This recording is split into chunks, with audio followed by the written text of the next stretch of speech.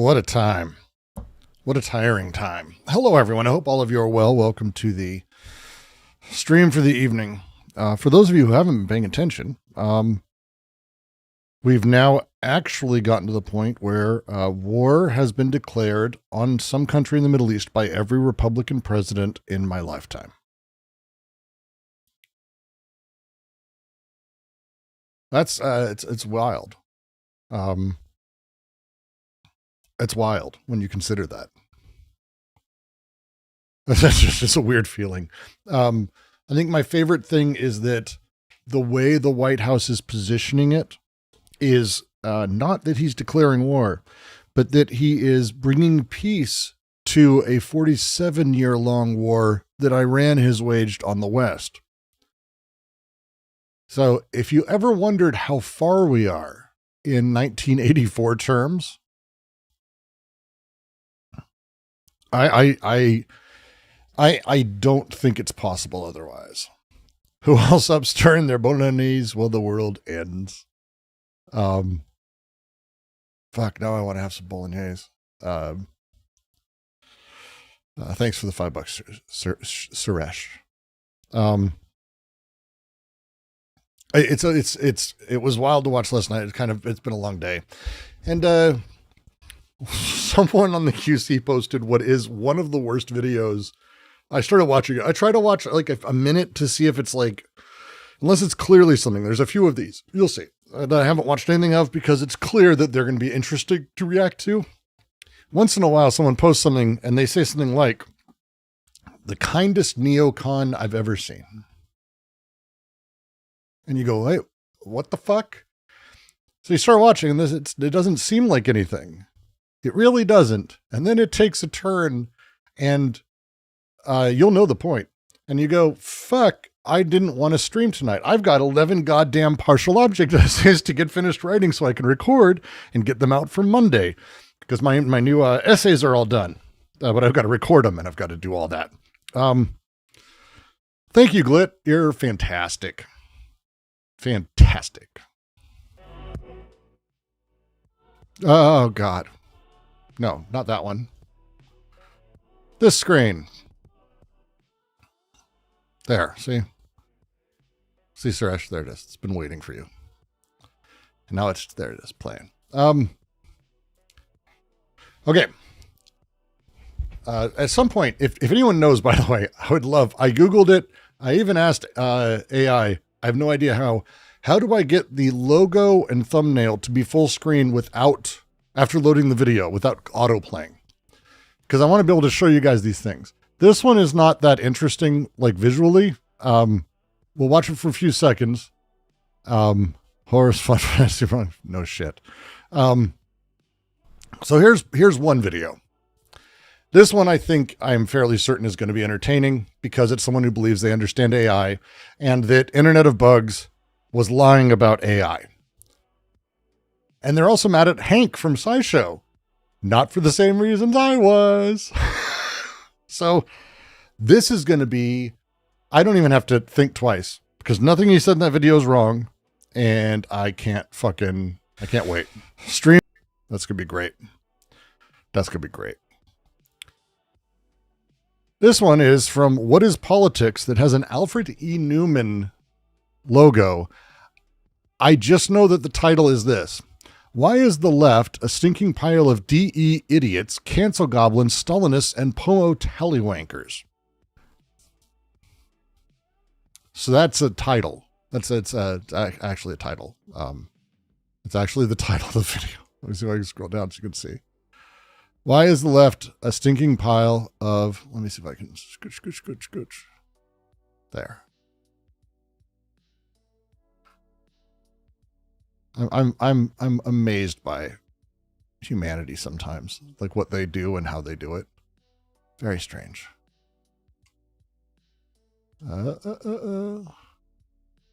Why is the left pile of tallywankers? I mean, if you guys know, do you guys know? So that'll be fun. I think it's a safe bet that that'll be at least entertaining. And then this video got posted and I watched about a minute of it. That might be consider that like a aperitif. This could be like a kind moment of enjoyment in its own sort of way, if that makes sense. But we're going to start with the video on Iran because the goal of this stream is to avoid the news. I cannot handle sitting and refreshing and looking for news, seeing what's happening. I have friends over there who are actively in danger, and I can't mentally handle like not knowing. Not my jam. What? Here I go anti-anything. Ho ho. At XND761 super chatted $200. Oh, money is useful. Have some.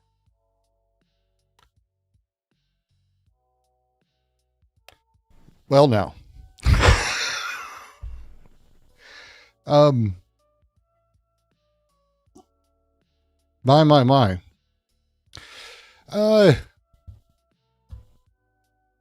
Well, I'm utterly speechless, and it is appreciated. Times have been more difficult for Brooks, and I appreciate it very much. Zindu, you genuinely, it's made a significant impact. I just want to let you know that is a big deal to me, and I'm quite grateful. Genuinely, I'm not even sure how to handle that. So I'm just going to let it sit. I'm not going to say much more because at some point I'll end up gushing and undoing how beautiful it is.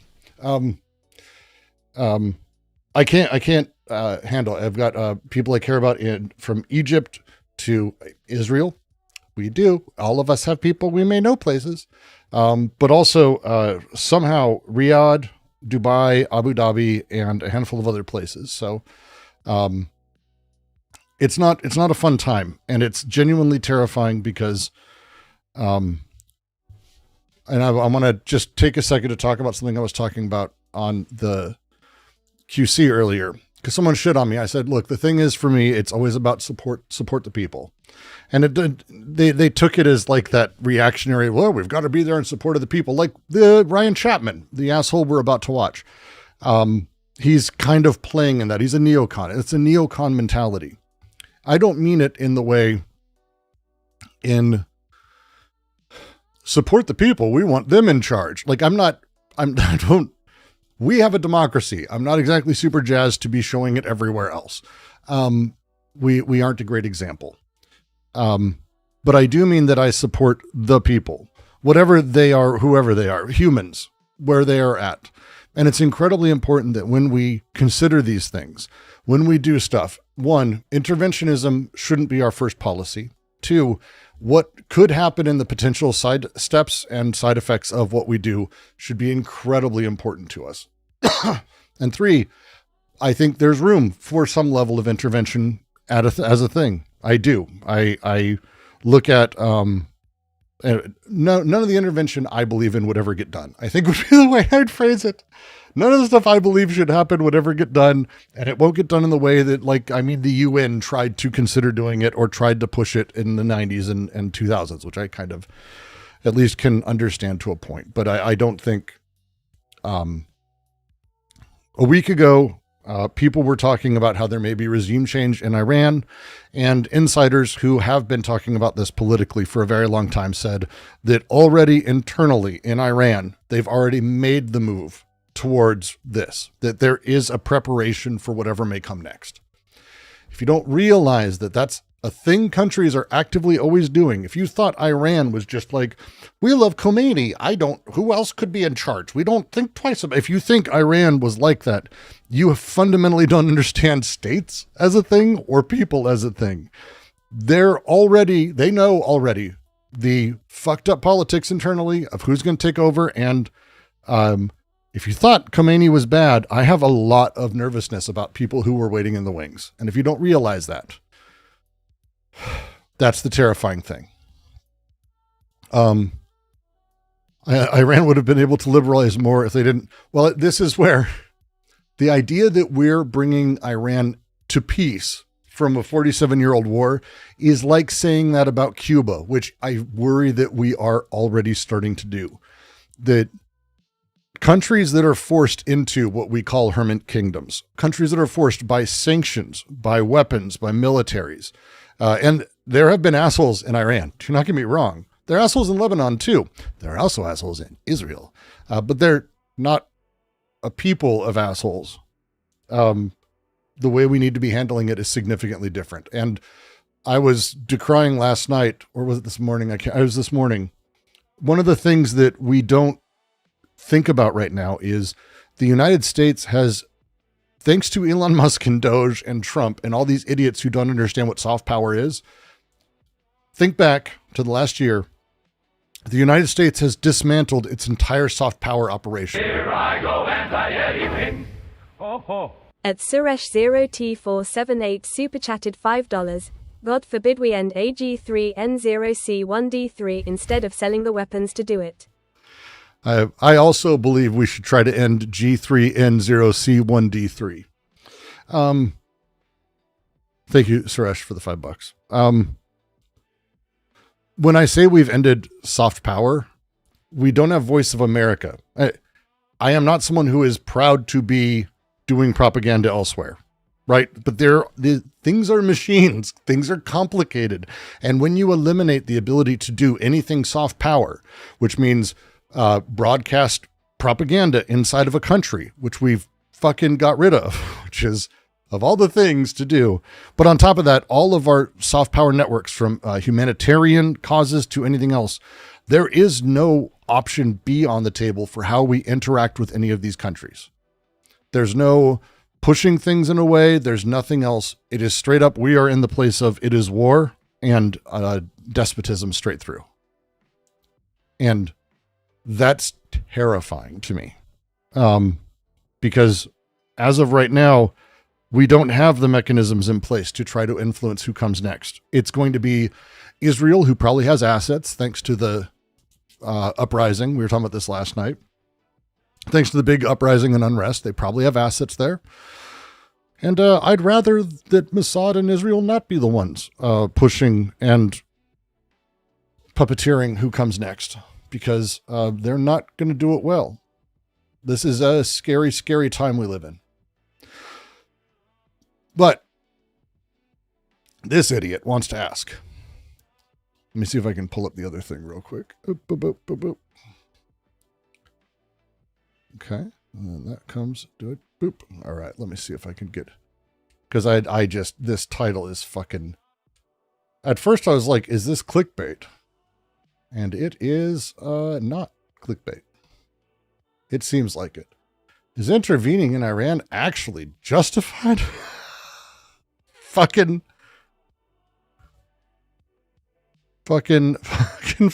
these fucking people, man. These fucking people are something else. Oh, what a monster. What a fucking monster of a human being you'd have to be to put that in there. I don't even.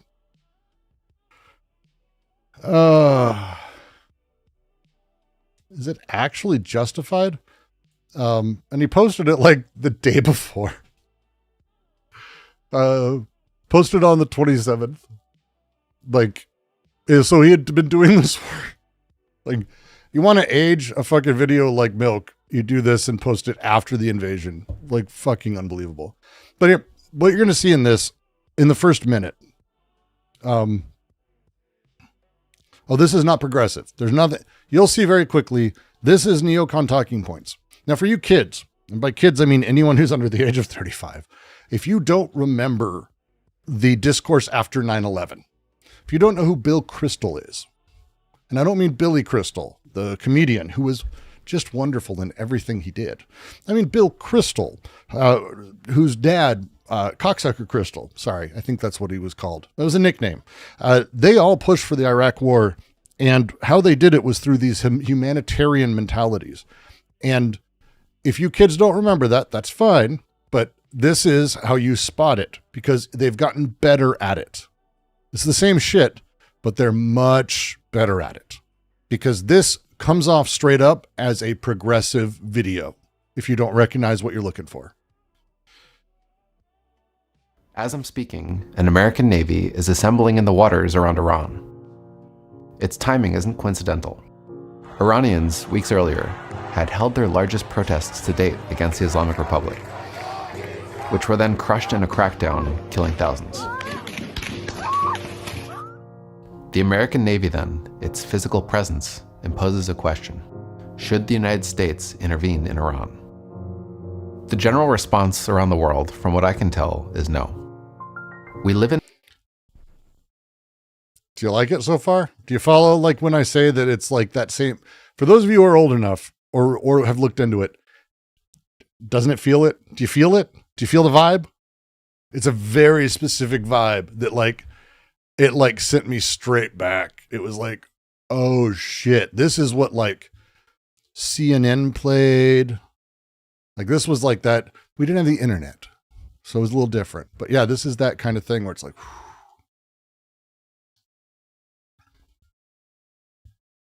It is Ryan Chapman's new vid.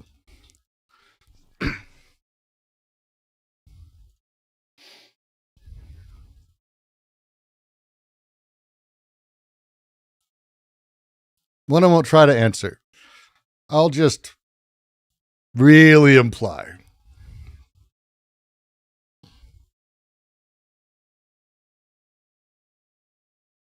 You can't hear? What the fuck? One sec. Why did that stop? Should be still showing audio. question. What the shit? And one I won't try to answer. My issue is... So it should be back, right? Here I go, anti-anything. Ho, ho.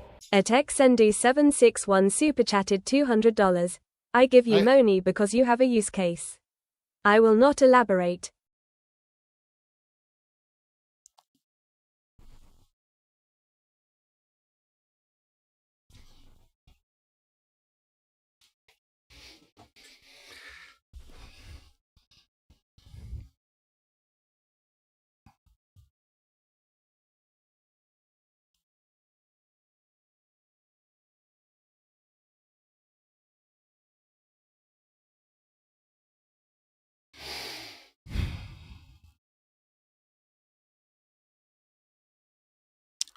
I'll take my Zendu dark money.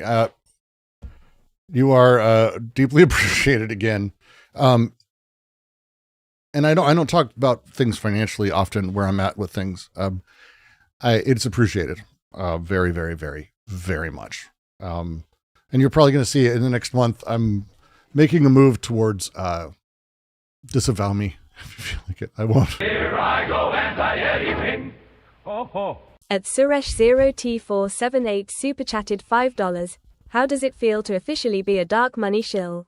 There's a Doug Stanhope has this entire bit. If you don't remember the Man Show was this kind of shitty comedy, had some funny moments on Comedy Central where Adam Carolla and Jimmy Kimmel did like a lot of sexist stuff being dudes. And then when they left, Comedy Central convinced them to give it to Joe Rogan and Doug Stanhope for 2 seasons. And then they ran into the ground. The show was canceled. And people go after him and give him shit. And as he talks about it, he goes, do you know how much money I made destroying that show that you love? I would have fucked that show fucking twice as hard for half the money. I've always appreciated that honesty. It is extremely extremely valuable to me right now. So I just really, it's deeply appreciated. Deeply appreciated. Wow. Fucking with me. Deeply fucking with me emotionally. Thank you, Z. Thank you. See, now I lost where my place was. Yeah.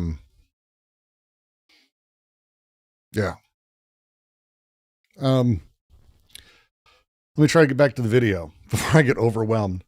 So we're less than a minute in, 45 seconds. God damn, this is going to be a long one. Already, the question is, should we intervene in Iran? I think the first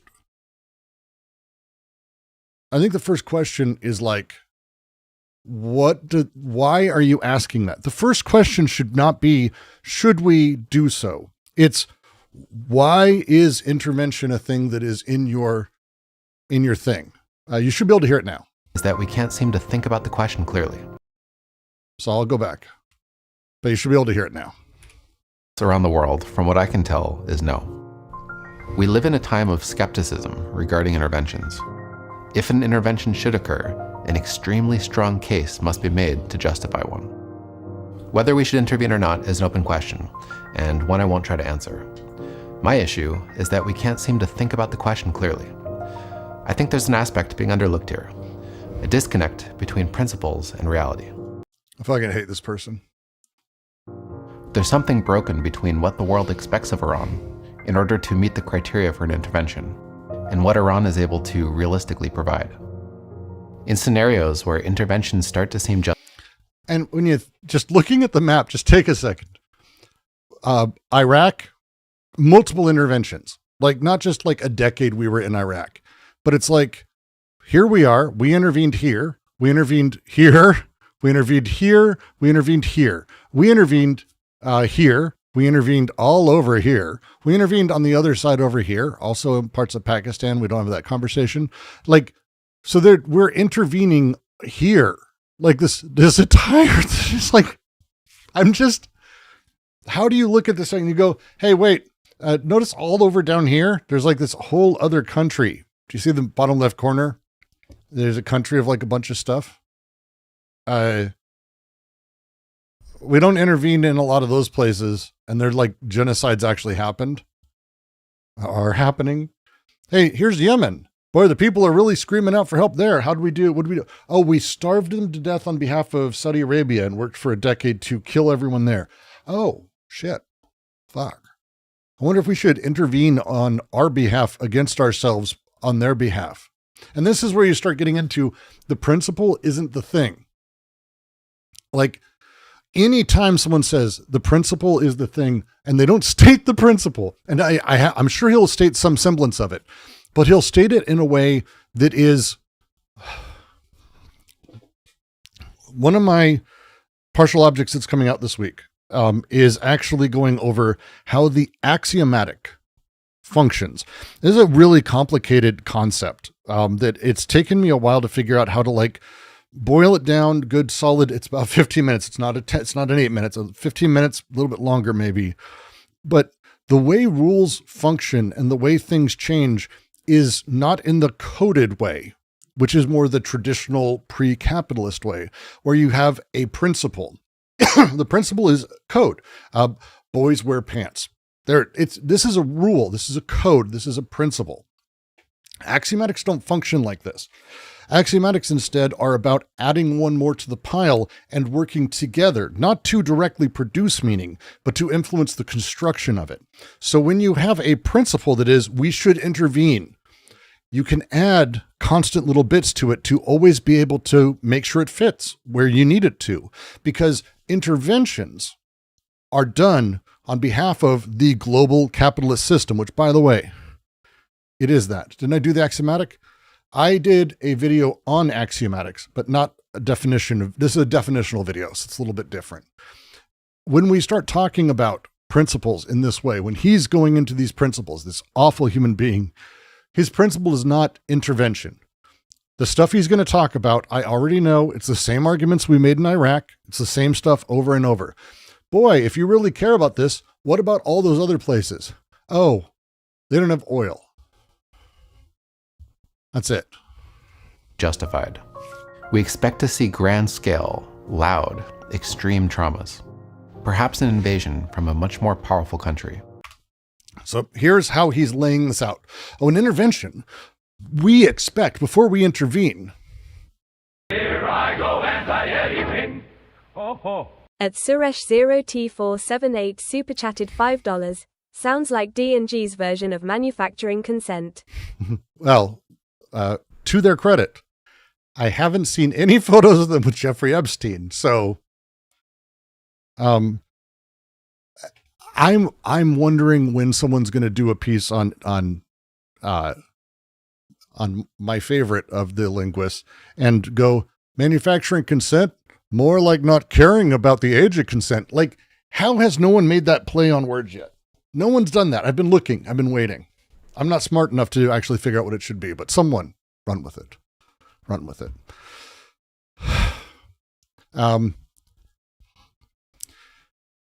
What he's laying up first is this idea that, to intervene, we expect a big raucous reason. Oh, they're being invaded by another country. Because he's trying to appeal to people who looked at Ukraine and went, wow, Russia's invading them. We should help.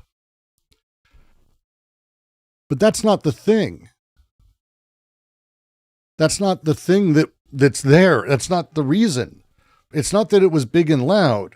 It's about a bunch of shit and principles around that, and also how these things function and how they work.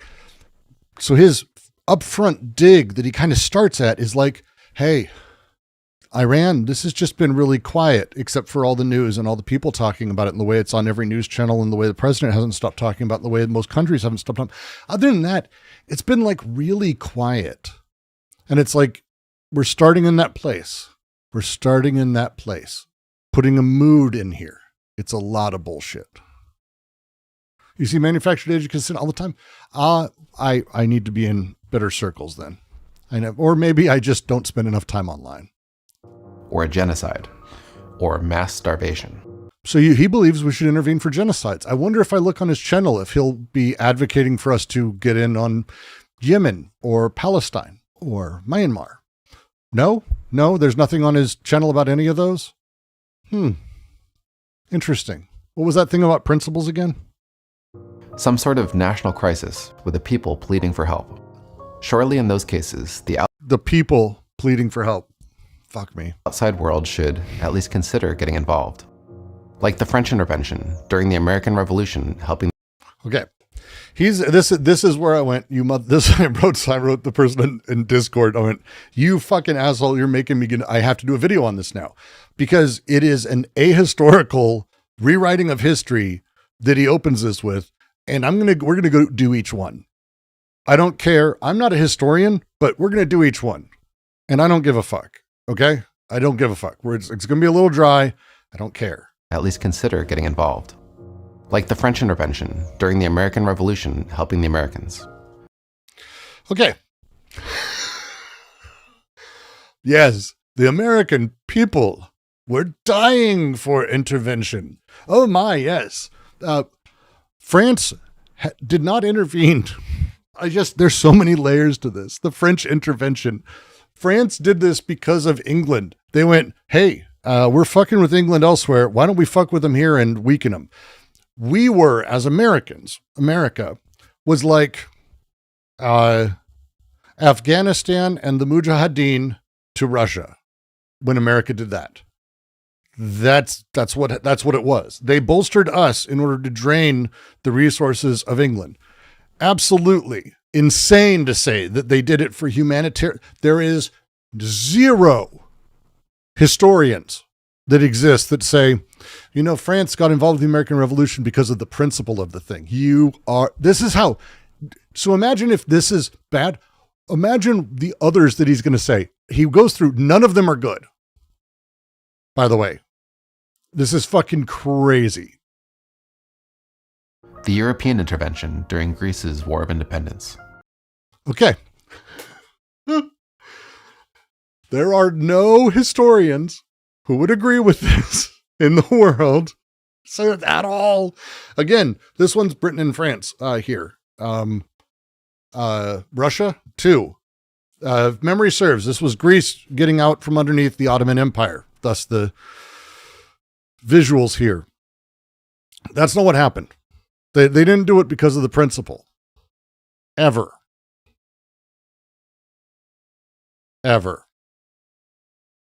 So angry.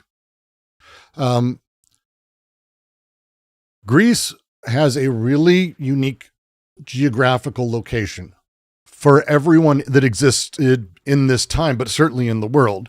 Trading ports, access to water, access to ports, access to trade in general makes Greece very unique as a thing. And when these groups fought the Ottoman Empire, they didn't do it for the freedom of Greece. Gross. Fucking gross. Not as gross as the UN defense of South Korea in the 50s.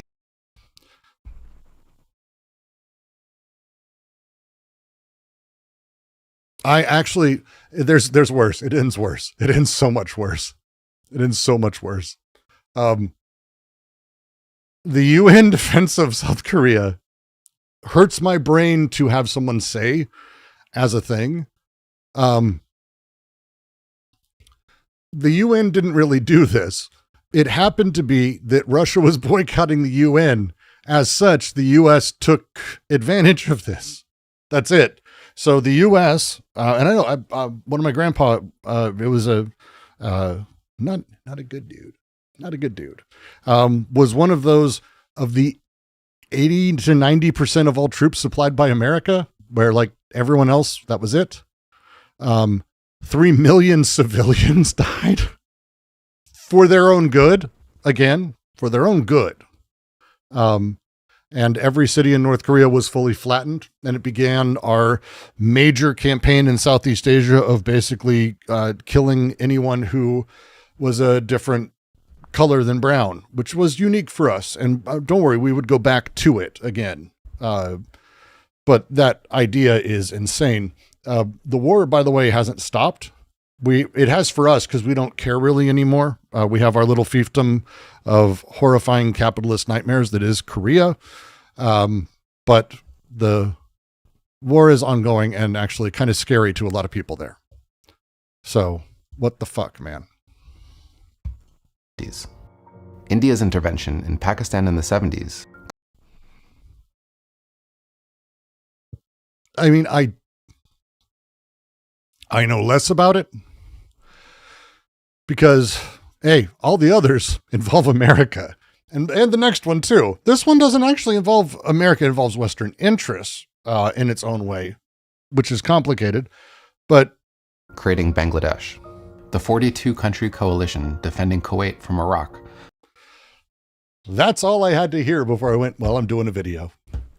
That's the most insane way to talk about the first Gulf War that I haven't heard someone say that with a straight face since the Gulf War itself.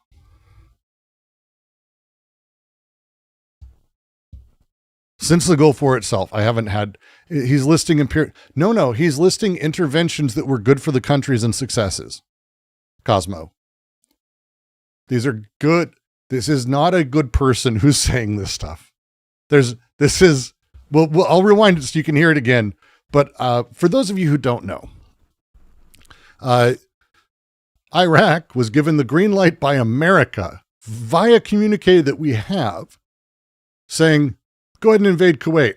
And then the moment they did, we began bombing them and killing them because we wanted to get rid of Saddam. And we thought this would be a great chance to do regime change in Iraq because we kind of didn't like the guy anymore. So, by the way, didn't turn out great. If you want to know the history of after Kuwait, kind of a lot of really big problems in the region. This is insane. The thing that fired off this war was a young girl called Naraya. And it will be a thing I will never forget because it was the first time I was brought in and actually experienced believing in propaganda and feeling for a child. This girl, in front of everyone, it was on TV, it was broadcast everywhere, was upset and crying about how she witnessed Iraqi soldiers going from nursery to nursery, bed to bed in a nursery, and bayoneting and shooting babies in Kuwait. This didn't happen. Not only did this not happen, she couldn't have witnessed it. She was the diplomat's daughter. She was the fucking daughter. She was not a witness. She was lying about the entire thing. It was all fabricated and all bullshit. There was an actual PR firm, Hill and Knowlton, that actually taught her how to do this and helped push her to do this. This is the most insane bullshit war that there is. Here I go anti-anything. Ho ho. At Suresh0T478 super chatted $5. This guy is psychotic and his channel is probably an audition for getting into a high-level CIA position. I want just so you can see it because it's. I will never forget it as long as I live. Because it. I mean, I was 11. I think.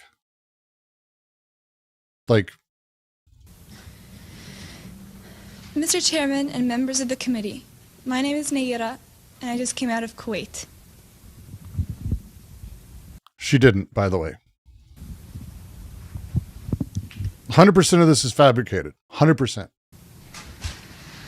My mother and I were in Kuwait on August 2nd for a peaceful summer holiday. My She's the daughter of the diplomat to Kuwait.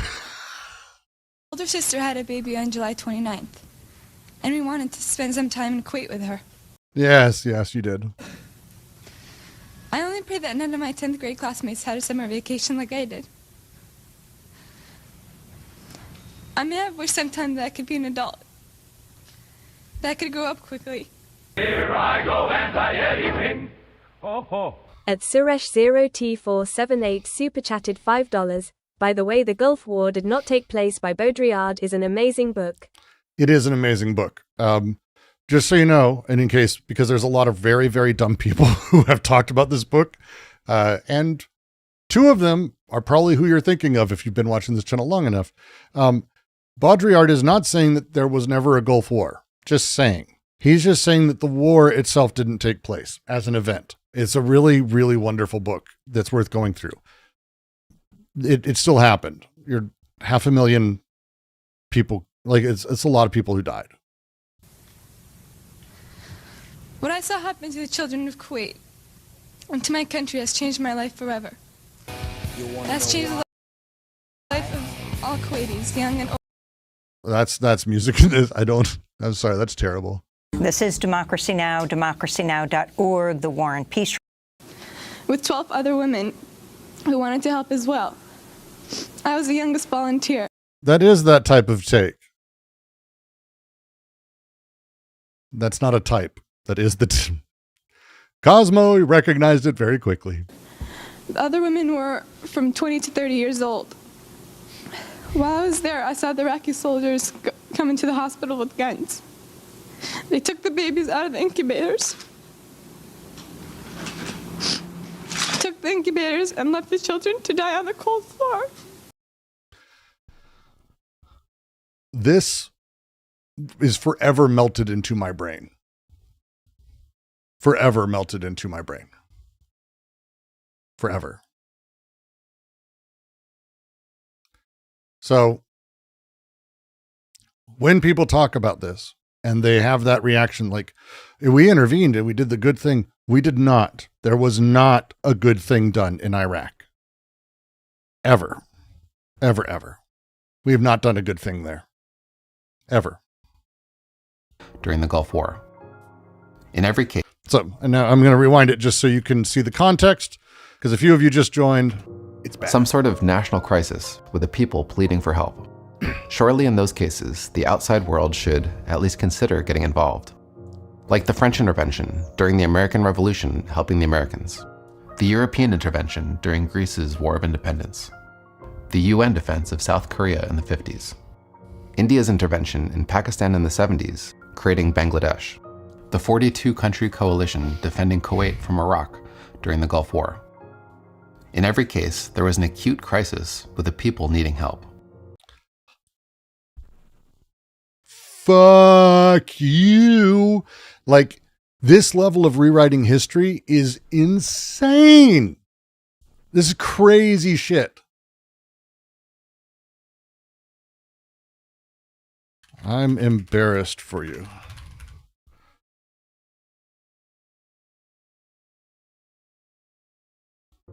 Regardless of the intentions of the intervening countries, the interventions have been vindicated by history. They're not really debated or vilified. They're not debated. No one talks about Korea as being a mistake. No one says, hey, the Iraqi war, we probably shouldn't have done that. It was a lie. No one does that at all. No one. Really? Really, Ryan? No? They're generally celebrated, or at least accepted as justified. No. Just no. But what about Iran? There is no conventional war being fought in Iran. There's killing, but not on a scale that we'd typically call genocide.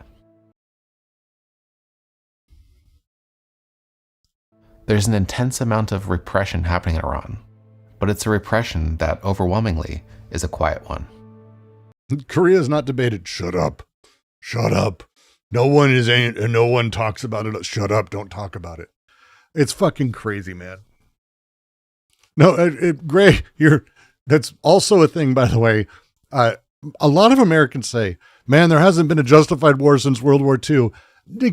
Fucking what the fuck? The Gulf War was so bad, no one talks about it. The Gulf War was so bad that Trump talked about how it was a lie and a mistake. Like, what the fuck? It's partially quiet because Iranians can't speak about it. Anyone who speaks against the government in Iran is an enemy of the state, both a heretic and a terrorist. Oh, well, that's a convenient thing. See, this is how you rewrite stuff. Now, I'm not saying that Iran doesn't punish dissent. Of course it does. A bunch of assholes. It's a theocracy. Fuck them.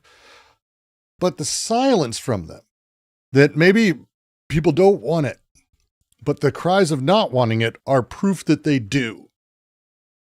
Neocon logic functions like this. Adam Curtis in The Power of Nightmares really, I think, displays neocon mentality on this in the best possible way. Anytime you have the absence of a thing is the proof of it. Right? So with Iraq not finding the weapons of mass destruction is proof that they were there, because clearly they had to have destroyed them or we would have found something. That's not how logic works, but it does for neocons. Of course I play Dota. Rapist logic. Well, they're Republicans, so. Yes. A crime punishable by death. They can typically talk politics quietly, with close friends, for example, and family. But to the world, it silences the conflict. This is not true, by the way. If you know anyone who's actually because people from Iran do travel. They probably don't come a lot to the United States. Can't imagine why recently. But you can run into a lot of people from Iran if you do travel through the Gulf states. Travel through Eastern Europe for sure. Southeast Asia, absolutely. And you'll run into people from Iran and they talk. They talk. Because they're people. I just joined recently. I'm generally against new war, but Nick had an Iranian who talked about sort of wanting intervention because he said it basically couldn't get worse. Oh, John. It can get much worse. It can get, maybe not. Hey, with any luck, this is the same thing, by the way, I said in Iraq. When we invaded Iraq, when we invaded Afghanistan, I was protesting up till then, and I protested after that. But once it happened, it was like, well, I hope they're right. They weren't, but I hope they were right. Democracy would be cool. They weren't right. They weren't right at all. They cannot speak to us, so we can't hear them. Yes. Yes. This is horrifying. They need a better marketing department is basically his argument here. Like, look, Kuwait had clearly a very good marketing department. I told you the PR firm that they had, Hill, fucking one of the best in the world. We should hire them a marketing department so the people can have their voice. Right? No organized movements against the state can be seen in Iran. Yes. And no organized movements against the states can be seen anywhere. It's very common, actually. Do you think everyone in America, Trump has the lowest approval rating in the history of the world with a huge amount of dissent and protests and people wishing, things. Is that how that works? The state doesn't allow them to organize. No leaders can be seen from within Iran. As potential leaders rise, the state... That's not true. Now, it's not a thing that's expressed because, again, when you have a totalitarian nightmare of a government, you can't really talk about who comes next. And Khomeini went out of his way to make sure there was no discussion about who his successor was, because the moment you say that in a group like this, you're kind of you get checked out, right? Someone's going to make sure succession happens. That's how that goes. So you don't want to talk about it openly, But if you think that people weren't vying and already jockeying for it, you're out of your fucking mind. It just means you don't know anything about Iran. That's all that means. It just means you don't know anything about a country when you say that, well, there's no one in second place for the leadership. Eliminates them. Iranians are unarmed and also cannot peacefully protest. As the government recently demonstrated, it will use extreme means, widespread violence, and a complete communications blackout. Why don't we invade Russia then? I wonder if you'd want to invade Russia. No? Okay. To crush them. The current dominant philosophy on intervention dictates that nations need to work out problems themselves, if at all possible. But Iranians cannot speak, they cannot organize, leaders can't emerge, they can't protest, and they're unarmed. What can they do? We might say we could intervene, but only in extreme cases. Again, thinking loud crises, overt, grand-scale atrocities. But the conflict in Iran is a quiet one. Yemen was pretty quiet. We were happy to go in there. That's kind of weird, right? Yemen? We kind of totally got involved in Yemen pretty heavily. In fact, I can name a few other countries we got super involved in pretty quick. Made sure that one side came out ahead. Yeah. Combining Orientalism with federalism is wild. Yes, it is. It is. As Glitz said in the QC, major Ezra Klein vibes. And they all look the same, don't they? Wild. The government has proven adept at keeping it that way. Complicating things further, it's not easy to tell what's actually happening in Iran. International journalists. So they're quiet, but you can tell what's happening because of the quietness, which is proof of the loudness internally. But we can't really tell what's happening there, but you can. Can't freely enter it, and Iranian journalists can't freely publish. Technological blocks separate Iranians from the mainstream internet. Blocks Iranians are learning to overcome, but not always easily, and not always safely. I wanted to do some investigation of my own. Since the communications blackout lifted, I've spent about 3 weeks interviewing people in Iran.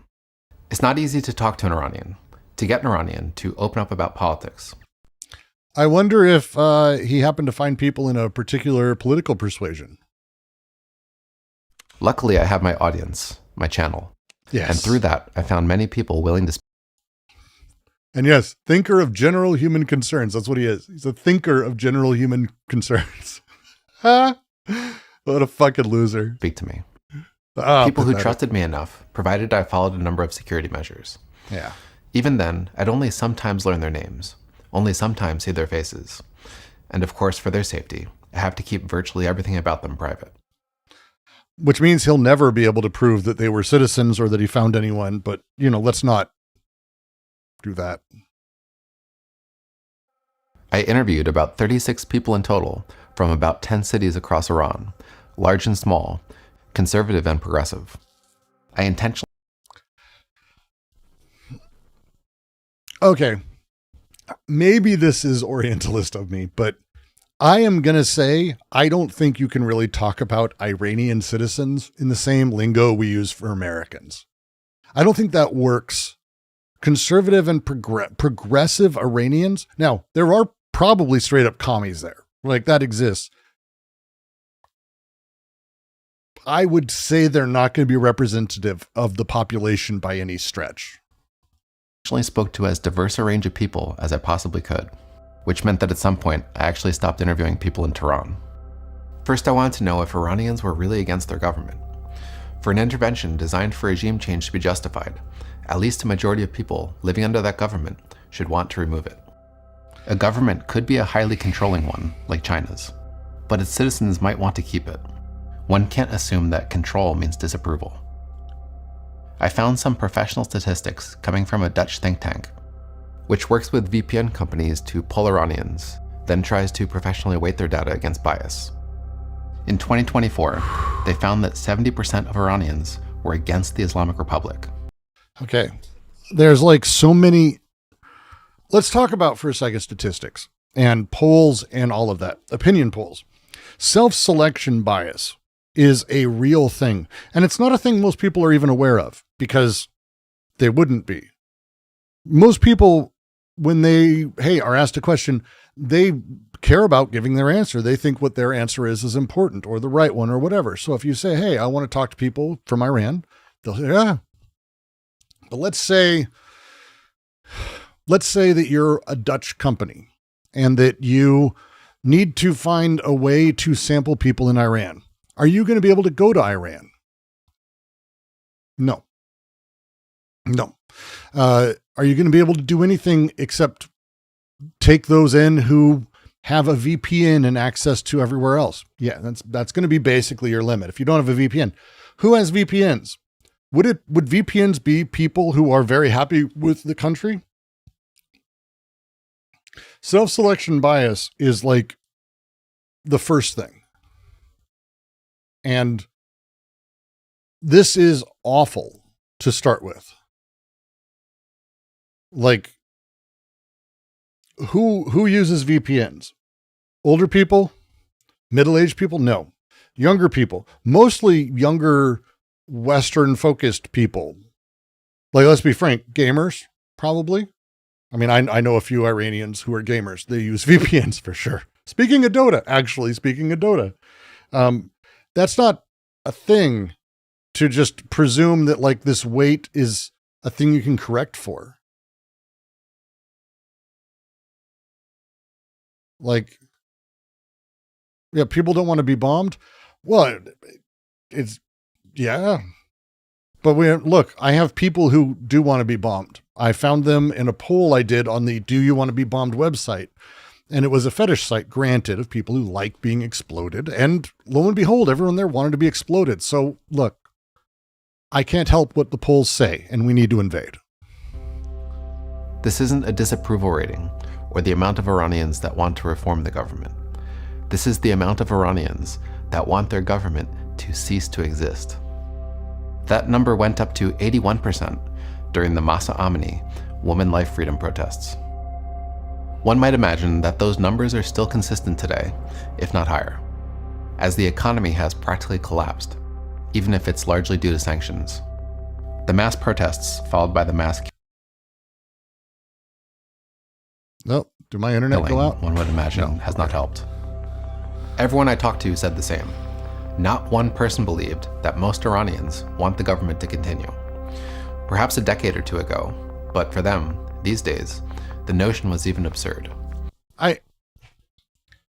That's not just asking that question, do you want your government to continue? Doesn't work.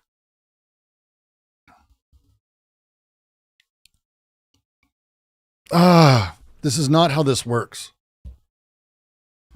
It's a question I asked everyone. The most conservative figure I was given. He asked people what they think would oppose. Oh my God. More than 60% if I want to be conservative. Yes, that's great. Was that 60% of Iranians were against the government, with most people saying around 80%, with the highest estimate around 90%. They aren't pulling these numbers out of thin air. For Iranians, it's a question that can literally be a matter of life and death. I would argue there's a very good chance they're literally pulling them out of thin air because they haven't done polls themselves. To say they're not pulling them out of thin air is insane.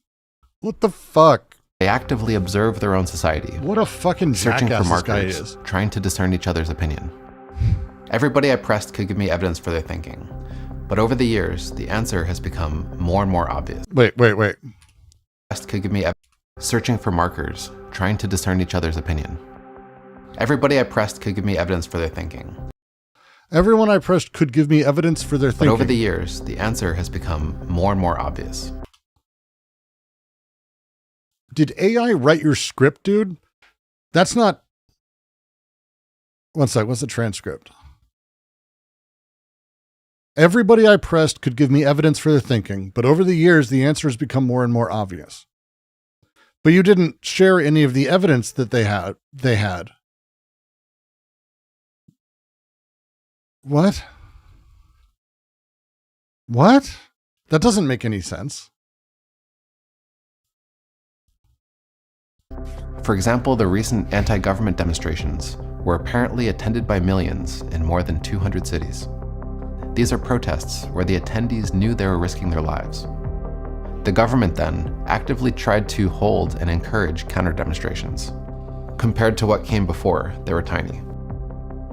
To Iranians, it's no longer really the question. Most are against the government, and those who still support it are not going to change. Iranians now widely think of the conflict not as pro-Islamic Republic factions and anti-Islamic Republic factions, but rather as the people, the overwhelming majority on one side, and the government with their state apparatus. This flattening is the opposite of what you want to do when you want to talk about regime change. So there is, let's give him everything he's saying. Let's say that everyone except Khomeini himself wants to overthrow the Iranian government. Let's just say it's everyone but Khomeini. Okay. Gift given. America and Israel gave this to you. Now, the difference between what the people is matters a lot, so much. It's to say that there's people on these side and people, they just want it to be over. That's not how that works, because that next thing is kind of the most important thing. What do you want to do? I tell the joke a lot and people don't get it, but enough of you do, but it's really important in leftist circles to realize that identifying a problem is not the same thing as solving it. Solving problems is actually politics. Identifying problems is complaining, and everyone can complain. And as the old story goes, I walked into a bar, had a drink, had a long week. Guy next to me goes, "Oh, you having a long week?" I said, "Yeah, I got laid off from my job." And he went, "It's fucking awful. The people in charge of these companies, worst human beings on the fucking planet. They just take and take and take and take and take." And I go, "Fucking absolutely they do." And you know what? On top of it, my mortgage is just ridiculous. I don't know how I got fucked. Oh, the guys who run the banks, they're even worse. And the politicians behind them, absolutely. And I'm like, "Fuck yeah, what should we do?" And he goes, "We need to kill all the Jews." Because that's how politics works. When you've just gone in, "Oh, I identified the same problems. I agree. These are the same problems." The people aren't one monolith. Ever. The next thing is what's important, because otherwise you end up sitting next to Nazis. And the military on the other. This is fucked up. Republic widely think of the conflict not as pro-Islamic Republic factions and anti-Islamic Republic factions.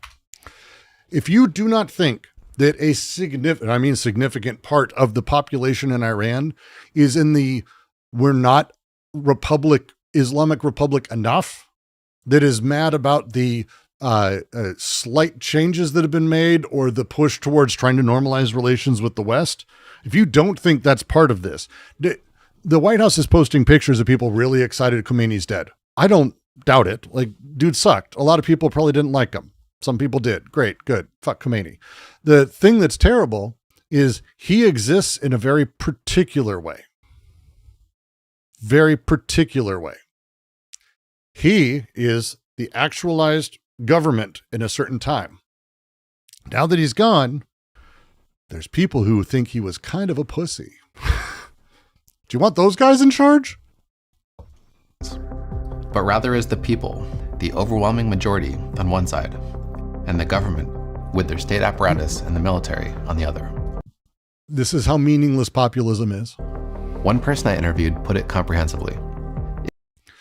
Political thinking, to the point that if 5 Iranians with different backgrounds sit at the same table, they may have major political disagreements. One might be a Republican, one a monarchist, another might, "Oh no, is this my joke? Is this my joke? My joke I just made at the bar about 5, it's now 5 Iranians. Fuck me. All of us can clearly feel everyday life, the economic damage, corruption, rent seeking, the draining of the country's wealth, environmental destruction, worsening crisis in water." See, that's a leftist. That's someone who cares about these things. 100%. Because they wrote, and they're, by the way, very well written in English as far as the ability to type, like, good for them. A lot of educated people in Iran doing better than us in America. Rent seeking is not a phrase that the right uses very often. But do you think he's getting along with a bunch of Nazis? Do you think the right wing in Iran's going to be cool with that? Isn't there secular sentiment amongst you? There is. But Jordan Peterson was secular sentiment. Right? You get that. Donald Trump's main base came out of the secular Gamergate movement. The anti-atheist, the dark web mentality, what the fuck? The dark intellectual dark web.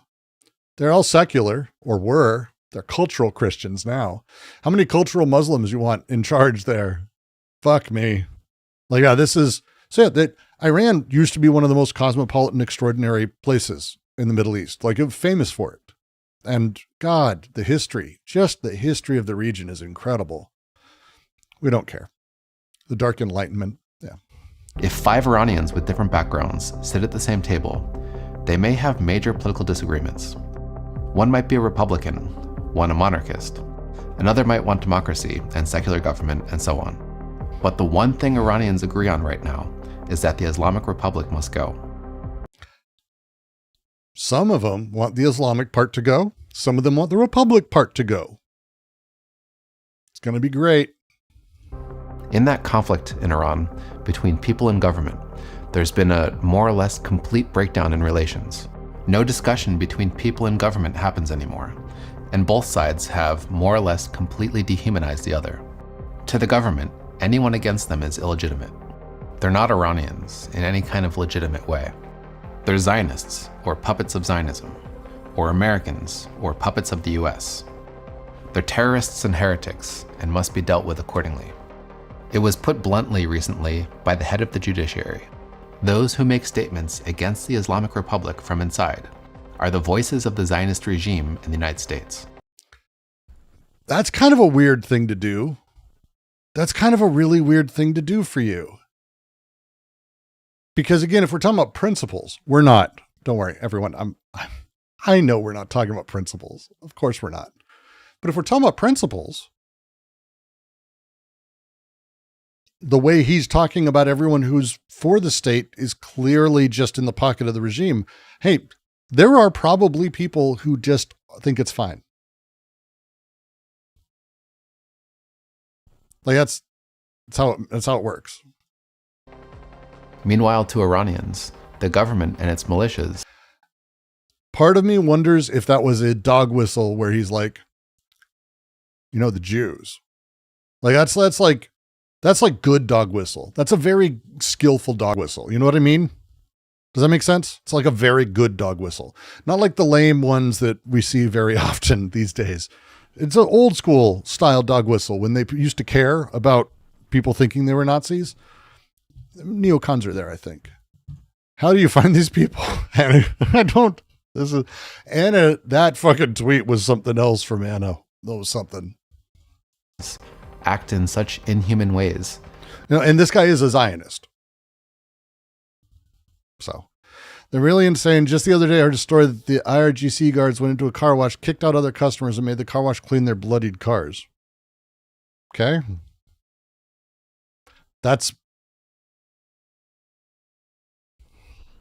Wait. Okay. The level of anecdote that this is like Inception quality. You're watching me watching a video he interviewed, telling a story from a story the other guy heard.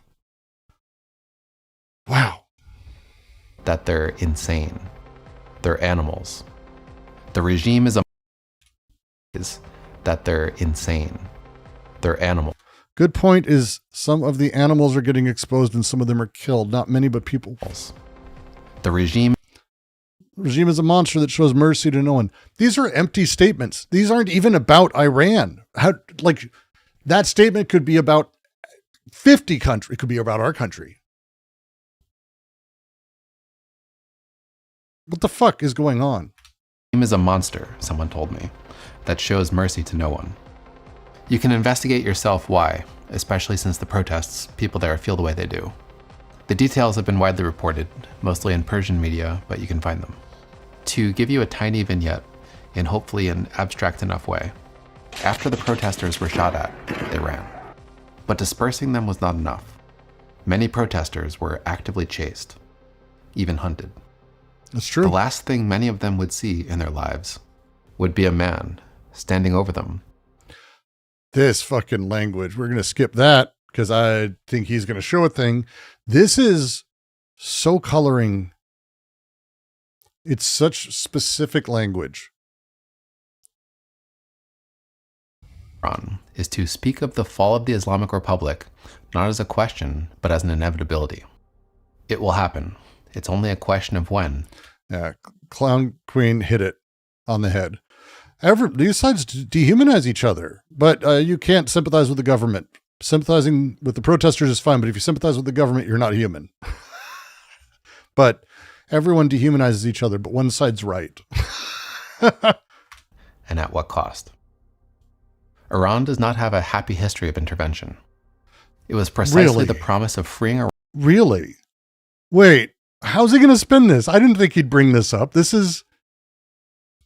If there was a thing that you could argue that the people wanted, it was out from under another... Well, I mean, it depends on which one he's going to talk about. We've kind of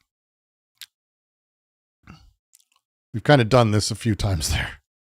Iran from foreign influence that propelled Ayatollah Khomeini into his successful role as the leader of the 1979 Wait. That's a really specific timeline that he put together there. That's a really specific timeline that he's put in there. So, okay. There is a history of intervention that put Khomeini in place. I'm not necessarily going to argue with that at a significant level. I think that's probably pretty close. The major push by the United States to put Khomeini in charge, to put and eliminate the previous leadership is a real thing. That's revolution.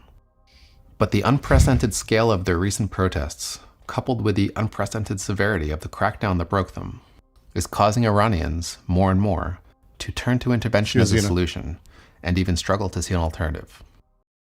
He's framing the revolution against the Shah as a matter of reducing Western influence, not the brutal repression of the Shah. It's a very weird way that he's framing this in general. And at what cost? Iran does not have a happy history of intervention. It was precisely the promise of freeing Iran from foreign influence that propelled Ayatollah Khomeini into his successful role as the leader of the 1979 revolution. So he's literally arguing that without Western influence, this is who gets put in charge. Right? That's what he's saying. The revolution of 1979 was done absolutely to get rid of Western influence. It was a time of jihad, Islamic jihad across the board. This is Sai Qutb.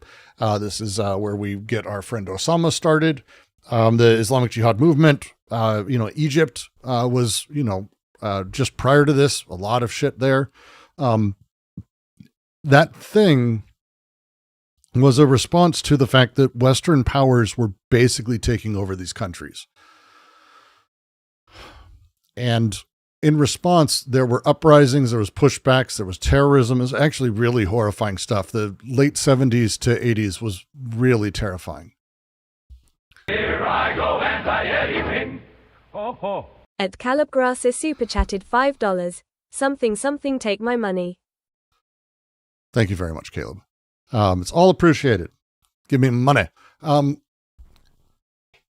in 1979, the Islamic Revolution in Iran, which was brutal. I have people I know who came here because of that, and I'm not going to get into the politics of it, but they experienced it firsthand, and it was not cool. I'm going to say it's not cool. It's bad time. Horrifying shit was done because it's complicated, and it was complicated on the ground, and it always will be. But the phrasing here is saying that the push against Western intervention is what put the Shah in power and led to all of these problems. It's not even true there were liberals and communists and secular. No, there were. But like, it's a really specific framing he's going through. Like, it's the phrasing is putting, and again, because we're not talking about truth. This guy obviously doesn't give a fuck about truth or history or understanding or reading. This guy's a shithead. But it was precisely watch the phrasing. Precisely the promise of freeing Iran from foreign influence. The promise of freeing Iran from foreign influence That propelled Ayatollah Khomeini is what propelled the Ayatollah to power. That's doing a lot of heavy lifting for everyone watching. They need to, basically he's saying, you need to allow Western influence. And we need to be more doing this, because if we don't, this will be everywhere. Khomeini into his success. The revolution wasn't really Islamic. Well, all right, fair enough. It wasn't. It was, well, I would actually pretty much argue that it was, saying it wasn't really Islamic, there are other people who are involved there. But I would argue that what we do when we say that is we say it was the people rising up, and there were lots of groups. One group came out ahead and kind of got rid of the other groups. Like, so it was a lot of people, the people rose up, like how he was talking a moment ago. The people rose up, and then the different splinter groups formed, and actually it turned out one really came ahead. It's like, so Mort's right, but I want to skip back because I want to talk through the language we had specifically when he said the people on one side. I won't go back to it. I can't remember where it was. But he said like people versus the state. It's not these groups. That's true. In the moment of inflection, when there's an uprising, there will be the people. Following that, there won't be the people. There's the winners. Successful role as the leader of the 1979 revolution.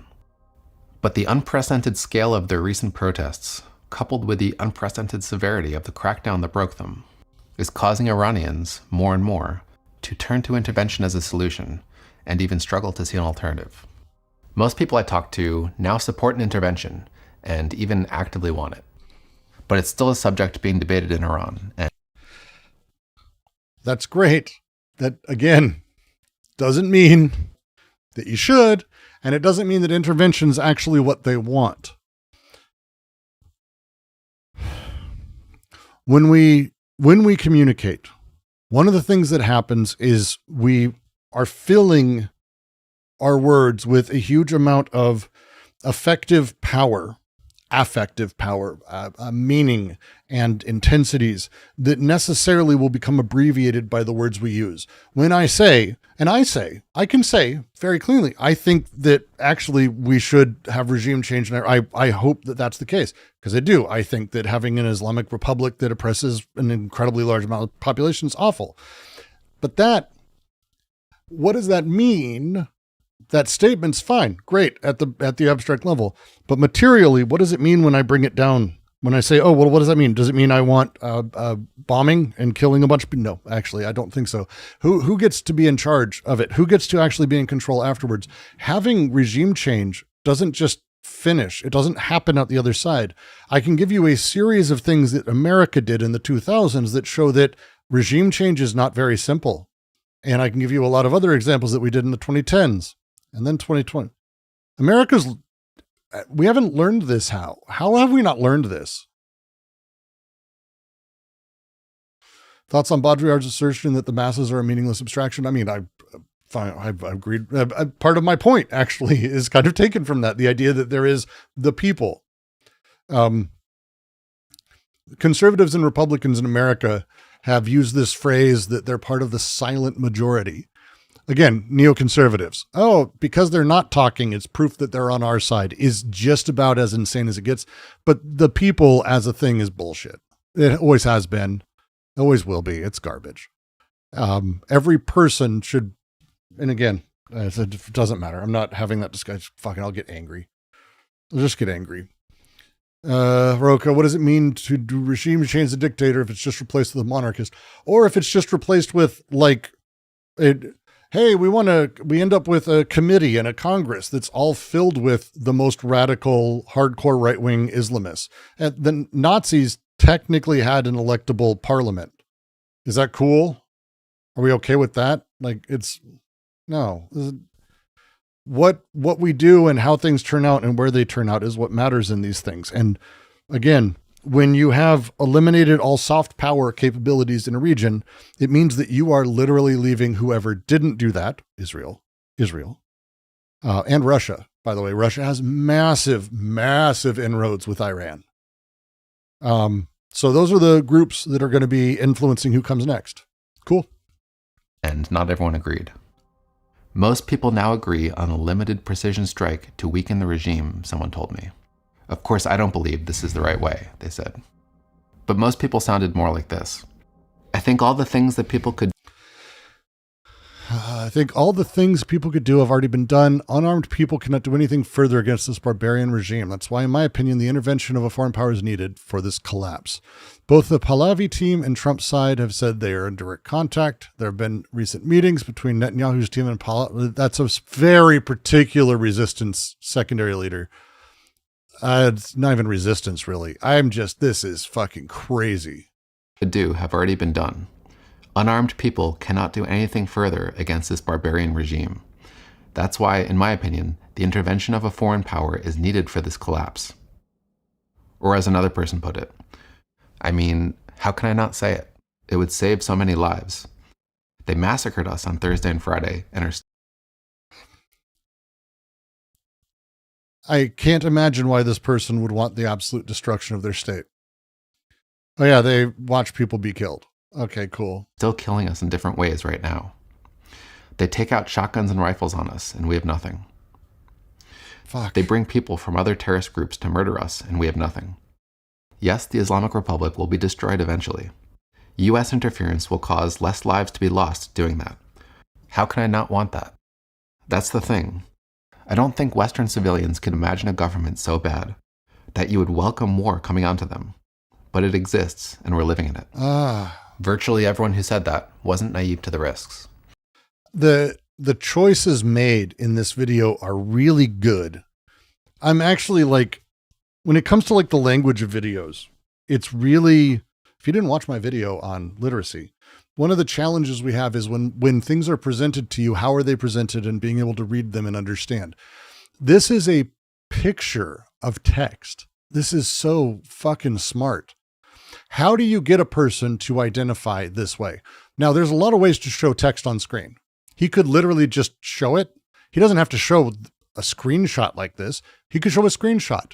He could copy it out into one of those bubbles that there's plugins in After Effects or DaVinci that like does the boop, boop, boop, boop, boop thing, right? Where it shows the bubbles popping up.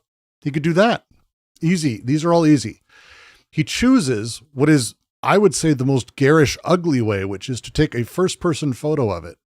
So that way, when you see it, you believe it. You believe it as a photo being presented to you, not as text to be read. Fucking so good. So smart. So smart. I kind of, propaganda is, when it's done right, is wild. That's a crazy thing. Exists, and we're living in it. Virtually everyone. Want to bet the blurred out bits expose all these fake? The opposite. You want to bet the blurred out bits are nothing? Like just like chatter, but they're blurred to give authenticity. They're blurred to give authenticity or to make it seem like more serious things were said. They don't have to show anything else. You'll notice that he didn't leave it. Do you think everything that was typed in these conversations needed to be blurred? No, never, never, never, never. It's not how it works. Instead, what he did is he blurred everything where it's like, oh, I'm going to go to bed now. Also blurred, because everything except what he showed is just important. Again, propaganda is really good. Really good. Everyone who said that wasn't naive to the risks, as one person put it. Finally, we know that foreign interference is a gamble, and it might not work out in our way. I'm fascinated by this, that he chose this way to do this. and those doing the Same clip of his hand? Is it the same clip of his hand? Let's find out.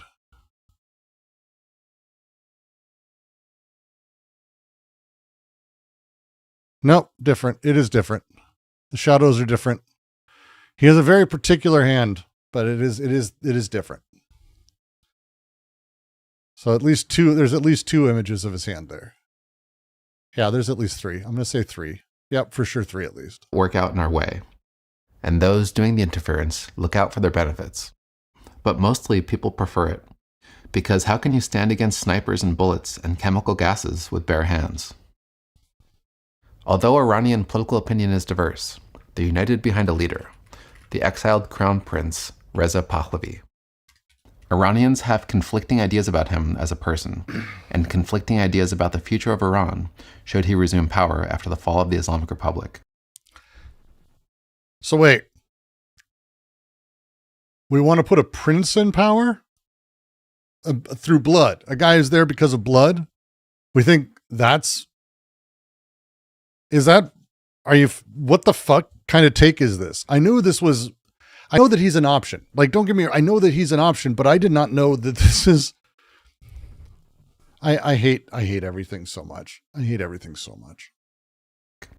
But Reza Pahlavi is not in Iran. He can speak freely.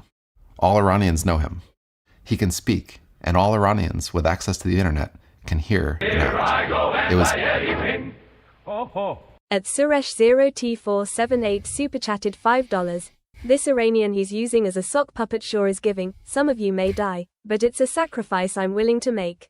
Trump almost said that last night. I don't know if you saw the video, but he's like, Americans may die, but this is what I've decided. It's like, it's not a meme anymore. his call for protest on a certain time and on a certain day that allowed Iranians to act in a unified way, creating the mass demonstrations weeks earlier. Reza Pahlavi has a plan. Wait. What?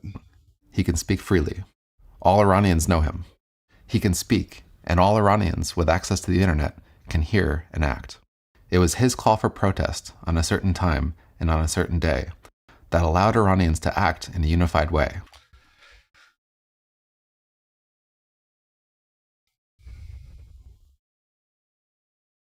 Well, now, so the wealthy, state-enabled prince of leadership pre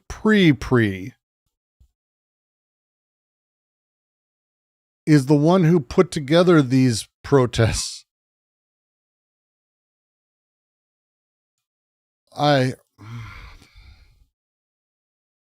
Creating the mass demonstrations weeks earlier. Reza Pahlavi has a plan to create a transitional government for Iran. So now he's whitewashing this guy. Now he's washing this guy as like a planned person. Look, I'm going to show you he's got a literal plan. Fuck me. Which will then theoretically hold a referendum and let Iranians vote for the government they want. Iranians are What the shit is this video? What the shit is this video? act in a unified way, creating the mass demonstration. This is not even good. My first reaction is to go, oh, so the protests were astroturfed. That's my first fucking reaction to when he says a prince called for them and so they happened. What the shit, man? Weeks earlier. Reza Pahlavi has a plan to create a transitional government for Iran, which will then At Calabgrasa super chatted $5. Smells like CIA. It does smell like CIA. The moment you see one of these plans like this, it does have that. The IPP consists of two sections: foundational stabilization and industrial revitalization. Oh, well, that.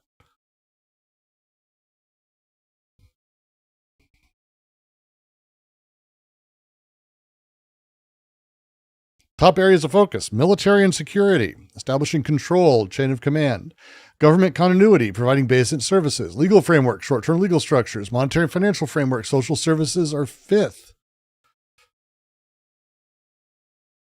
Yeah. Oof. Oof. Oof. Oof. Oof. When was this video uploaded? Like right before the fucking invasion. It's from February 27th, 2026. Literally yesterday. Like fucking crazy. Okay, Mort, thank you. Good. I was waiting. A handful of you people really know this shit. He didn't organize any of this. He's basically a social media influencer at this point. That kind of tracks, but he is, I would say, more than a social media influencer, because my understanding is he is put forward as the true heir kind of shit, like Game of Thrones kind of weird conversations that most people don't believe in, but like enjoy. I don't know if that makes sense when I say that out loud. Oh my. That is I have an app called Pillow reminding me that I need to go fucking to sleep, but I'm not doing that tonight. So I will be putting that away. Theoretically, hold a referendum and let Iran. All these people who talk about the Shah being the representative of Iranians rarely mention Kurds and Balak. Well,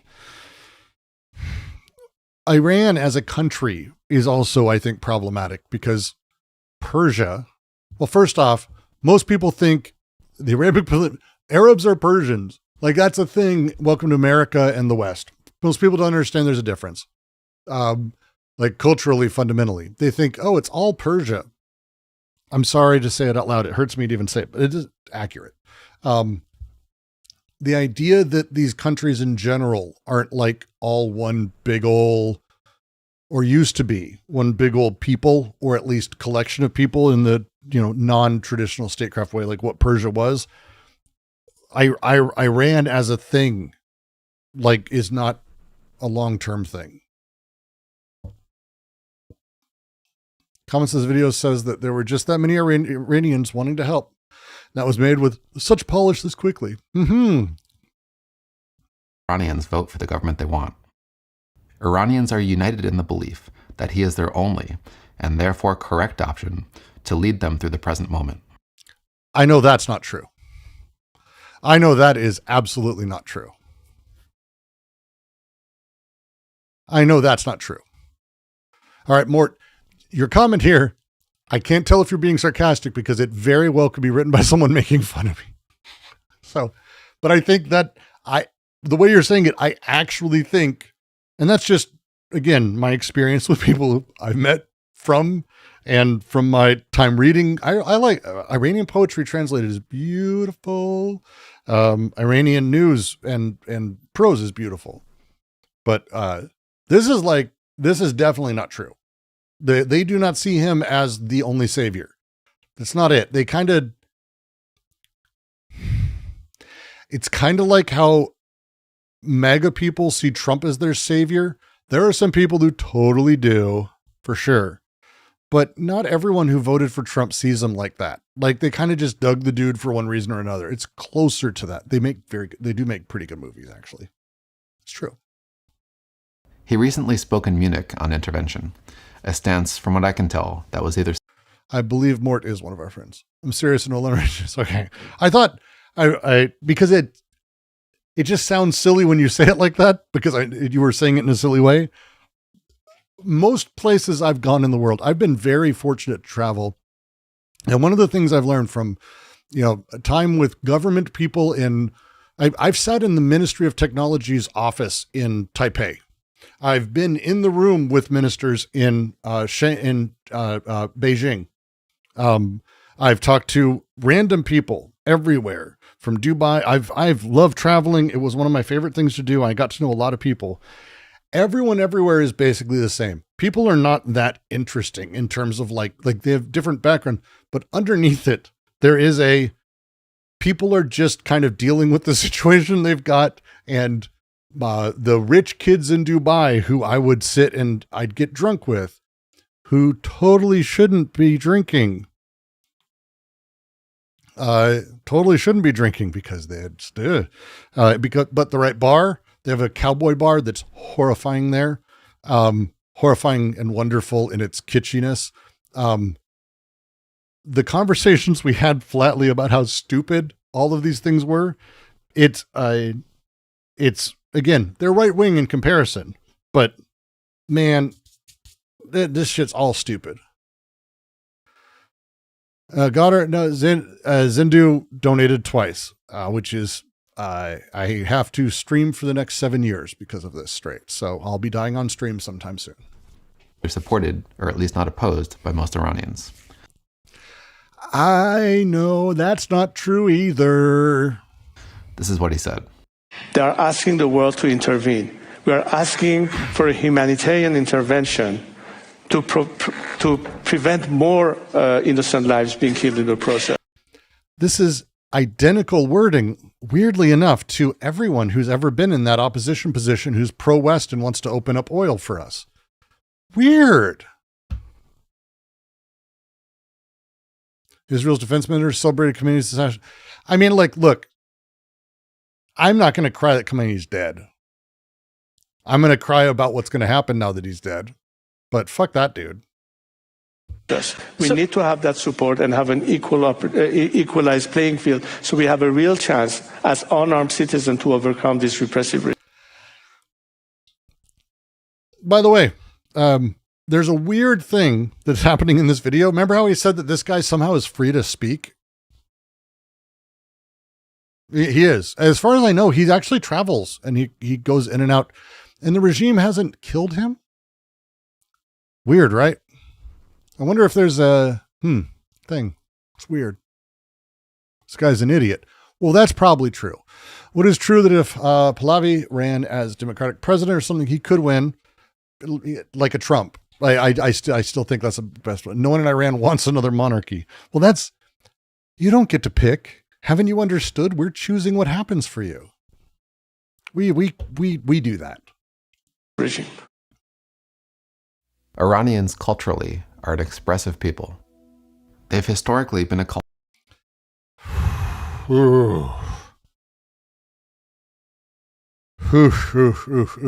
Sorry, that's like I just felt my heart go into my fucking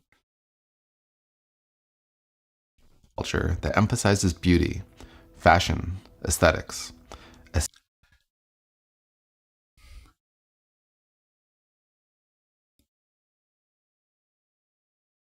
I want someone someday to actually do a video and find me a place that, hey, it's really weird. We found this culture. It's on this island.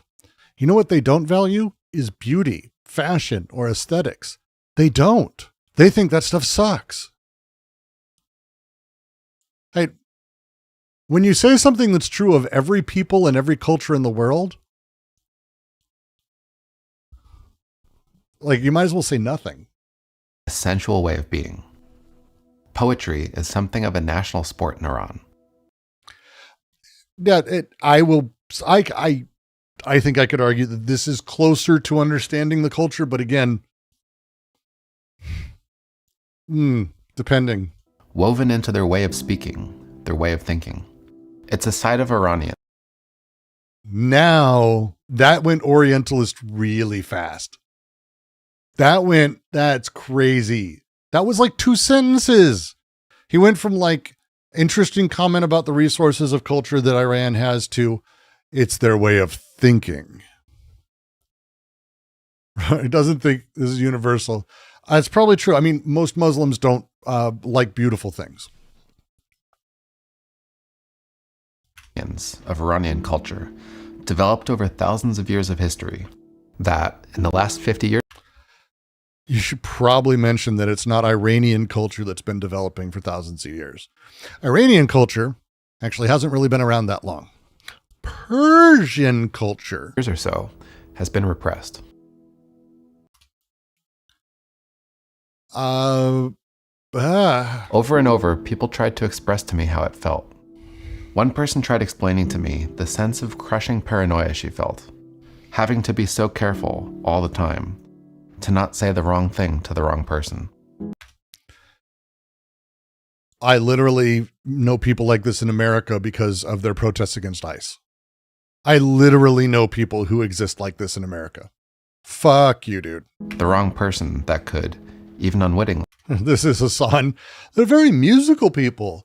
Yeah, all the other cultures that hate music. I fucking love when people are like their racism comes out and they don't realize it because it's positive.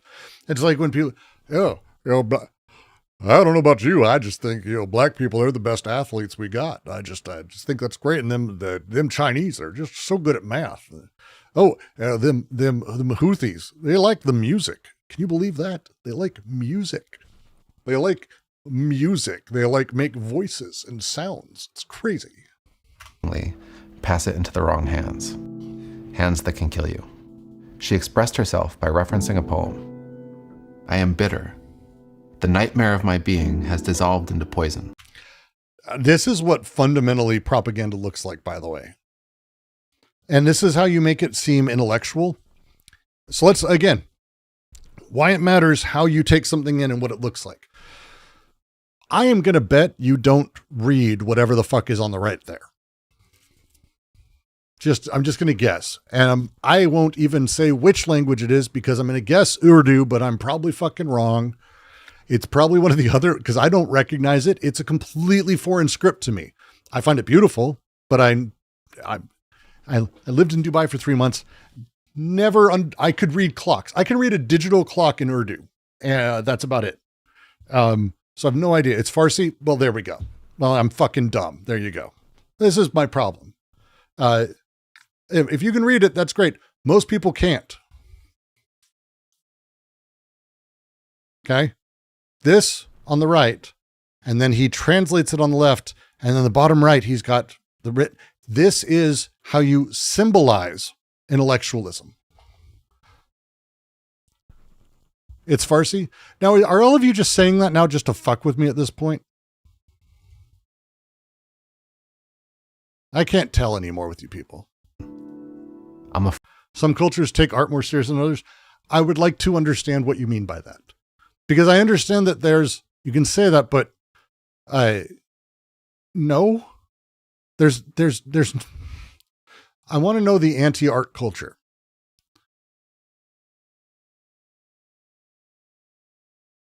So Cosmo, feel free to tell me the cultures that take art more seriously. And if you're going to say America, we pay more. Farsi is of Arabic like Urdu. Well, there we go. I don't even, it looks really cool though. Like digital clocks. It's worth learning. If you can tell time with it, it's true of any of those. If you can tell the time with it, it looks cool. And it seems like in the West, you'd be like reading a secret code. I don't know how else to tell you. It sounds stupid. Urdu is in Pakistan, of course. Well, I'm a racist, so there you go. What can I say? My Orientalism got a hold of me. Art is a universal thing. Art is part of how culture functions. It's like saying there are cultures that don't like reading. I would love to know what you mean by that, because every culture I know loves it. No, they don't like this kind of fiction. That's not the same thing. Farsi isn't a very, you guys argue with each other you guys argue with each other. I don't know these things. Have you not understood? I'm just a horrifying white American racist. Not anti-art. Some don't care as much. Black half of my family takes more seriously than the white half. Maybe I'm tripping. Okay. That is about the definition of art, because I guarantee you that if you, and I've had this conversation literally with, because multiracial families, the white is seen as the normative position. And so the other side is naturally given more credence with their interest in art, because what their stuff tends to be is non-normative. So for example, people make comments like, I don't know, white people just don't care about having really good food. They like mayonnaise and white bread. It's like, that's good food to them. Because you find it bland and normal doesn't mean they don't like it. I like mayonnaise. I like Miracle Whip. I like good bread. Fuck off. These things are normative, and as such, they're not seen as exceptional. Not seen as exceptional means not art, not high fashion, any of these things. Everyone cares about all these things, but the white people tend to be normative, and so you tend to view them as less interesting. So, pop music is music. Because someone loves Britney Spears and you happen to sit and enjoy opera doesn't mean that they don't like art. Afraid of everyone. Being an artist was seen as a more legit career in my black family. White people treat it as a hobby. Well, it's because white people, I was about to say it's because white people understand how economics works. Like that's just the normative position. That's all that is. That's all that is. Being an artist is not a career. I would adore that. We live in capitalism. It's a hobby. Make money and then have money to do other hobbies with. That's the normative position. That's how that works. That's how that fundamentally works. And again, it's not that they don't care about it. Everyone in my family who considers art a hobby would say the same thing. They'd be like, oh, it's a hobby, but they care about it so much. And they admire people who have skill in it. It's a really interesting cultural shift. It's a really interesting cultural shift. Because again, it's about the normative position. That's fascinating, actually. Is there anyone who's written a book on that? Someone's got to have written something on that. It feels like Cosmo. Because that's really interesting. There's no such thing as white people and no such thing as white people art. The Big Bang Theory would disagree, my friend. But you. All of them, knowingly or unknowingly, are spies. Their hands are the noose, and yet they kiss you. Iranians, over and over, tried to express to me... They didn't say they don't care, they just see it as a way... Right. Because it's not a way to make a living. Just saying. They're not wrong. They're not wrong. The sensation of their life force being crushed, creating this flatness, this bleakness, this Young Sheldon is art. sense of not even daring to hope things will be better. A man told me there's a word in Persian that describes it that doesn't fully translate, but gives you an idea. He translated it as soul eroding.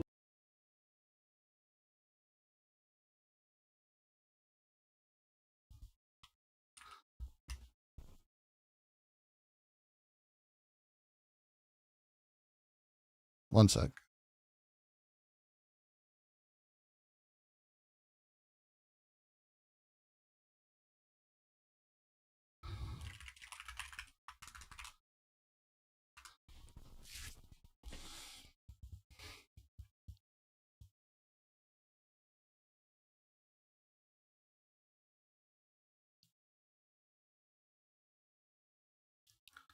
I need someone to tell me if that's what it means.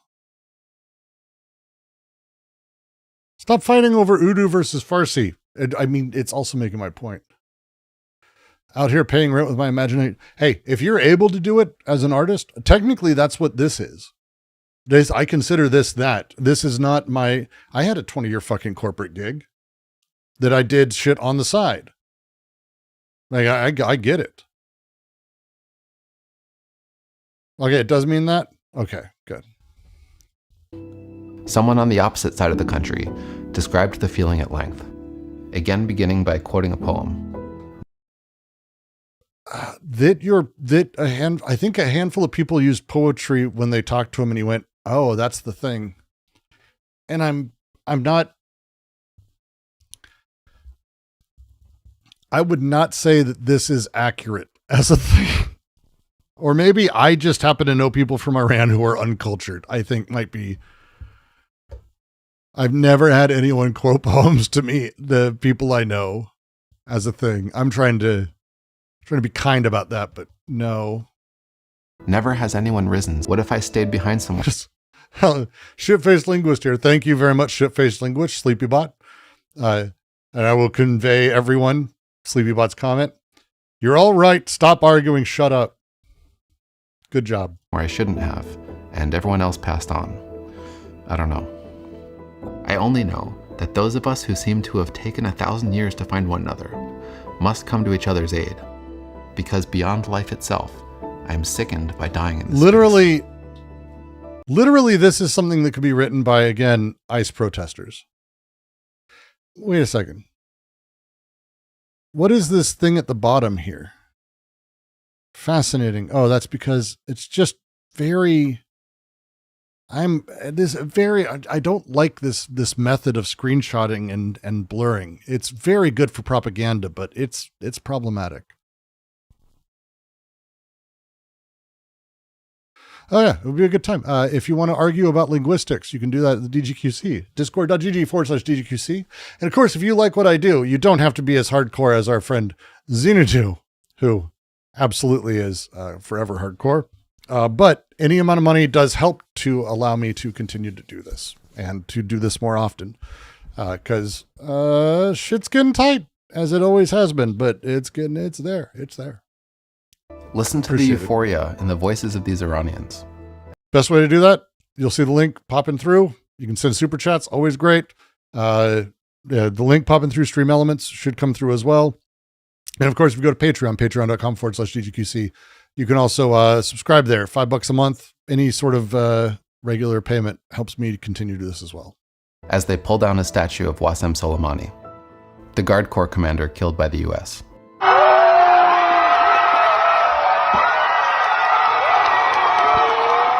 This is when they hoped that the protests were working, before they were crushed.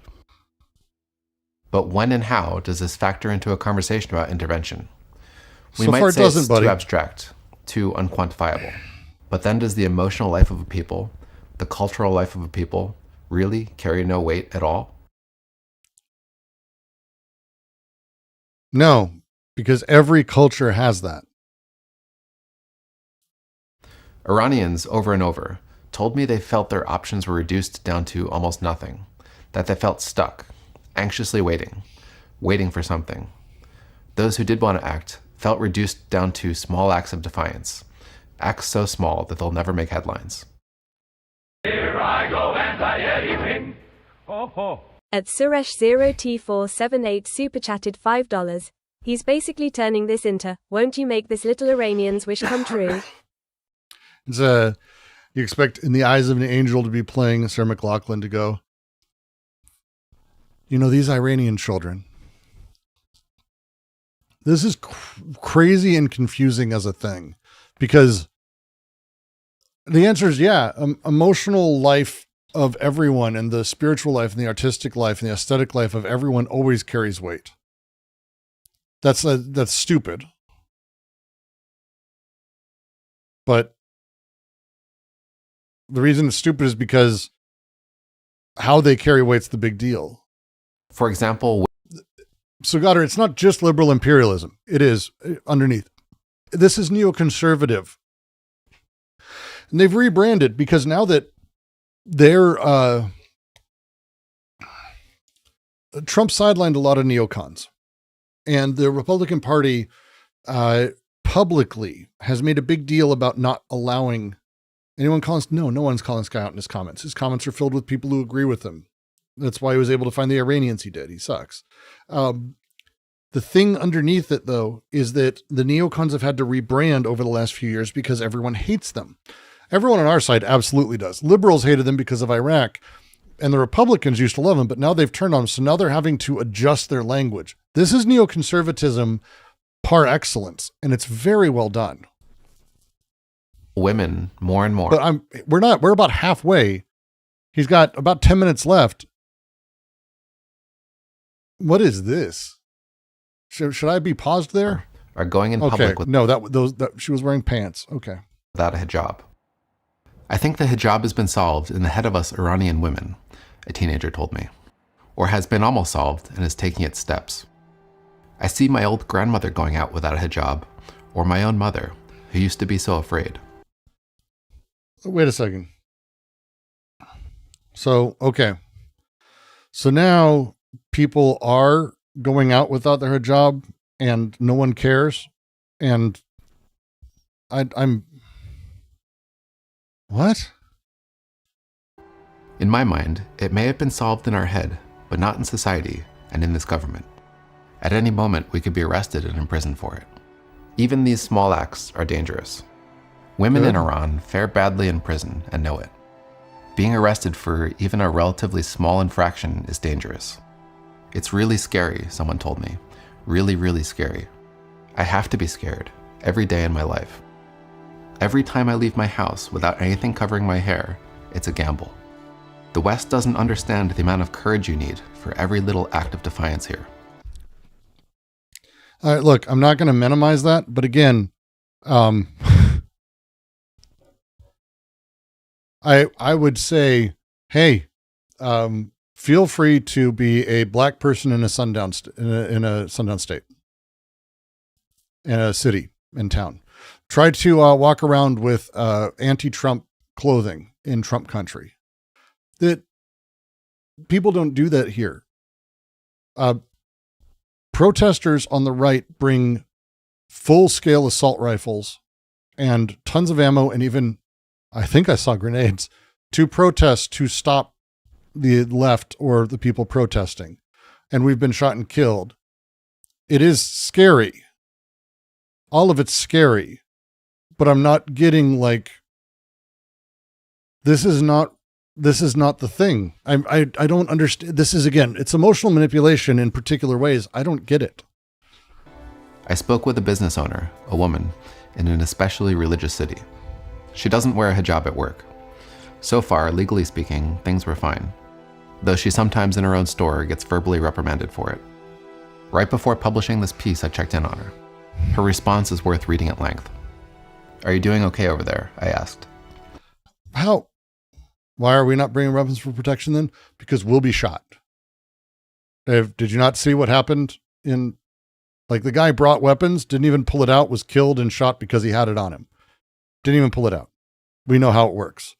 The rules are always on one side. How are you doing over there? That's so nice of you. Yes, we're surviving and waiting in horror and sorrow. We can't continue living in this regime. For example, tomorrow I've been summoned by the government body because of not observing proper hijab. I don't know whether they're going to temporarily shut down my blank or refer me to court and issue some other kind of sentence. Can't pin our hopes on a war either, or on someone like Trump to bring about change for us at the cost of more deaths that we've already seen and a price higher than what we've been paid. She's saying she doesn't want it. Like, how? Am I misreading this?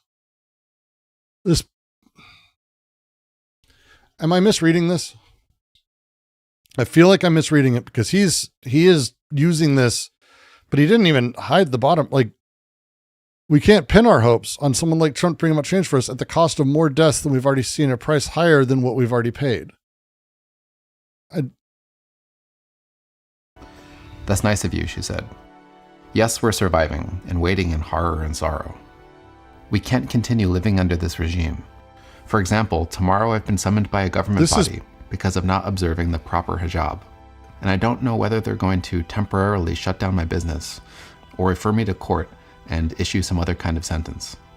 And we can't pin our hopes on a war either, or on someone like Trump to bring about change for us, at the cost of more deaths than we've already seen, and at a price higher than we've already paid."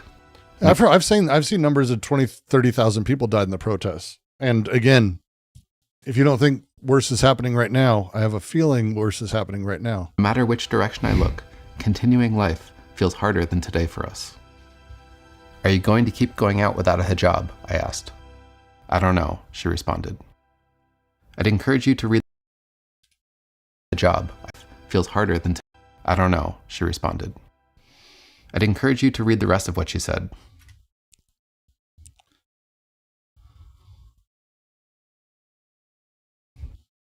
Welcome to prisons. Yeah. Horrifying things. For the sake of keeping things calm, I'm not going to read it out loud. Iranians expressed to me over and over a sense of powerlessness, of voicelessness.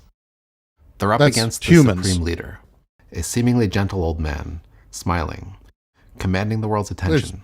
There is nobody. What? There is nobody on earth. Who the fuck on earth has ever been like, my. He reminds me of my grandfather.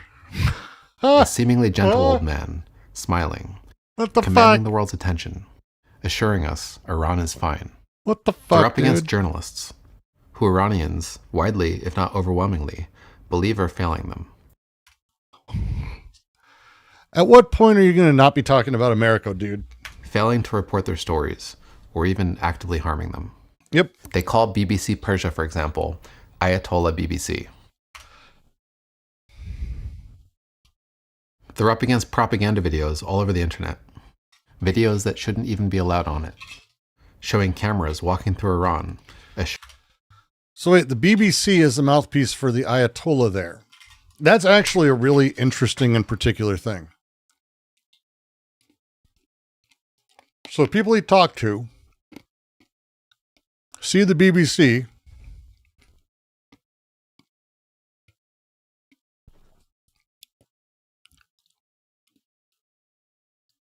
as being pro-Khomeini.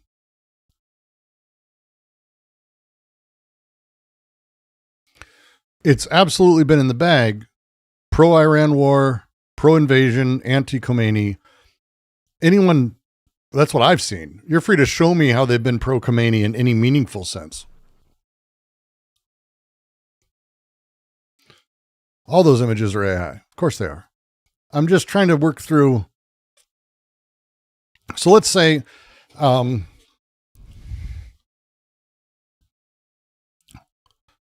that the people of Venezuela saw CNN and Fox and said that it was pro-Maduro propaganda. That type of statement is actually incredibly telling. Like, incredibly telling. It's telling that this is who he's talking to.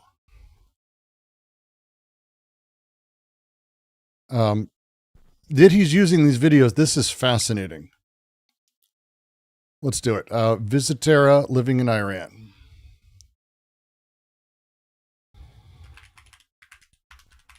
Now you're Fucking goddamn stupid thing. Visit era living in Iran.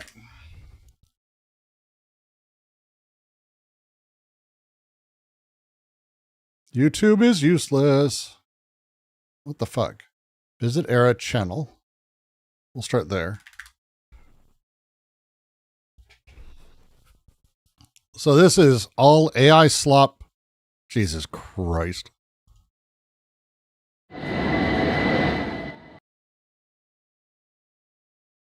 A metro station in Tehran.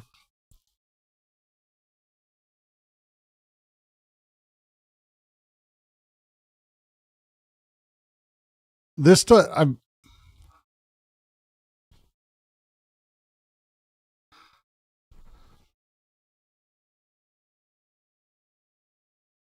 this is the pro Khomeini shit, right?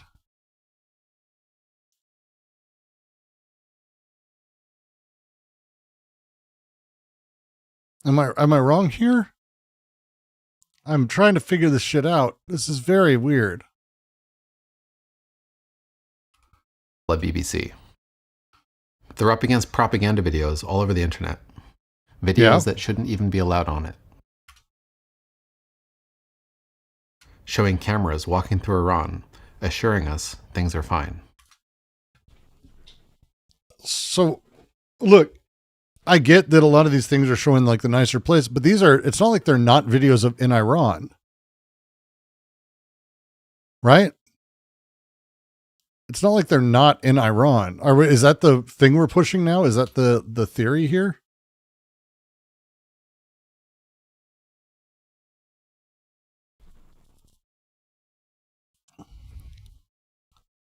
Oh no, 100% he's talking to 18 to 30-year-old crypto bro Iranians.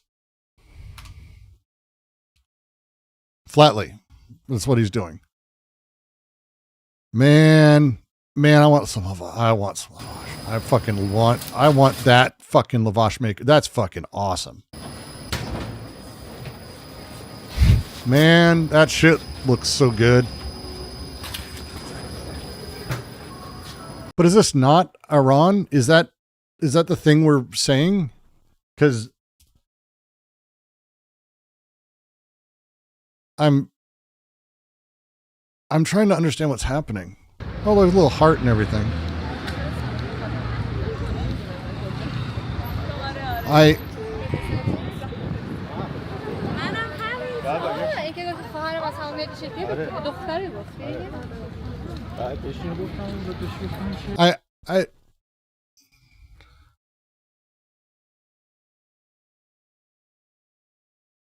I don't get. They're just showing. Sure, they're pro propaganda. Sure, whatever. And it's some weird fucking channel that's doing this, but it's like it is still that. It looks lovely. Iranians name a country they don't like. This is like just.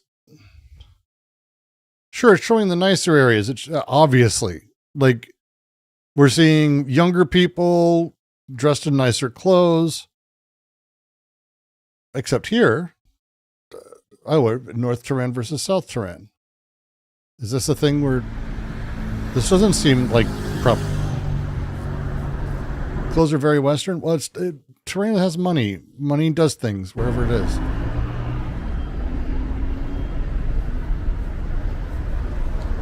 This doesn't feel like propaganda, actually.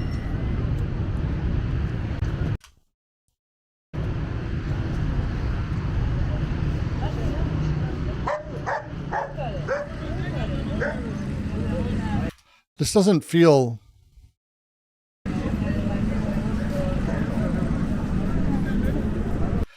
I don't see how the regime would put this video out. It looks okay. Well, this just looks like a shitty area of town.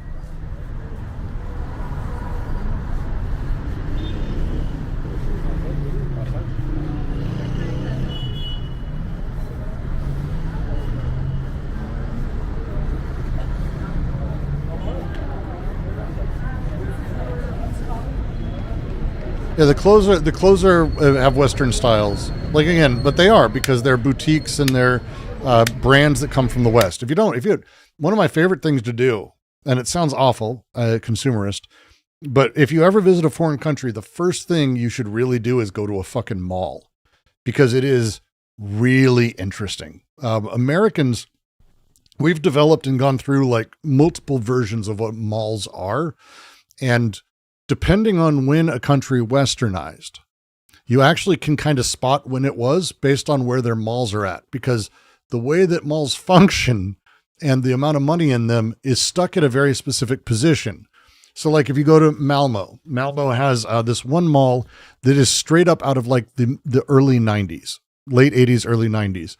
And the way they do sales, the way their stores exist, it's very nice. Like, don't get me wrong, but it's for an American going through who's about my age to be like, wow, this takes me back. And it would. It's really fascinating. But these places, like this is a place that has money. If you go to Shanghai, Shanghai has these insane malls that are like really high-end gaudy. This is more like gold and a very specific aesthetic of gaudy that you see in the Middle East versus Shanghai. But it's the same kind of thing. It's about the era when like these malls came big. It was right at the like 2000s, mid 2000s, right around the time like the Westfield in San Francisco was rebuilt. And that style, those people went around to put malls elsewhere. That's kind of how the system works. Really fascinating. The mall strata, actual thing. Have I been to China? I've been to many places in China. Many places in China. This just looks like San Francisco. With shittier car, to be fair. Do you see that fucking... I want that sewing machine. I found wow, that someone's selling President Sunday's computer. That's not nice, Brooks. I'm just giving him shit. That's not nice. I'm trying to give someone's going to make a joke. I'm trying to brighten his day. He's had a tough few days. Give some love to Sunday. Many Chinas. China is not a homogenous country. If you've ever been to Shanghai, if you've ever been to Guangzhou, and you've ever been to Beijing, you've been to 3 different Chinas. Like genuinely. Like they don't even make sense as the same culture. Like except that they're not Western and they have they have the Chinese language everywhere, blah, blah, but they if you didn't have that, it wouldn't feel the same. Beijing is a completely different city than Shanghai. Incredibly different. Guangzhou, again, the same thing. Sunday's doing fine. Sunday is doing fine, but not. Give love, take care of that guy. Is Taiwan China? You're pushing it. No, it's not. It's its own country. Sorry. It is. It's also its own culture. There's areas that, again, fundamentally doesn't match. It's the same way as like saying Florida and Washington State are both America. They're not the same fucking country. They don't have standardized Mandarin everywhere. Well, if you don't read Mandarin and you don't recognize it at all, you don't know the difference. Although in Shanghai, they have English everywhere.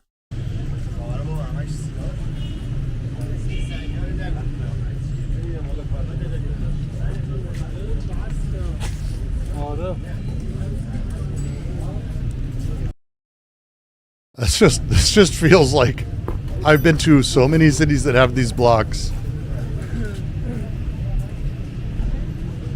And then the mall. This doesn't feel like propaganda to me. See, this is when I say like the era of malls. What happens is they get built, and as money's being invested, this is a fucking phenomenon. And I should do a photo book on this, because this is actually like, I fucking have photos from this everywhere. You can actually see where, like what time frame a westernization and influx of cash happened by traveling to a country and looking at their malls. Because the malls that are being built in the US at varying times, from Cinderella City, I grew up in Colorado, so my strata is the following four. Cinderella City, Southwest Plaza, with Villa Italia would be in there. If you're from Denver, I'm naming lots of retro places.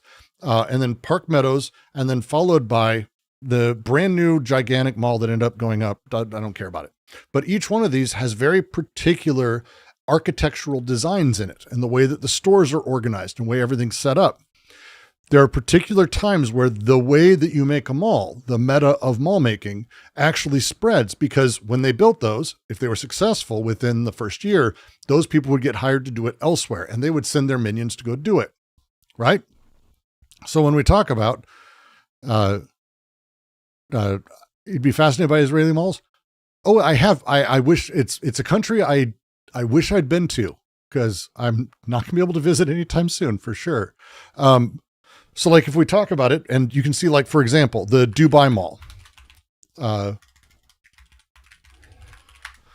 the time frame that it fits is a very specific look and feel and a very specific time. For example, let's do this and then go back to Westfield Mall, San Francisco. This was when most countries became super westernized in their setup, right? Do you see the style? It's very specific. The way that glass is used, the way that shops are near the edges, how you align things, how you place things, where different things are at. The way that they set these things up is very specific versus, and you can go to older malls. Let's do Cinderella City. This is a mall from when I was very little. And I think most of them are going to be virtual, because I think there's not a lot of footage of actually walking around it.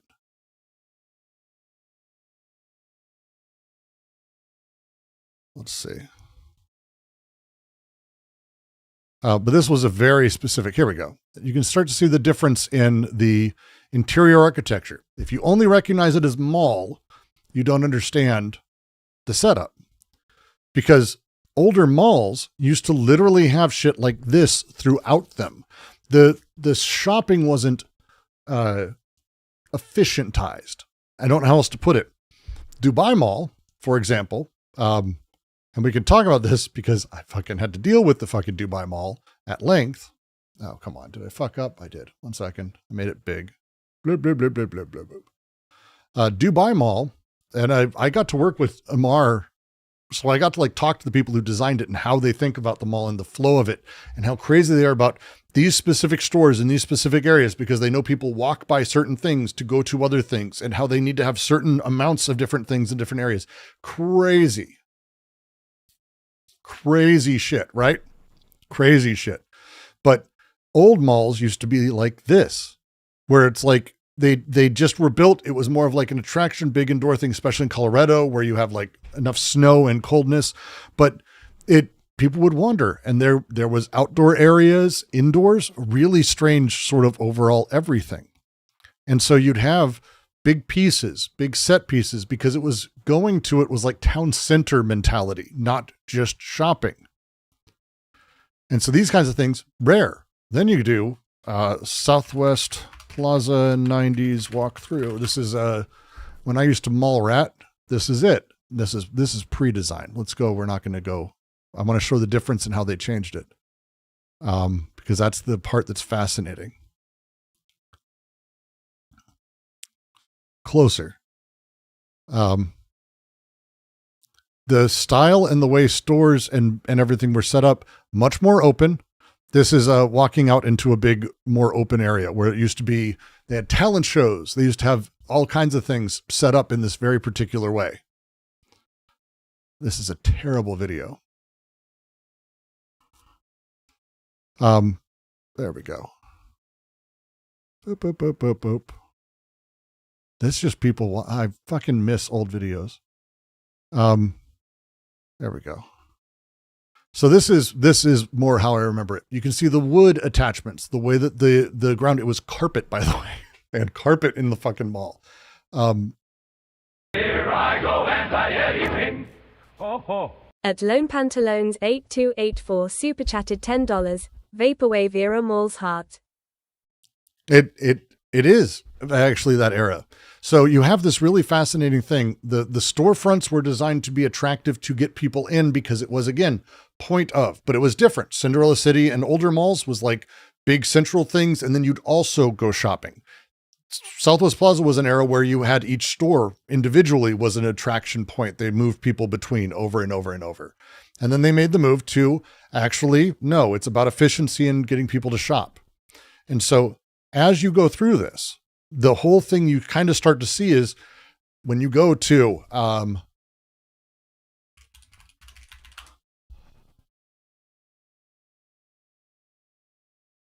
Mobilia.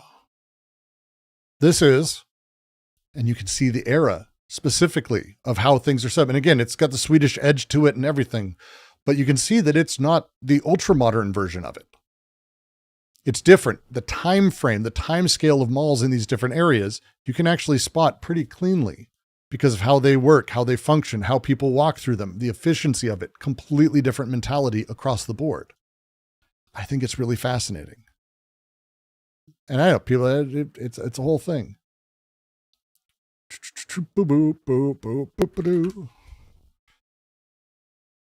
Let's see, what do we get? Dizengoff Center, Israeli Mall in Tel Aviv, walking tour. Boy, can you see? It's really interesting. It's really interesting. Yeah, it's you can see Sprite. That's Heather. Everyone give love to Heather, who sadly I kind of made fly to fucking Dubai and live in the mall with me, so that way I wouldn't be horrifyingly alone, and I'd be able to see her and our newborn, who I was separated from. So thank you again, Heather. But you can see the multi-level design and what era it's from, and it's very much the fucking Dubai Mall. This is fucking too. You can see the time frame. The signage makes it look like an airport. It's almost like it makes it look like modern airports, because maybe modern airports are about efficiency and getting people around. And you can see this shit everywhere. And the Dubai Mall is shockingly this everywhere. God, I hate this mall forever. Oh God, I know. I lived in this mall for 3 months. I know that store. I hate this so much. Malls are the quintessence of capital. They are. And it's why malls are the most interesting way to see when someone kind of was co-opted or an era was co-opted by it. I hate Dubai. It's a fake city. It is, but it's a fake city in the most interesting way, which is not very interesting, and I don't suggest anyone go. It's a fake city. Before I went, a buddy of mine, David, who I adore and I hope is safe right now. I asked him about Dubai. I was like, dude, what's it like? Because he'd been doing work there. He'd been in Abu Dhabi, and he was like, Dubai is like if Wisconsin suddenly had $5 trillion. And he laughed when he said it, and he said, you'll know what I mean. You'll know what I mean. I thought it was the stupidest comment. And after a month, I fucking got it. There's no culture there. They don't love there is culture. The Bedouin people, the world of all these people is extraordinarily and huge. And there's a rich tapestry of so much, but they hate themselves. And so they hire people from all over the world, assholes like me. They fly in from some place on the other side of the planet to build a thing, but they do it with all these places. And so they have like a pastiche of capitalism, and it so signifies who's doing what work and when and what the latest trend is.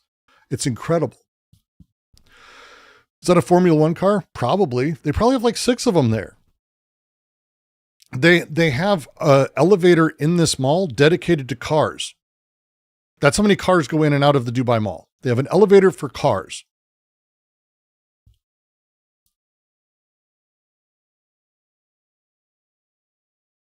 They have an elevator for cars. It is so large. It's actually not really possible to even have a discussion about how big this mall fucking really is. Here's the ice rink. So 3 stories straight above where this person's standing is where I kind of lived and worked. I was building a VR arcade. Fuck my life.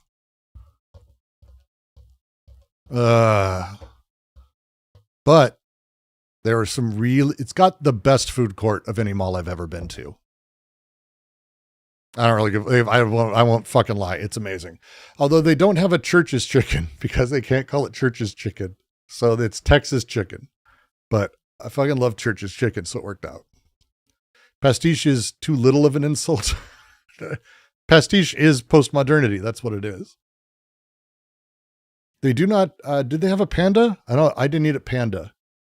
I think they had a panda. No, they didn't. They didn't have a Panda Express. They had a couple others.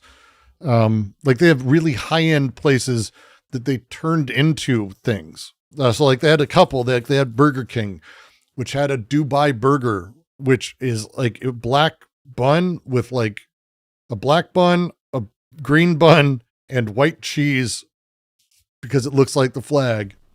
Fuck, I hated it so much. Whoa, I hated it so much. Flashbacks. Fuck. It's just so huge. It's like, it's impossible to even gauge like the size of this place.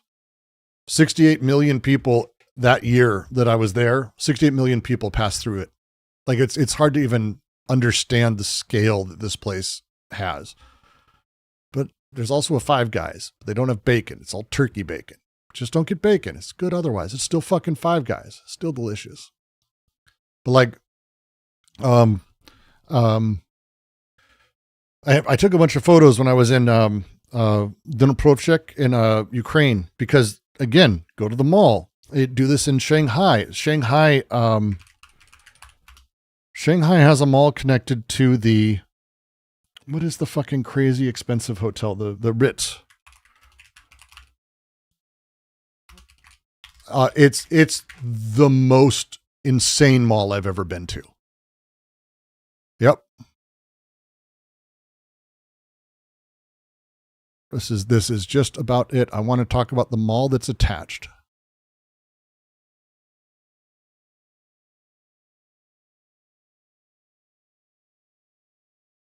I don't know if this is it. This is all this shit is like.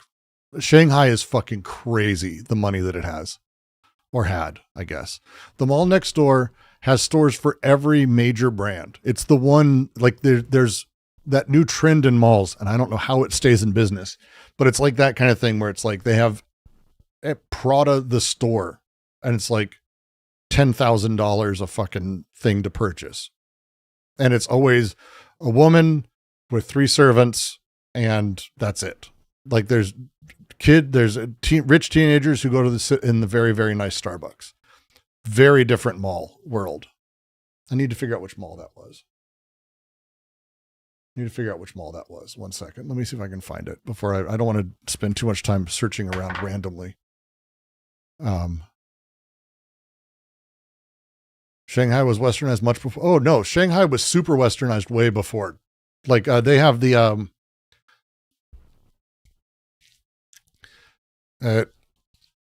there are a handful of places in China. Hong Kong is like this, where you kind of go, and if someone just told you you were in like the Chinese part of London or like an island off UK, you'd be like, oh yeah, totally. Because it's like there's more pubs and Guinness than Chinese food. Like it's fucking weird. It's weird. And they have that the Bund in Shanghai, which is just incredible to walk. The history is insane, but it is British. Then you walk just a few blocks out, and it ain't British no more. Yeah, it's a trip. But one second.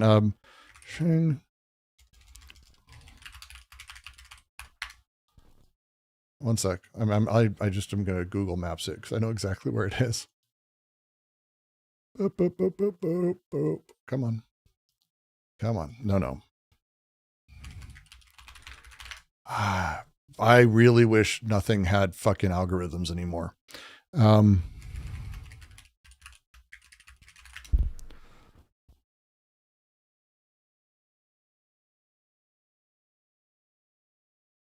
it's the one in Pudong, but what's the fucking mall that's attached to it called?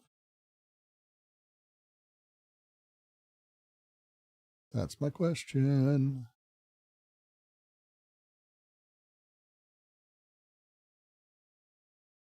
One sec, everyone, sorry.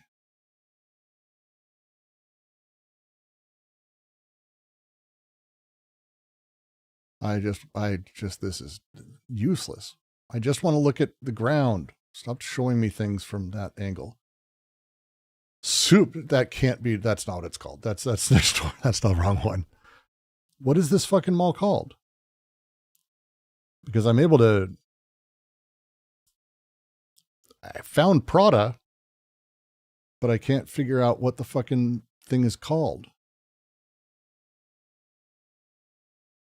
One sec, sorry.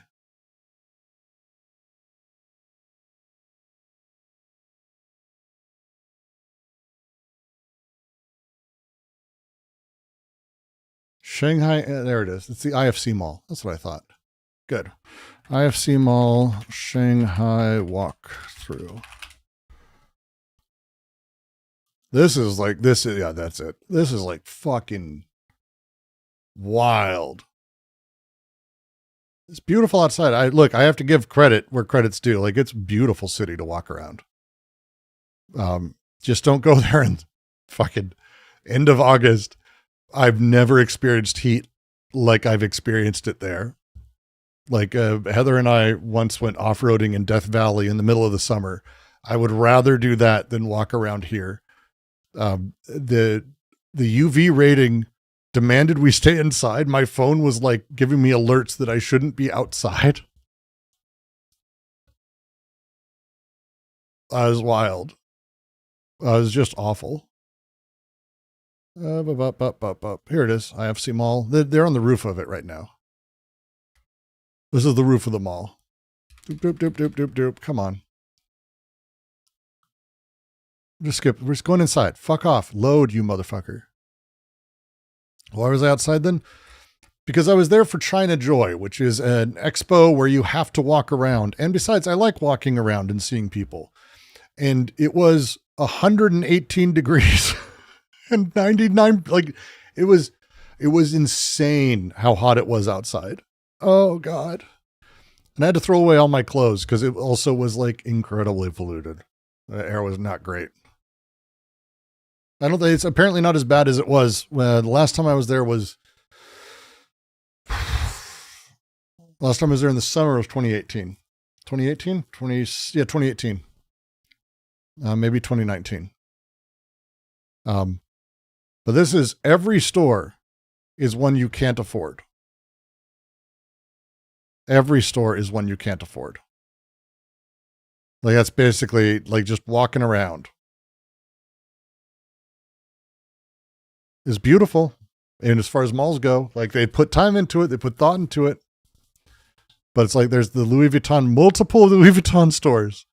Chanel, like it's all Fendi. Like literally there isn't like a video game store. That's not a thing here. This is the store for the ultra wealthy. And I've never seen one of these like this in America. I know that there's some level they exist, not at this size, really. But it's just crazy. Everything is so fucking psychotically expensive. Do you know about wet bulb temperatures and the dangers of increased temperature? I have heard, I don't know, I just know we're fucked. Is that enough? I think that's enough. We're fucked. This place is nuts.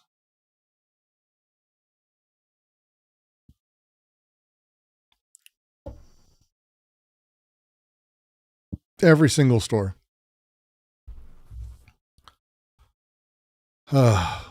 Fucking crazy to walk through. The amount of money is just incredible. And the stores are always empty. Like people are looking around, but they're not buying anything. Like it was really weird to walk through. It's there's what's that crystal? They make crystal. That's their thing. The company. It doesn't matter.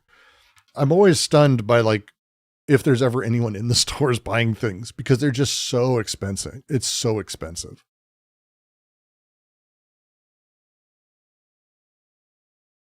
But there's a really good bar at the top of the Ritz-Carlton here. Genuinely beautiful.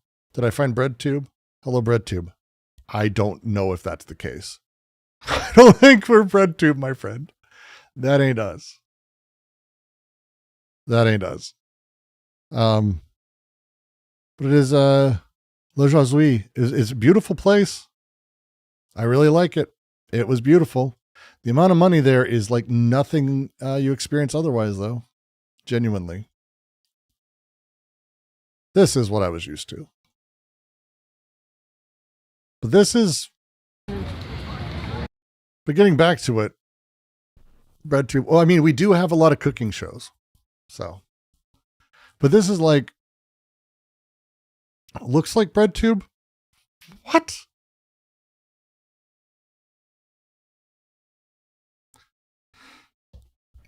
I'm more offended by that than when people call me to say that I look like gay Sam Hyde. I find this more offensive. Iranians are struggling to be heard. They cannot figure out how to do it. In what format? It's the hair? I let it not be pink. You fucking people. In what fashion can they get through to us?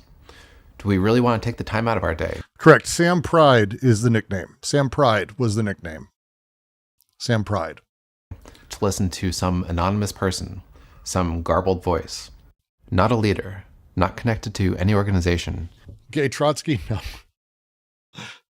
Telling us political life is bad. Check the reception and comments. The comments are all positive. This has aged well. Videos posted. Blah, blah. So you're not going to believe this, but returning 15 hours to say this was prophetic. Statistic is jaw-dropping to me. What's this? If he's talking about the 70% thing, that's because it's not true. Ryan is not a centrist. No, he's not. Bad in Iran. Should they risk their lives hoping we'll listen? To do what I can to be a mouthpiece for them, I want to read one more quote. Gross, dude. This was written as part of an open submission for The Guardian. So The Guardian's cool, but not the BBC. Just making sure. As far as either of us can tell, The Guardian never published it. I've spoken to the person who wrote it for... What? As far as either of us can tell, The Guardian never published it. I've spoken to the person who wrote it for weeks, and... Wait, what the fuck is he talking about then? What? I missed that. To do what I can to be a mouthpiece for them, I want to read one more quote. This was written as part of an open submission for The Guardian. As far as either of us can tell, The Guardian never published it. This random person sent this into The Guardian. Great. I've spoken to the person who wrote it for weeks, and now consider her a friend. To humanize her, I can tell you she's a researcher. You'll hear her volunteer other basic details about herself. But she and I cannot tell you her name. You cannot hear the sound of her voice. Her life literally depends on us not showing you her face. The best I can do is read her words for her. This is what she said. So this is where we are now. We have tried everything. Nonviolent resistance. Emails to anyone who might have helped. Small demonstrations, then mass protests. We took to the streets, screamed ourselves hoarse, took bullets, were blinded, were wounded, too many times to death. People were arrested, tortured, hanged. Families of those who were killed were harassed, punished, humiliated. It's terrible. And this did not happen over a few days for the world to watch and then move on. Decades. This has been going on for years. Decades, for sure. Now we Iranians are standing at the edge of despair, not knowing what option, if any, is left. For me personally, I'm a woman life freedom supporter, a feminist, what you might call a leftist, a PhD student, an only daughter to parents who would not survive my loss, a friend to some of the most sincere and courageous people I've ever known. And I no longer believe that we, as a nation, can do anything on our own to bring this dictatorship down. I am anti-imperialist. I despise anyone who bombs innocent civilians in Gaza. I reject monarchy and the fascism it inevitably brings.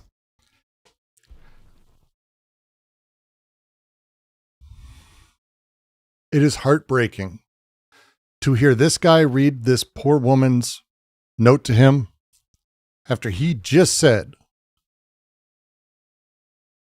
that everyone in Iran wants that prince to be the one in charge. Propaganda is so problematic. And yet, despite all this, I do not believe we stand a chance, not only of overthrowing this regime, but of surviving it. I have no reason not to believe that he's saying that this woman wrote this, or that I have no reason not to believe that this statement doesn't apply to somebody in Iran. Makes perfect sense. Makes perfect sense. That's fine. Yeah. But he just said that the prince in waiting is being fully supported by everyone. And this is heartbreaking to have him then read this. Islamic Republic has been the most disastrous and murderous force ever imposed on Persians. I say this fully aware of our history of Genghis Khan, of Alexander the Great. This regime has surpassed them all. What I wished to experience in my short life in this homeland was not radical or excessive. I wanted democracy, secularism, equal human rights for all ethnicities, genders, professions. I hate to break it to you. A simple life with economic stability and basic human dignity. This is all I want for people too. This is awful. If that future requires the diplomatic removal of Khamenei himself, then so be it.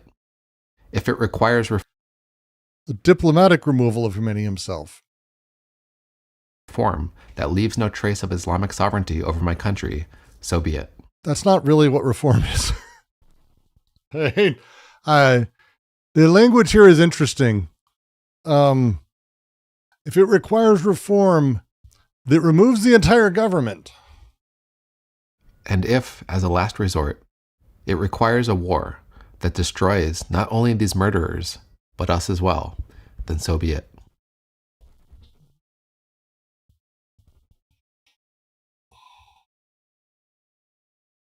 Oh.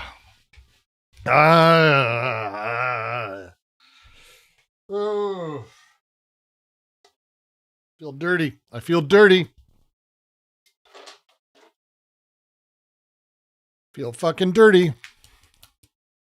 Feel dirty. I feel dirty. I feel dirty. Trump is not doing 4D chess. Not at all. Not even a chance whatsoever. This is super gross, and I don't like this. I would rather face total annihilation with the possibility that our children might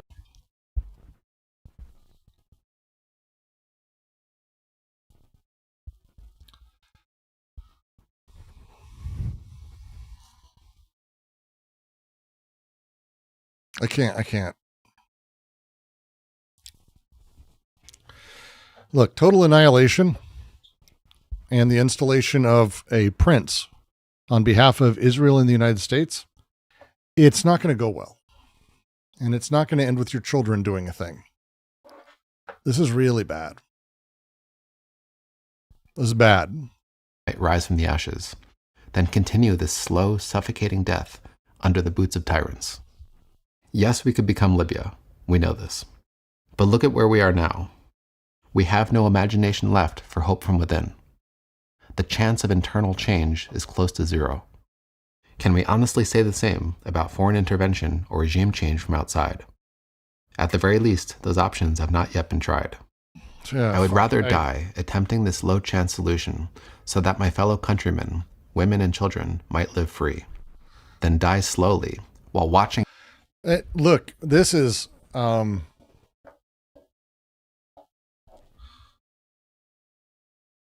have so many problems with all of this. I don't know what to do here.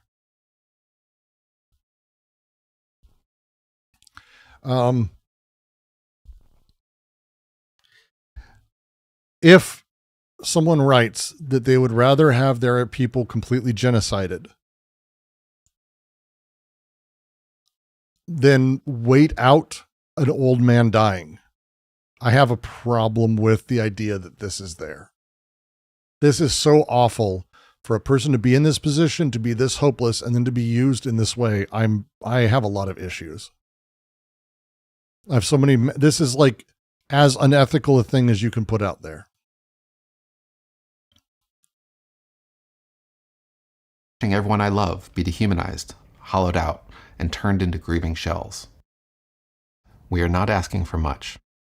But if the price feels too high for every other country, you're not asking for, you just are, you're asking, you're putting in there that like this feels like an amalgam as multiple people. We're not asking for much after just saying that they wanted everyone to be killed if necessary. Like they were advocating nuclear war, by the way. That's what that was. This is, what the fuck is going on? Country to pay. I want to go back and talk about a thing I mentioned a moment ago.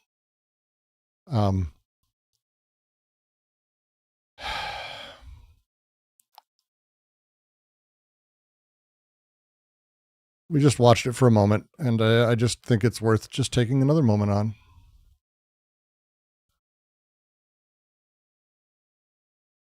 One sec. Because when we're talking about a poor young woman who is sharing her personal, very personal testimony. Also using an assumed name, and again we ask our friends in the media to respect the need for her to protect her family, and we finally call on Naira to testify. So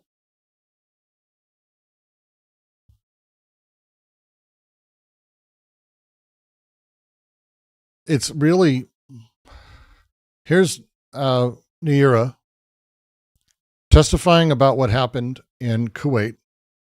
And here's this guy saying, Tom Landry, piece of shit people. John Porter, all these fucks, cocksuckers, straight up. We're going to give her an assumed name. We're going to hide who she is because we're protecting her family. Her father was the ambassador of Kuwait to America. She was an absolutely known quantity to all these people, and her name was. This was not about protecting her identity. It was about making sure the lie held. Having someone tell a horrifying story and cry about it, even if it's true, this was not true. Around all the houses in the general vicinity, I would not let firefighters come until the... Google Yao. This is Radical Dino. I don't remember names very well. I don't know if you remember me. I don't remember people from last week. So that's not a thing. It's not your fault. Chinese leftists who talked to me on Sunday a couple times. Probably happened. It's a common sentiment among Chinese. This is a common sentiment amongst everybody, every dissident. Like, this is what dissidents do. They're like, oh, the ghost school. I remember the ghost school. It is a thing dissidents do, and they make extreme statements because they want change. And again, I'm not going to doubt the person. I don't care what this person said. I just know that using it is horrifying, and hiding the person is horrifying. And then having these layers is... Only Ash and Rebel was left. The Iraqis were making fun of President Bush and verbally and physically abusing my family and me on our way out of Kuwait. None of this happened, by the way. 100% did not happen. She's lying straight up. We only did so because life in Kuwait became unbearable. They have forced us to hide, burn, or destroy everything identifying our country and our government. I want to emphasize that Kuwait is our mother and the Emir our father. We repeated this on the roofs of our houses in Kuwait until the Iraqis began shooting at us. And we shall repeat it again. I'm glad I'm 15, old enough to remember Kuwait before Saddam Hussein destroyed it, and young enough to rebuild it. Thank you. Mayor, thank you. Let me thank all of our witnesses. We've passed 8 years in the existence of the... All lied. They all knew it lied. They all knew this was a lie. It's all a lie. The idea of a young girl crying about people making fun of Bush is hilarious. They had to add that in there. Because again, the PR firm that was hired to work with her, and this is all things we know now. Like I was 11. My heart broke for her.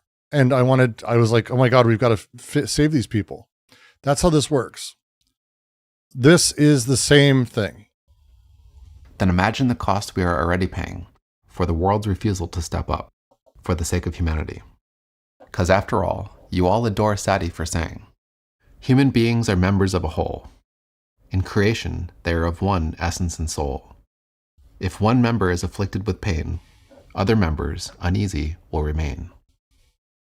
The last part, if you didn't know, is about an 800-year-old poem, which is inscribed in the entrance of the UN building. So where does that leave Iran in intervention?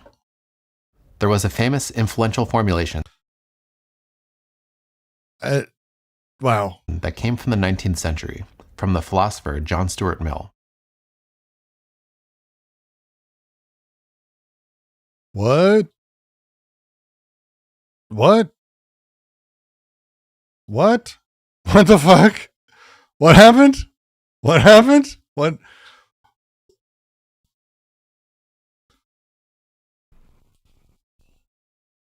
He argued that freedom cannot be given to a people by a foreign power. Did he really? Did he really?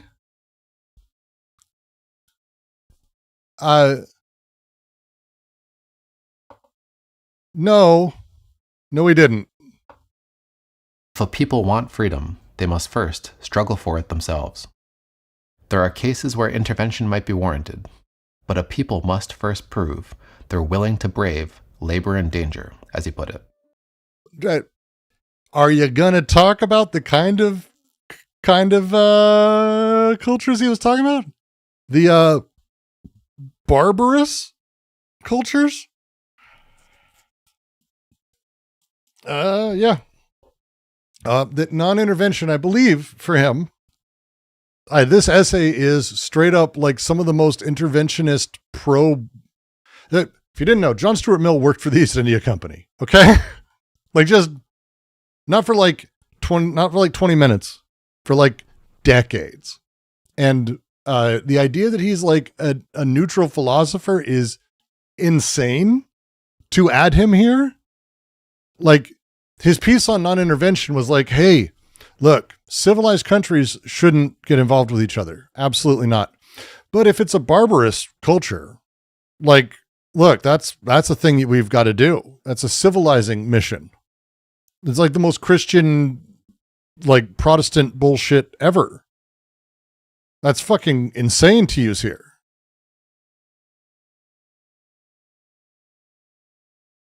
Like, what the fuck, dude? You're going to use Mill? Mill's philosophy still seems to be shaping our intuitions on Intervention Today.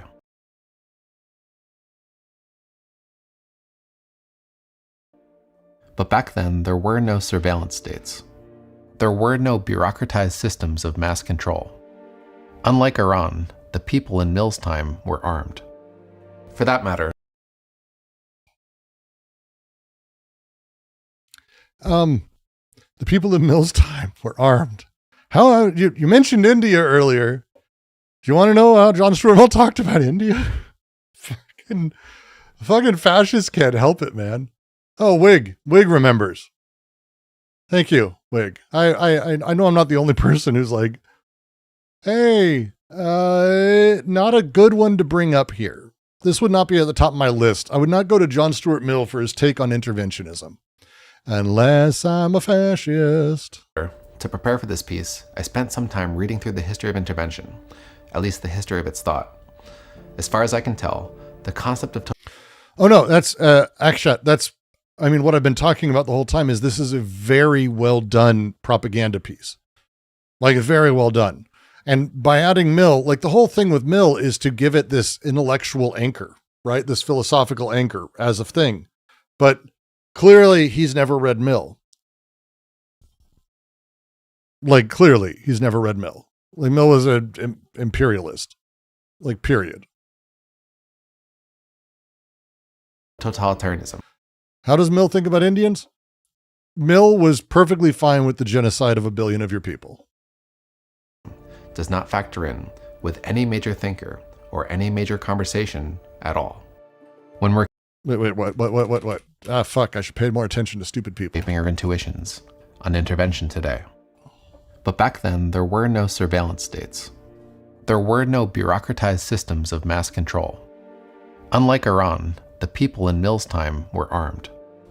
For that matter, to prepare for this piece, Not the people on the other side. I spent some time reading through the history of intervention, at least the history of its thought. As far as I can tell, the concept of totalitarianism does not factor in with any major thinker or any major conversation at all.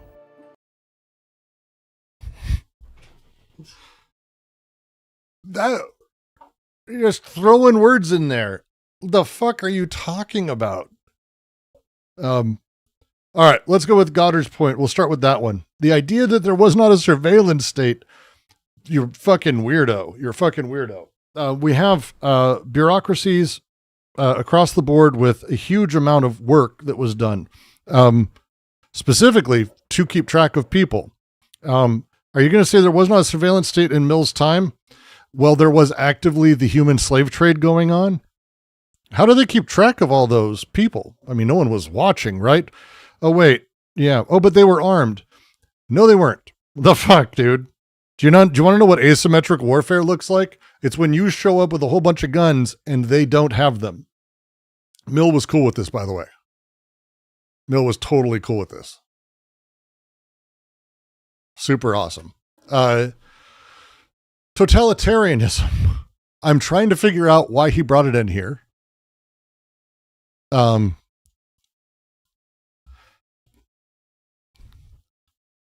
Totalitarianism hasn't been part of... When we're keeping our intuitions Sorry, on intervention today. But back then, there were no surveillance states. There were no bureaucratized systems of mass control. Unlike Iran, the people in Mill's time were armed. For that matter, to prepare for this piece, I spent some time reading through the history of intervention, at least the history of its... There's no way he says that he read through the history of intervention and totalitarianism doesn't factor in. There's no way that's what he's saying. thought. As far as I can tell, the concept of totalitarianism does not factor in with any major thinker or any major conversation at all.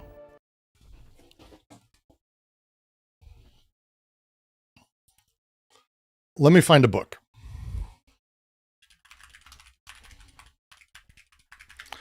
The term totalitarian is a really interesting thing for him to say.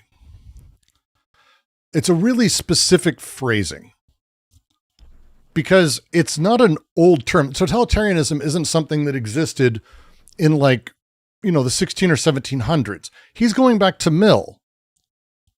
to not go, hey, let me check. I wonder if there's a book that might be there from a major thinker.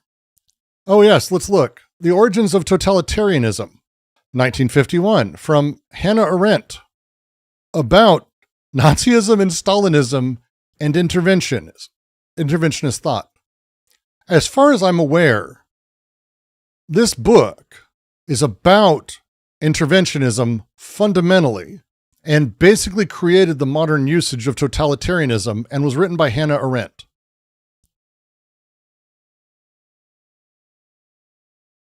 So, to prepare for this, there were no bureaucratized systems of mass control. Unlike Iran, the people in Mill's time were armed. For that matter, to prepare for this piece, I spent some time reading through the history of intervention, at least the history of its thought. As far as I can tell, the concept of totalitarianism does not factor in with any major thinker or any major conversation at all. When we're considering if a country needs an intervention,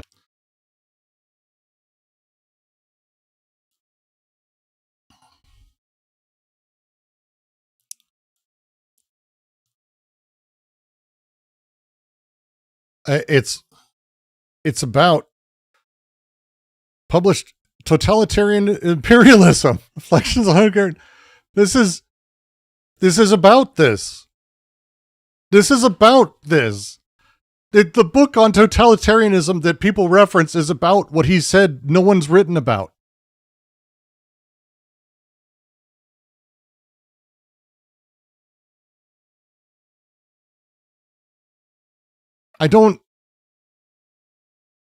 He's just a liar.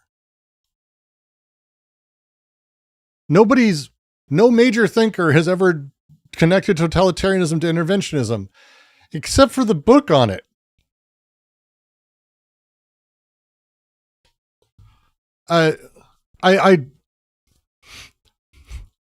Arendt traces the social movement of Jewry in Europe since their emancipation by the French Edict of 1792. Their special role in supporting and maintaining nation-state affairs to assimilate. She then discusses scientific racism and its role in colonialist imperialism, which was itself characterized by limited territorial and economic expansion.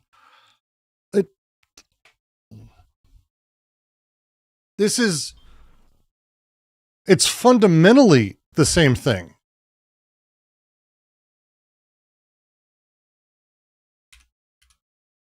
the concept of totalitarianism does not factor in with any major thinker or any major conversation at all. You're wrong. You're lying. Why totalitarianism specifically? Because it's a cool word. It's such a weird left turn, but everyone uses totalitarianism based on Arendt's work. Like there are other people.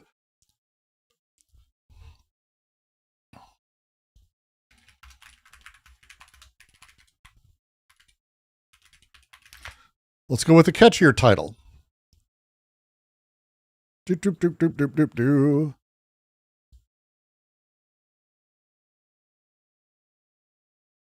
It's a catchier title, to be very fair to Zizek. Did somebody say totalitarianism? Come on. It's a great title. I don't give a fuck. I bought it because of the title, and it's one of the first things I ever read by Zizek. It's great, by the way. Undermining the liberal democratic consensus that enables the designation of totalitarianism. In some circles, a nod towards totalitarianism is enough to dismiss any critique of the status quo, such as the insidiousness of neoliberal ideology, argues Zizek. Did somebody say totalitarianism turns a specious rhetorical strategy on its head to identify a network of family resemblances between totalitarianism and modern liberal democracy. There are four things: Holocaust, the ultimate evil; Stalin's Gulag as the alleged truth; ethnic and religious fundamentalisms; and the deconstructionist idea of the root of totalitarianism. The whole thing goes through interventionism, the way that we treat other cultures, like fundamentally. I don't know other books that have totalitarianism in the title. Those are two books that have totalitarianism in the title by two major fucking thinkers that both talk about interventionism. What a smug asshole. What a smug asshole. You're a bad person. You're a bad person to say that. I didn't find any. That'd be one thing. But literally, like, you know what? I'm going to ask ChatGPT. I'm going to see, because obviously that's what he does. I am Ryan Chapman. I am writing a piece on interventionism, and I'm wondering if any major thinkers have ever connected interventionism with totalitarianism. It's the least you can do is ask ChatGPT. Well, geez. I mean, the first thing back is saying no one. Oh, wait, no, it said the opposite. Lists Hayek, The Road to Serfdom. Mises, interventionism is an unstable middle of totalitarianism. Oh, look, Hannah Arendt, Karl Popper, Zizek. How do you do this?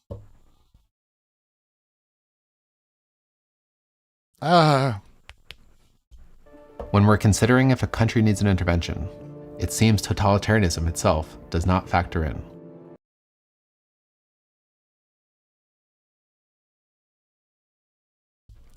That's literally what Hannah's book is about. But if totalitarianism prevents a people from meeting the criteria for intervention, Nazism and Stalinism were both considered totalitarian states. Pretty sure we intervened at some point. maybe it should.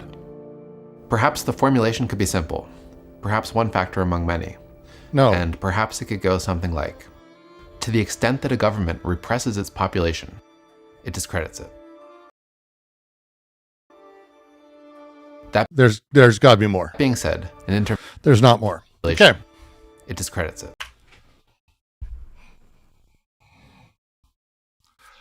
That is every government that exists on the fucking planet.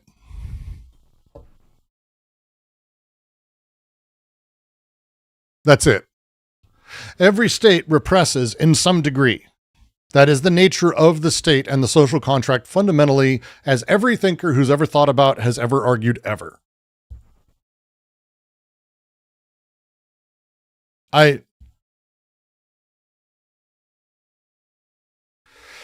When I said this is about propaganda, that's how you spot it. Because he said earlier, the thing that matters, is it about principles or reality? Because if we have principles, we would do something. Because the principle is this, except in the times when it's not. Because he doesn't give a fuck about principles.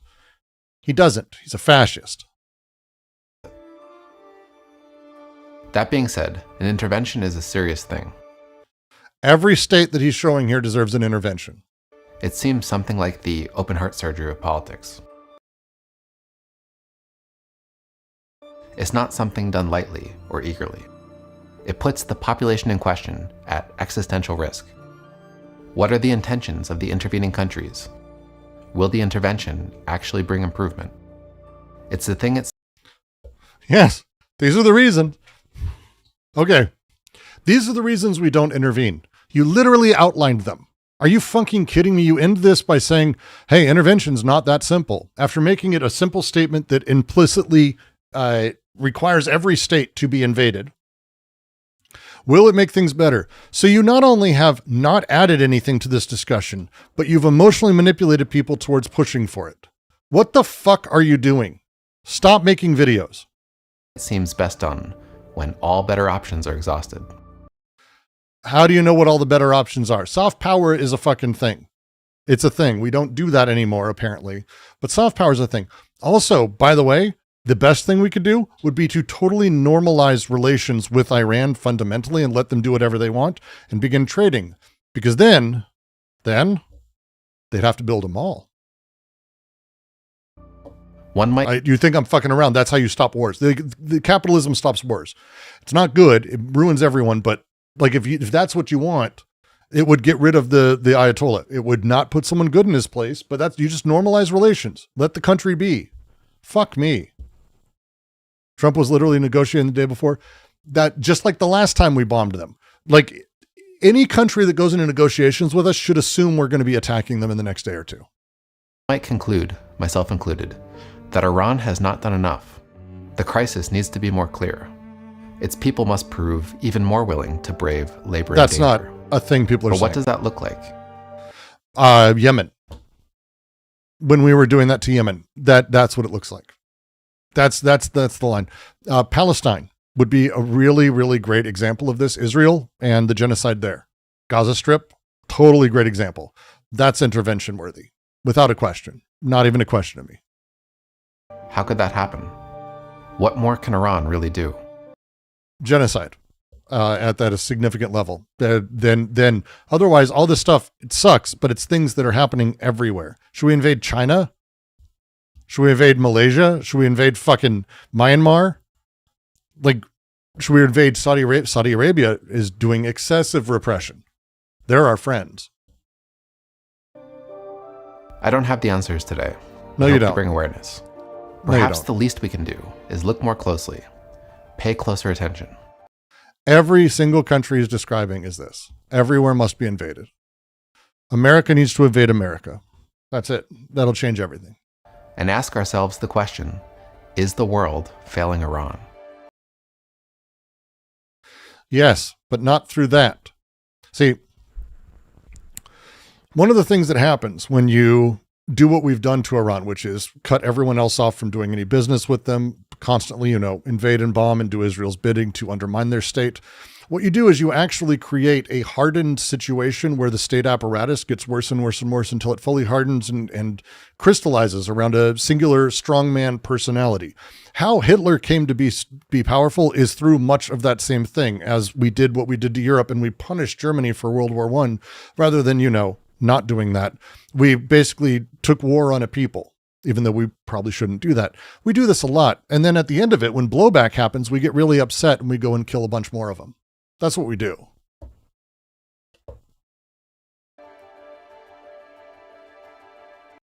This guy sucks.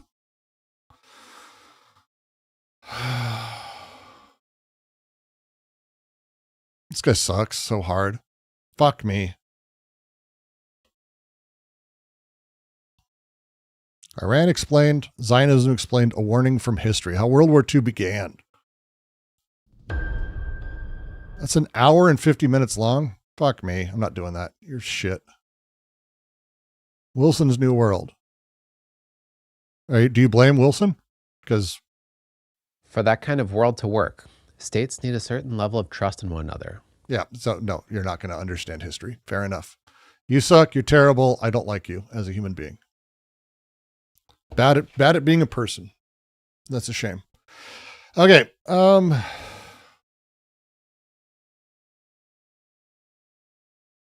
It's a little blown out. Why is this so blown out for me?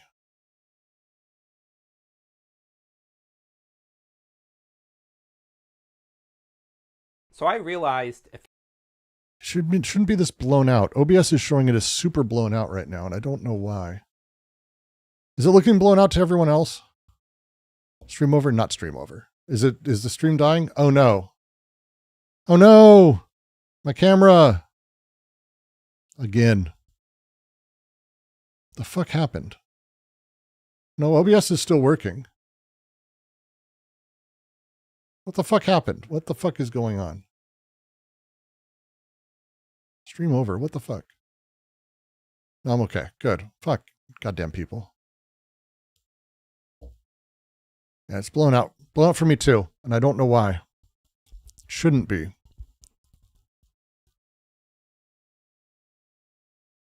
One sec. Let me see if I can repair this.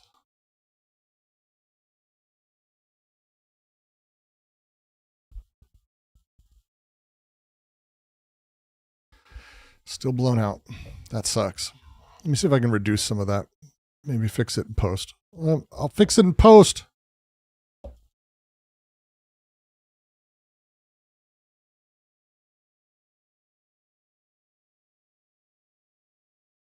This isn't working very well at all. He looks worse, Brooks. Yes, he does. Yes, he does. Why is it doing this? I don't get this. Super blown out. His video quality, no, on my screen, he's fine, but I'm looking at an OBS and it's fucked. It's like very blown out and I don't know why. Let me see. One sec. So I realized a few years That's very strange. Why is it? I don't know. Whatever. ago that I spent most of my life engaged in a form of hypocrisy that I did not even recognize as hypocrisy, because the idea... So this was sent to me and posted as maybe he's filming in HDR. I don't think he's filming in HDR. Again, I would be able to see that as a thing.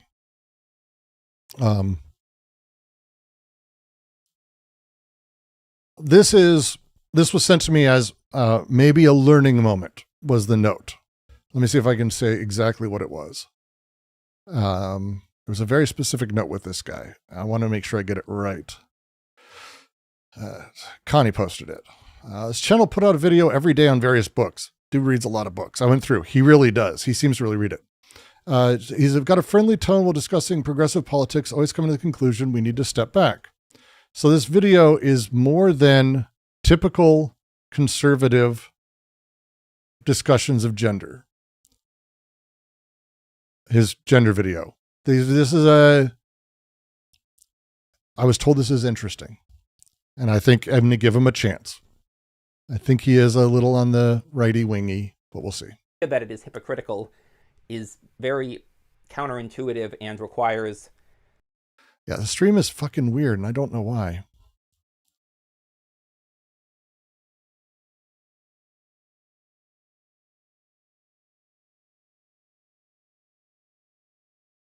Is that better? That seems more accurate. A sort of deeper understanding of a lot of things. I moved the window to another monitor, and I hate everything. To even get why. And so I wanted to talk about that, what it is, how I realized that it is hypocritical, and some of the implications of that. But my realization came from this book, Alienated America by Tim Carney. And so this is a book, the author is an upper class, like Ivy League level Christian conservative, targeting the book at other Ivy League level Christian conservatives and explaining these are the problems sort of facing the average person in America, and this is what... I haven't read it, but I already kind of know it. It's not an unusual take as a thing. ...can be done about it.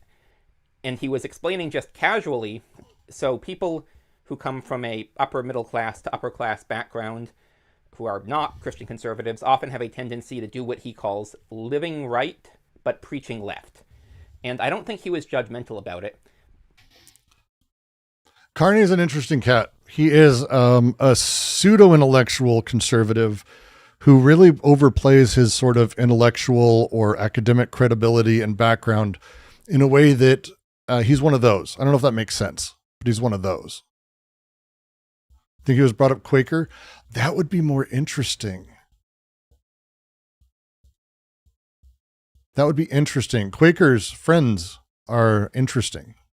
But he did say something that indicated he saw it as kind of hypocritical. And I thought about that, and I realized, like, the way he was framing it, it kind of is, but it's, again, it's not intuitive. It's obvious, right, how doing the opposite, what he would probably call preaching right but living left, where you are saying, okay, this thing is immoral, but then you're doing it anyways. Well, that's obvious how that's hypocritical, right? But the opposite, where it's like, okay, I'm living this way, but you can live however you want. It's totally your choice. I'm not going to judge you. I'm not going to give you any advice. How is that hypocritical? Well, it's not hypocritical if you're taking this policy towards unwanted preaching, right? So if you're trying to impose social engineering for how you want to live, you're saying, no, I don't want to do that, right? Saying, I don't want to impose social engineering. That's not hypocritical. And if you're saying, okay, I'm not going to go up to random people and tell them, hey, the way you're living is hurting yourself, that is also not hypocritical. But if people are asking you and you're still taking this attitude of, okay, either implicitly asking you or, as Tim Carney would talk about, where you are, if you're helping people. I'm always interested in people who clearly don't have a huge background in what they're talking about. And I don't mean that in a negative way. This is,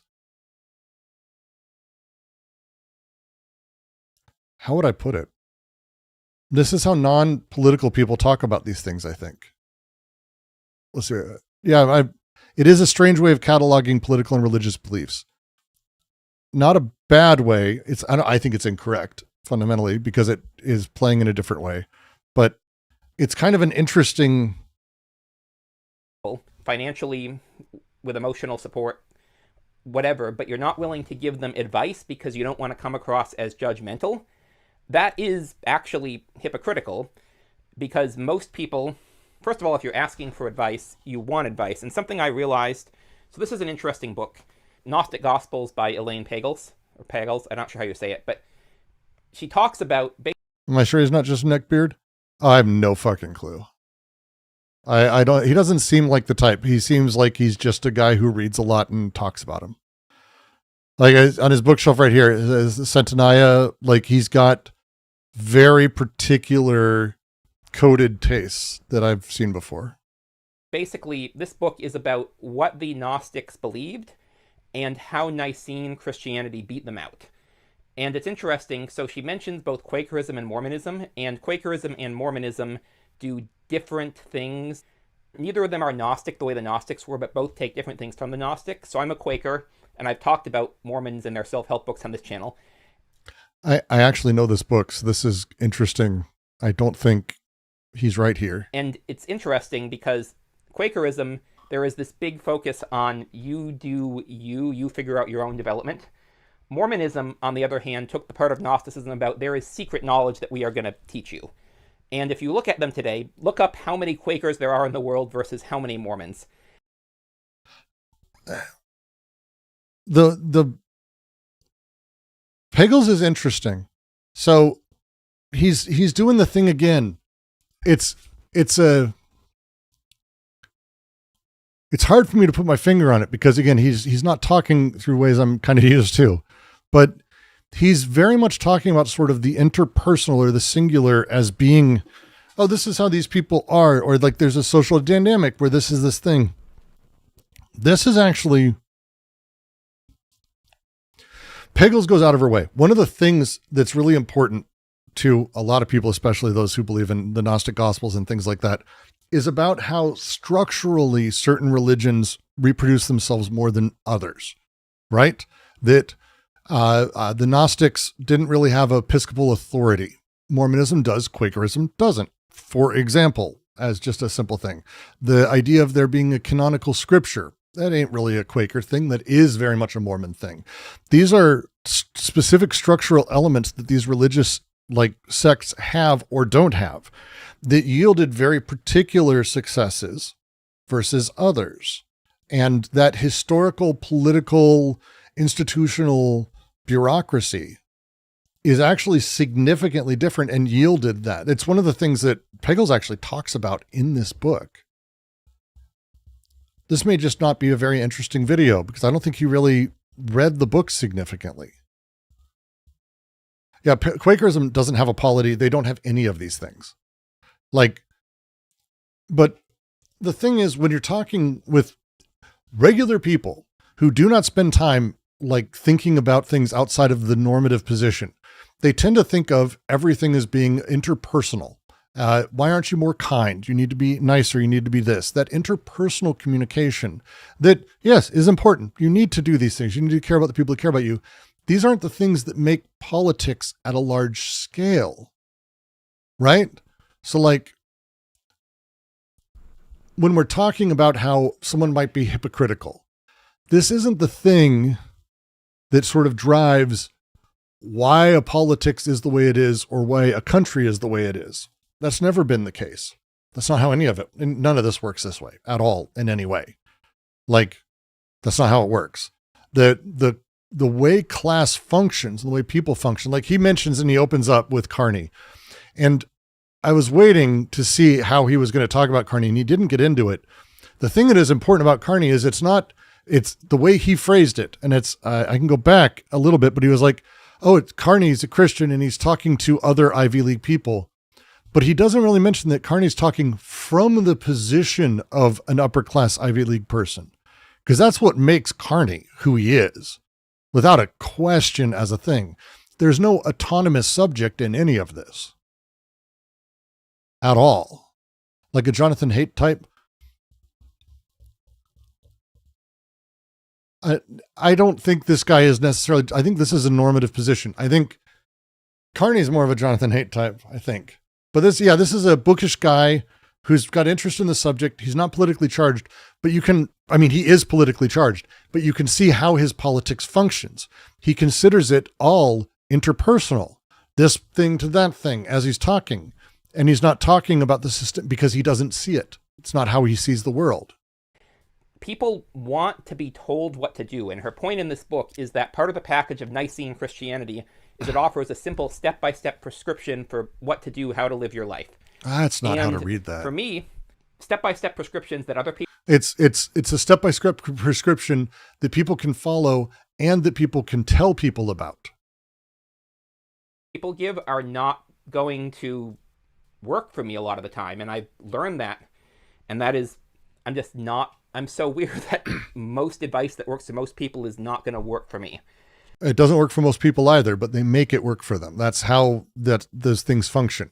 And some of this is because I'm weird, and some of it doesn't work for anyone, but it's sort of a compromise thing. I love normies talking about these things. I really do. It may not be as interesting to you guys, and I'm sorry if I'm boring you, but this is actually the stuff that I find most interesting. That works okay for most people. But the point is, Deleuze's Philosophy's new Nietzsche video, good. I haven't watched it. Deleuze's Philosophy generally does pretty good stuff. Like, if I disagree with the video, it's not like plastic pills where they don't read. I disagree, but I disagree. It's not like you're stupid. It's more like, I don't read it like that, but I can't go, you're wrong. Like, I read differently than a lot of people. So as far as I'm going to guess, it's probably pretty good. People they don't understand what is going to get them to where they want to be. And I have very much wanted to not be bootstrapsy, right? But of course, people on the cultural left are bootstrapsy too, just about things that are honestly probably more unreasonable than the things. He did say Carney was talking from an Ivy Christian conservative. Yes, but he wasn't but he didn't bring it up in the sense of like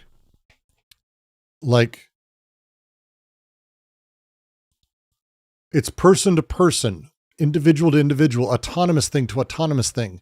And he's talking generally about a type of person, but he's not talking about the position socially. There's a different thing there. How nerdy would Eldron and I get watching? I mean, it's the kind of thing, the Deleuze Philosophy videos are the kind of thing that, let's say I was watching it with Deleuze Philosophy, we would get into it and it would be passionate, I would hope, but it would be in weird details where we'd find disagreements. Like if you haven't, Eldron and I, we have very few disagreements, but often I've ended up learning from that guy. But it's interesting. People on the right are. And so it was interesting to me, and speaking of Mormons, 7 Habits of Highly Effective People, written by a Mormon, where I was reading this book and I was expecting it was going to be really bootstrapsy, but it's actually really sympathetic advice about how to figure out what you want to do. Like, it's not a step-by-step prescriptivist bootstrapsy thing like I was imagining. And I think that is why this is one of the best-selling self-help books of all time, is because it was one of the first books to actually give people advice of, no, this is how you should be living your life.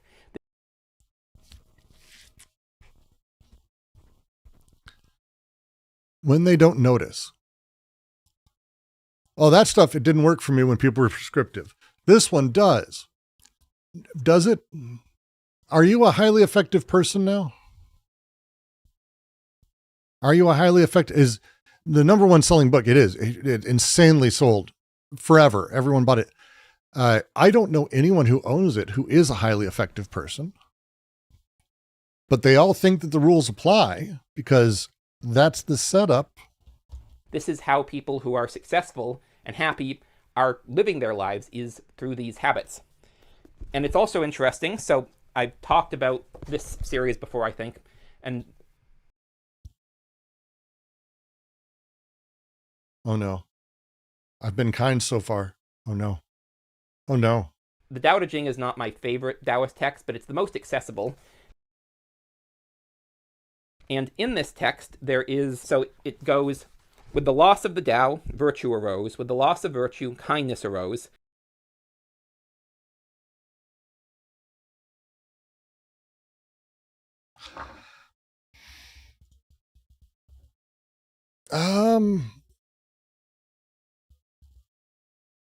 Mm.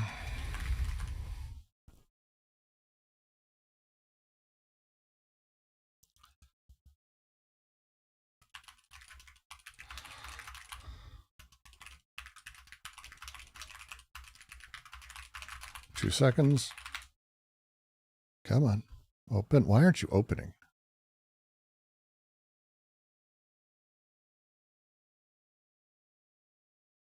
Just open. There it is. Okay. So for those of you who don't know, I make the joke that if someone put a gun to my head and said, "What religion are you?" I would call myself Taoist because it's the closest I get. I believe he's reciting verse 18. And I want to bring up the Red Pine translation because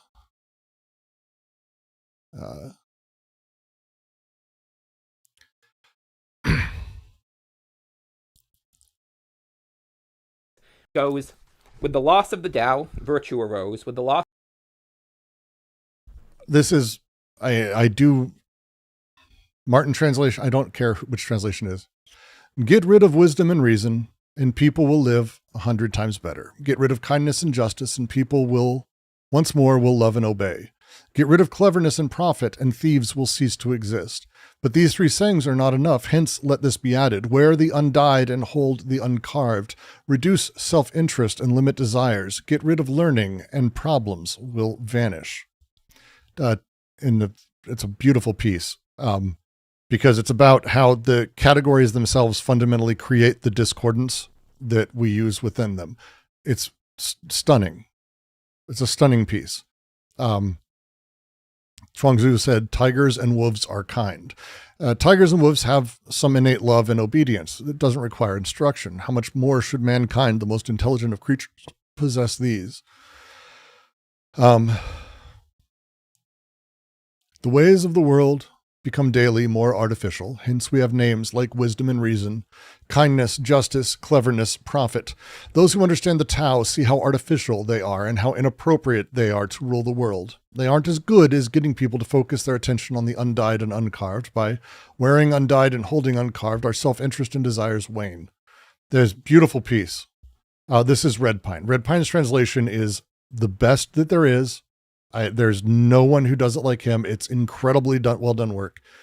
But the piece is not get rid of the Tao. That is not the Tao. Tao isn't said in this. When the great way disappears, if it's 18, great way disappears, we meet kindness and justice. When reason appears, we meet great deceit. When the six relations fail, we meet obedience and love. When the country is in chaos, we meet honest officials. What people love and praise are kindness and justice. What people fear is reason. What people despise is deceit. Loss of virtue, kindness arose. With the loss of kindness, morality arose. With the loss of morality, propriety arose. And I've seen a bunch of translations that translate this different ways, but the key thing is that kindness is a lesser virtue than actually living according to human nature, basically, which is... I'm not going to say it's not correct, but it's without the words, that's probably the closest we get to that. Without the right words, I look like Lib Sam Hyde. Rookie, you're late. Sam Pride is the word. Sam Pride is the phrase. You missed it. Sorry. Sort of. Essential Slut said Zhuangzi is like Nietzsche. I don't care what he says. We have this loss of the Tao in the way we are organized, and this is consistent. I've heard someone else.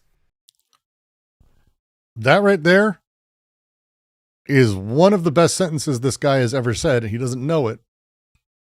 For my audience specifically, I'm going to go back because that's... Have this loss of the Tao in the way we are organized. And this... We lose our way in the way that we are organized is such a fucking spot on thing. Essential Salt said Brooks is like Sam Hyde, but gay. That works. This is consistent. I've heard someone else. No, don't say he's not a dork. I mean, he's a dork. I mean, he'd probably be like, yeah, I'm kind of a dork. Some quote that's like, kindness or compassion or tolerance, something like that, is the last virtue of a dying society. Yep. And I realized... It's pretty close. Yeah, if you want to help other people, I mean, don't give them unsolicited advice. But if they're asking for your help, if they're asking for your advice and they're doing things that you would not do, that you do not think are helpful, then it is kind of hypocritical to be like, okay, it's just easier for me, I'm not going to do it.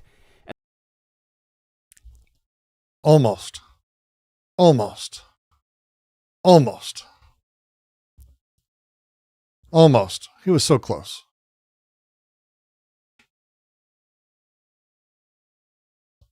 Almost.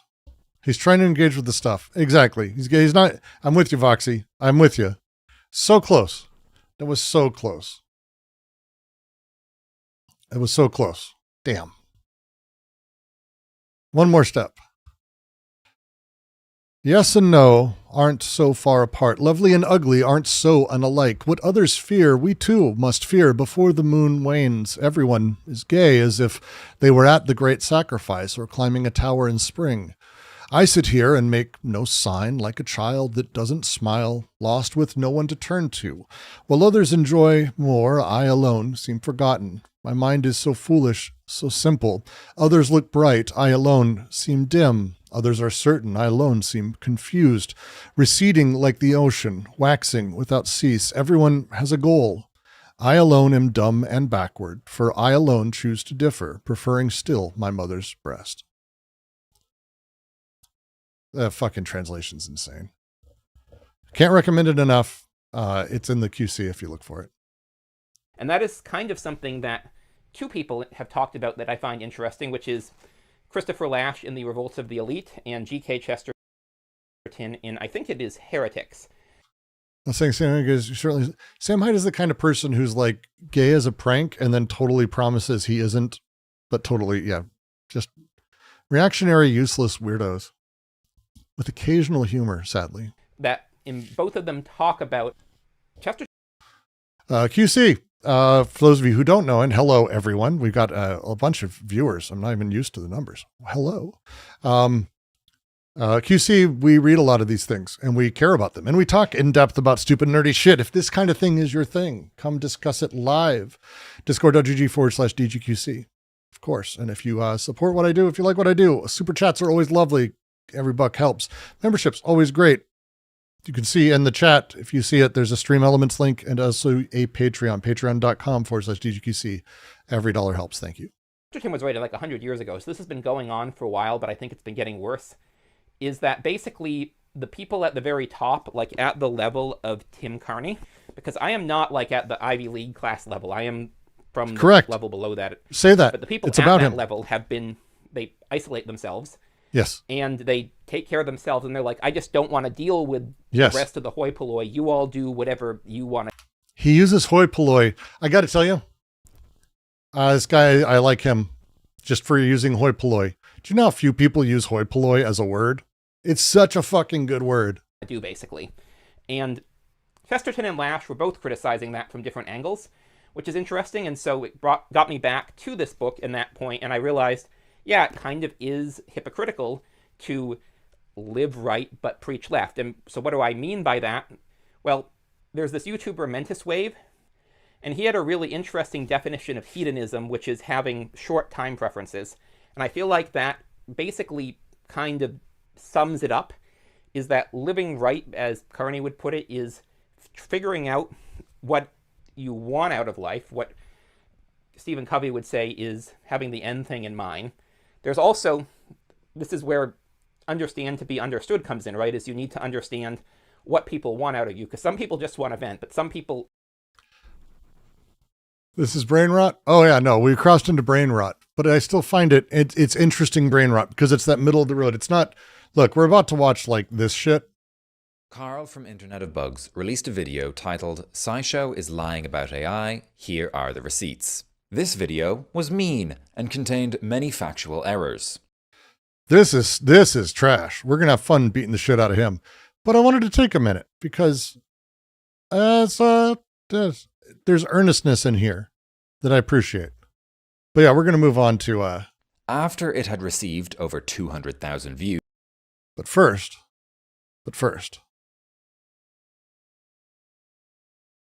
I'm going to go use the restroom. and return after a moment because I got to get some water in me. Empty. And I'm going to go, then we'll do this. The moment I heard Mental Swift, I had to comment. Yeah, no. As soon as he started doing this, like, oh, fuck.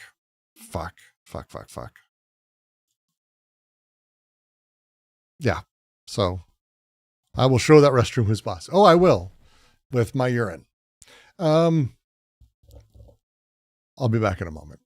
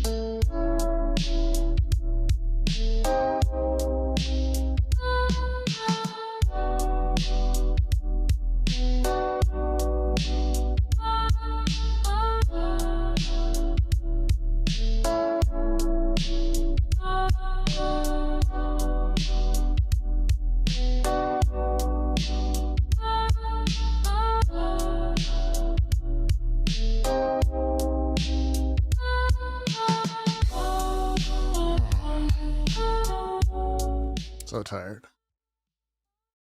So tired.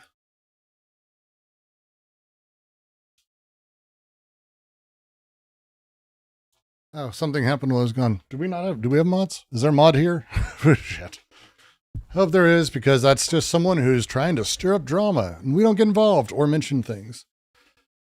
Am I making a Nick Land? Nick Land is shit. So it's just easier for me to say that because I don't think YouTube wants me to put the word shit in there.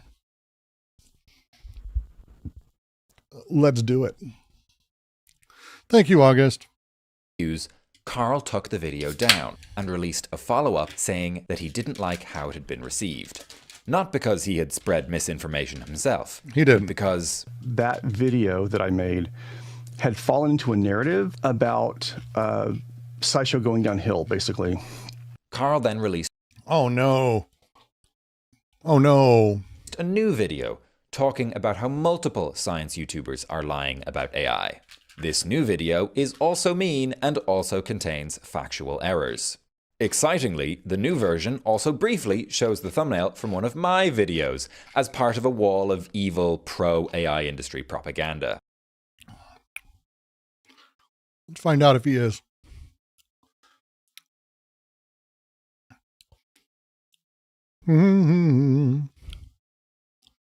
Let's see. Let's find his top. What's his top video? C.R. Mosey drive ChatGPT insane. I read that article too. So I should just make every article I read into a fucking stupid video with crap drawings. OpenAI makes weapons now. It's fine. Doesn't seem like it's super pro AI in any meaningful way. Which means that I have personally been called out for like 2 seconds. It doesn't matter because I am technically involved making this my... Just finished some homemade steak nachos. Damn. Now I want to make fucking nachos. First official YouTuber drama. Woo, hooray, drama. Yeah, all right, drama. Oh no, he has a video on AI superintelligence. Oh no.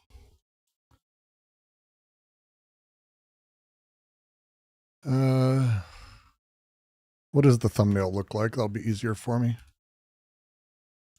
That one. This one. Hey there, world leaders. Do you like staying in power? Do you want to avoid widespread unemployment and complete economic collapse? Do you enjoy not being dead? Very good. Yep, being alive. Fantastic news. Then let's agree to some basic international safety restrictions. Steak and nachos are super easy. Nachos are just chips. I prefer having good, like refried beans. I usually heat them up, dollop in there, layer it in, a little bit of cheese, and then just add steak on top of that, and then add cheese on top, and then melt that shit. Restrictions on advanced AI. Boo. Boo, we hate you. We like AI. But what if China builds the super AI before we do? Right, so we'll all still die, but the AI that overthrows your government, takes our jobs and kills everyone will speak Mandarin. But why should we trust you? Tell us what the real AI experts think. I think AI will probably, most likely sort of lead to the end of the world, but in the meantime, there will be great companies created with serious machine learning. The danger of AI. Is that, he's memeing there. These people are awful. AI is much greater than the danger of nuclear war. These are AI. It's by a lot. And nobody would suggest that we allow anyone to just build nuclear warheads if they want. That would be insane. I'm not an expert on how to do regulation. I'm just a scientist who suddenly realized that these things are getting smarter than us. Suddenly realized after Google gave him a whole bunch of money to start saying this, who said earlier and in his papers that wasn't the case. This will be fun. That'll be fun. I want to sort of blow the whistle and say we should worry seriously about how we stop these things getting control over us. And that's why he still works for Google and Gemini. It's going to be very hard, and I don't have the solutions. I wish I did. Golly God, that's terrible. If only we had a detailed and politically feasible policy proposal. All right, I don't care. This is stupid. Industry propaganda. Which means that I have personally been called out for like 2 seconds. It doesn't matter because I am technically involved making this my first official YouTuber drama. Woo, hooray, drama, yeah, all right, drama, that's great, woo, love drama, yeah. The central point of both videos is that developing superintelligent AI is not possible. And Correct. Therefore, any science YouTubers who say otherwise and call for AI safety legislation are spreading misinformation Correct. and helping the AI industry. Yes. In both versions, Carl gets very upset about what he calls... It's really a fun way to state that. So how it works is, if you're screaming Let's talk about Vladimir Putin. Putin is a person who actually does really well with this exact same dynamic. And people who are activists in Russia beg people around the world to please stop talking about him like he's a fucking mastermind. He's not. But when we say he must be stopped because he's a mastermind, you're actually building and taking part in the framework that empowers him. So that thing is what keeps the machine going. If you're screaming, oh my God, we need to regulate this because it's going to be super intelligent, it's built into that it's going to be this huge, incredibly important thing. It won't. It won't. It won't. But you can keep supplying that. Let's see how you make this argument. The biggest lie in SciShow's video. But even compared to aircraft, antibiotics, and nuclear power, the speed at which we are developing artificial intelligence beats them all. That is just blatantly false. Yep. Sincere people might disagree about where we are in the life cycle of AI and how fast it has been moving. And I'll get to more detail in a few minutes about that. But there is no way that AI is happening faster than atomic power. It's not even close. Carl spends a significant chunk of both videos obsessing over this claim that modern AI is developing faster than nuclear power did. So in 3 years, we've gone from ChatGPT's very public splash to the flop that was ChatGPT 5. By comparison, in 3 years from August... I'm having pickles. I like pickles. They were on sale. So got a whole bunch of little pickles.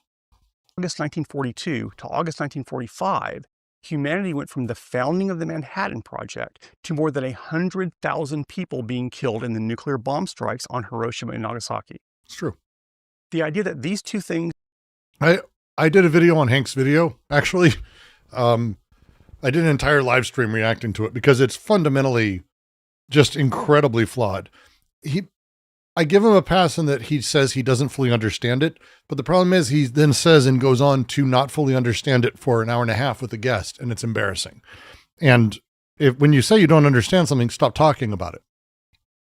Things are in any way comparable is infuriating. Let's pick... Okay.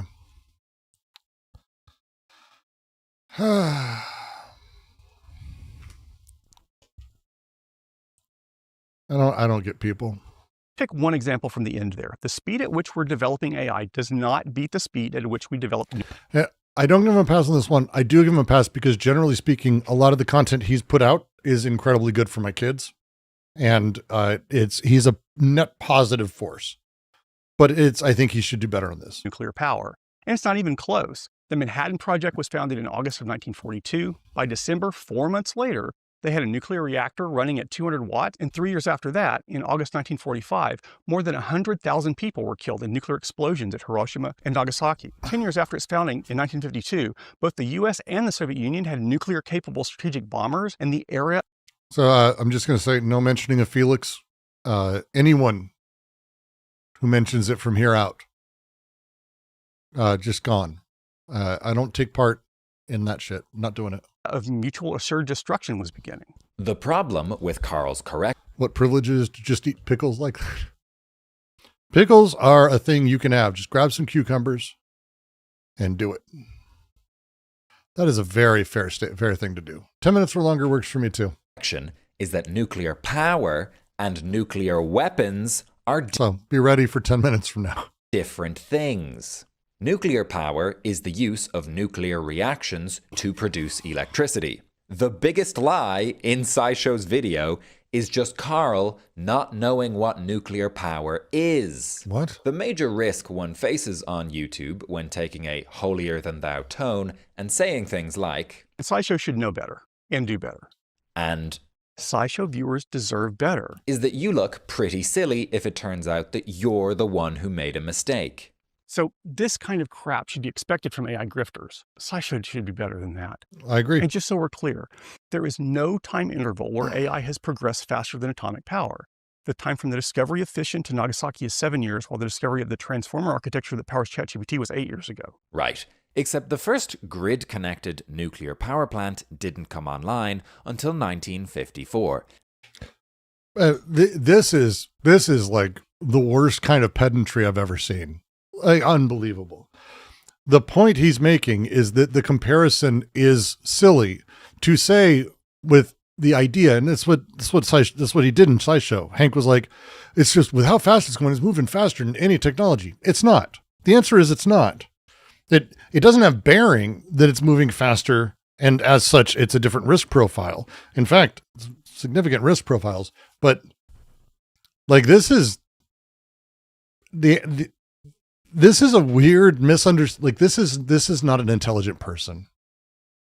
16 years after the discovery of nuclear fission. The first time a nuclear reactor was ever used to generate electricity was in 1948, 10 years after the discovery of nuclear fission.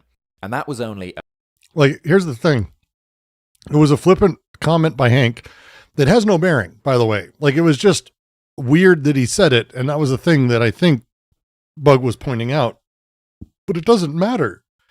That the idea that it's moving so quick has no impact on, like, the risk profile.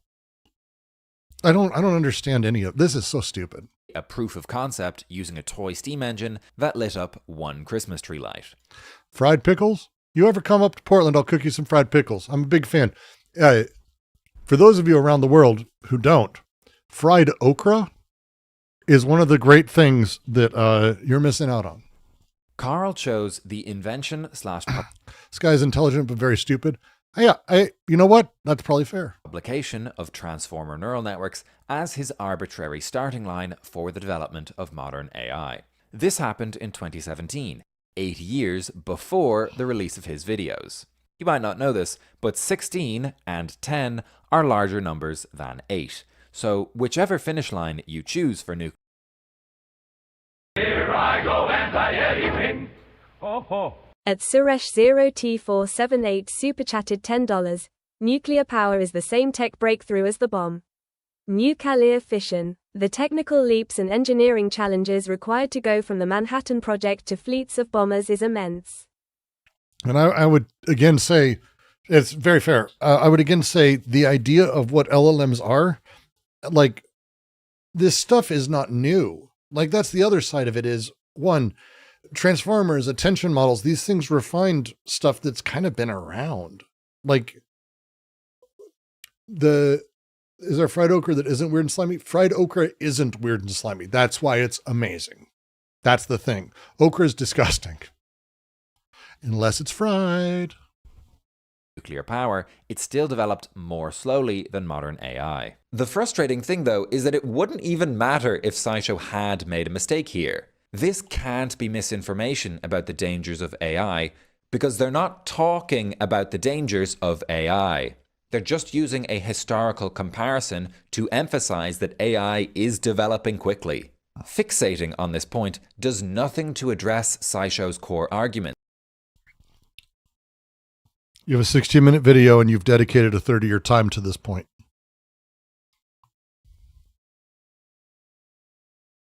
My dude.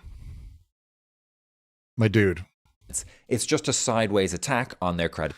Fundamentally, how realistic do we... AGI will not come from LLMs. Simply won't. Not possible. That's not how it works. Like, again, it's just not how it works. It's not a thing. So, we are not... What LLMs do is fundamentally not the same thing as consciousness or intelligence in any meaningful sense, in any meaningful way. It is a facsimile of it that is incredibly good, and that's it. Is it used? It's just not that. Credibility. Also, these models are as bad as they are ever going to be, which I totally accept. I fucking hate that phrase. Like, that is true. Humanity is not ready for what will happen next. Not socially, not economically, not morally. Okay, and you know that how exactly? And that's based on what exactly? Yep. Guess it must be the Hank Green school of, like, that is true. I didn't like that. That felt mean. And speaking of mean, in both videos, Carl says this. So jumping to the end of the SciShow video, here's a disclosure that's a lot more important than you'd think at first. Thanks to Control AI for sponsoring this video. So I've had Control AI reach out. I think this is very problematic. to me. And so I've done some research on them. And once I looked into them, I started seeing their talking points everywhere. I really don't. I talked about this when we reviewed the video, because Control AI it's fundamentally disgusting that he took money from them and had their help. He says specifically that they helped him do this. This isn't, oh, they gave me $50 to make a video. This is, they were involved, which is fucked up. Don't like it because they feel to me as if they are acting as a propaganda arm of the AI industry. Note that I'm not saying they are a propaganda arm of OpenAI and friends. It just feels to me like they are acting like it. Control AI is a non-profit organization that advocates for AI safety regulation. No, it's not. What you're saying is basically equivalent to, I feel like the World Wildlife Fund secretly hunts pandas for sport. I'm not saying they do hunt pandas for sport. I'm just saying I feel like they do. There are real hardworking people at Control AI, and I'm sure it doesn't feel nice for them to be accused of being AI industry shills based purely on vibes. I accuse them on that more than vibes. I went through it, actually, so. Admittedly, I have worked with Control AI in the past. Of course you fucking have. So I am inclined to see their team as people and not a faceless organization to be freely vilified. I see them as people, too. I save that treatment for the good folks at OpenAI. Also, don't hide behind, I'm not saying this is true, it's just how I said it was true. I feel. Either you have the evidence to accuse them of something, or you don't. Spoiler alert, he doesn't. So here is Hank quoting from a statement that I'm going to put in the upper left of your screen that's been signed by a bunch of AI executives, scientists, and famous people. But what Hank isn't going to tell you is that there are actually two different such statements. Regular viewers of my channel, and also anyone who reads the news, will know that there have been significantly more than 2 public statements about the risks of AI. For example, Carl ignores the 2015 letter signed by scientists including Stephen Hawking, which helped to bring mainstream attention to AI safety. The Pause Giant AI Experiments open letter, and the recent statement on superintelligence, which I made a whole video about. These letters are extremely famous, having received a massive amount of media attention, and being very important to the history of AI safety as a movement. So it's kind of hard to believe that someone who claims to be well informed about AI safety hasn't heard of them. Case in point, one of these letters is actually shown on screen in Carl's video, in a clip he took from Kyle Hill. It's right there! This is your video! You edited this! You saw this with your own eyes! Now, in the lower left, I'm putting Control AI's website. You'll notice that Control AI mentions the extinction statement that Hank read in the video, and then immediately changes the subject to claims that AI boosts growth and innovation, and even mentions medicine. Quite the subject change there. No, it isn't. Yes, it is. Acknowledging that AI has potential benefits, while arguing that it should be regulated, makes you seem like a reasonable person. It is also literally true. In the original version of Carl's video, he actually cropped out the bottom part of Control AI's statement, making it seem substantially worse. Now,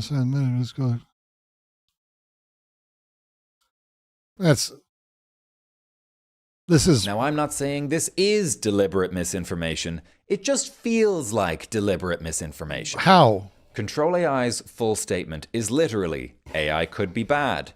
AI could be good. That's the point. That's the point of the whole thing.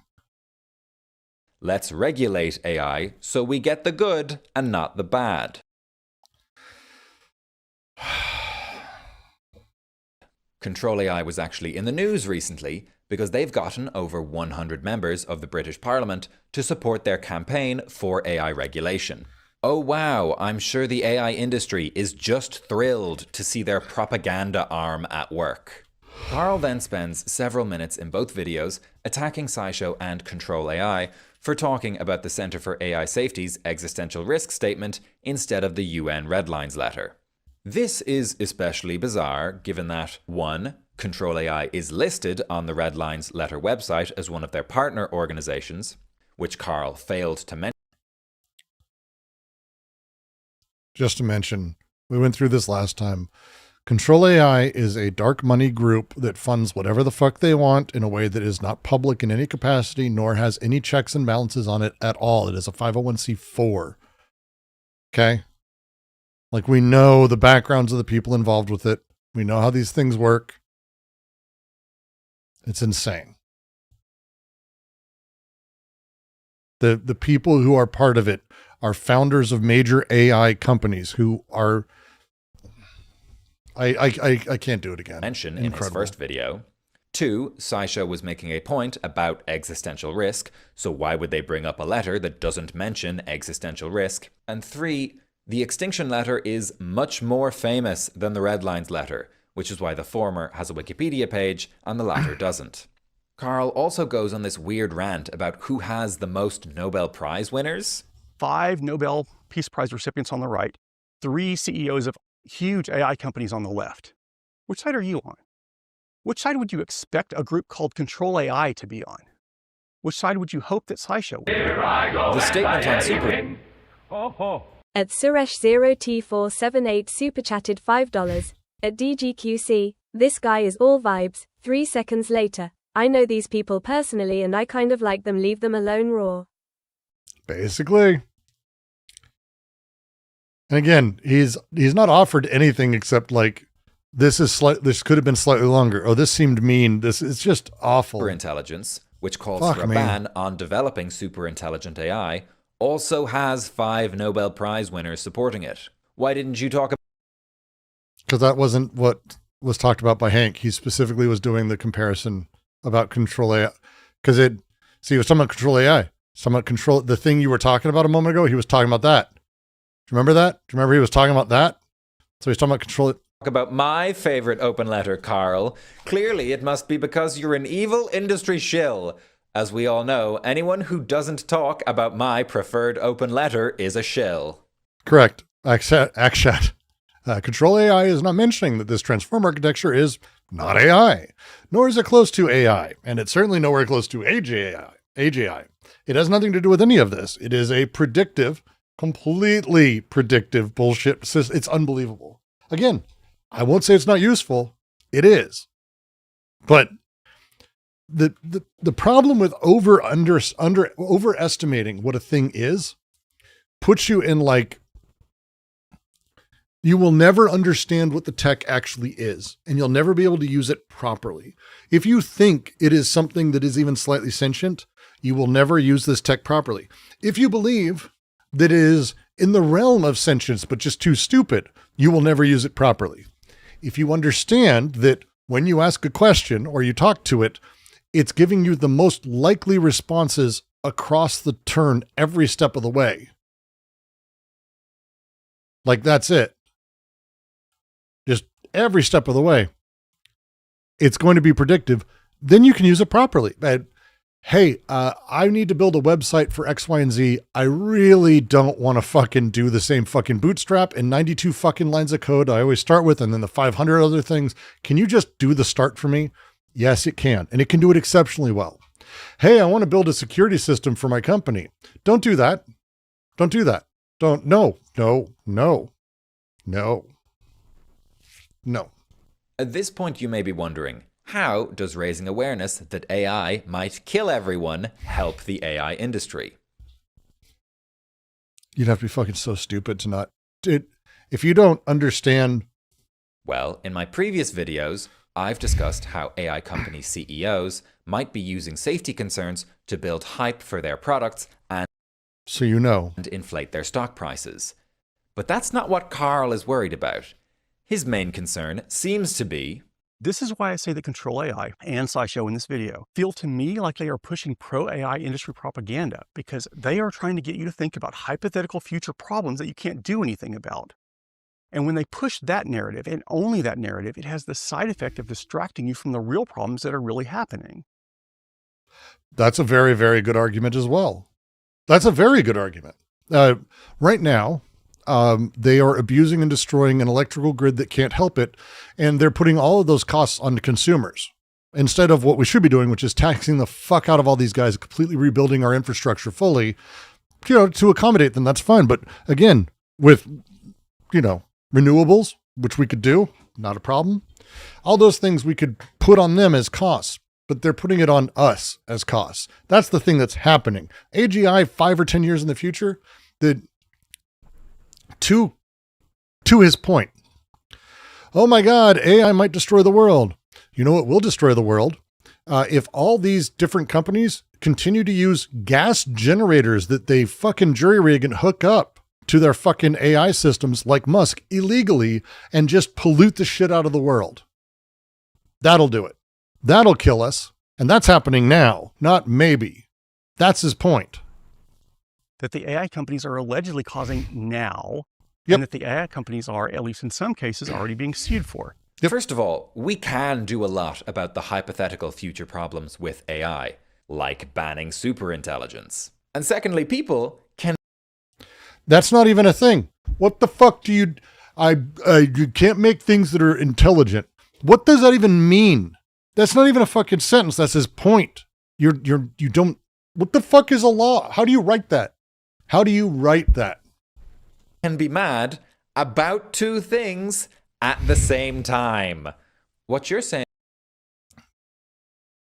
is basically equivalent to Evil Jimmy burned my house down. Evil Jimmy killed my dog. Oh, I see how it is. You're a secret Evil Jimmy supporter. That's not at all what he's saying. He's saying, Evil Jimmy burned my house down. Yeah, well, Evil Jimmy's might be the worst thing in the world in 20 years. That's the difference. The one thing hasn't happened yet. You're bringing up the dog killing to distract us from the house burning. That reasoning is deranged. That's also not the reasoning. Like, I have a couple videos on my channel going over symbolic logic. I highly suggest symbolic logic as a thing for most people. It seems weird that someone who's like into Deleuze or art and all this other stuff, like all this, that you should learn notation. And I'm relearning it because I've learned I didn't know it as well as I thought. And some of you fucking college kids are fucking wrecking me because it's old. I don't do it all the time. I don't practice. But when you do it, what happens is you take a sentence or two or a proposition, you go, okay, here's the structure of it. And then, oh, fuck, that's not the same thing. You'd be able to do that here. You'd be able to do that here. I highly suggest symbolic logic.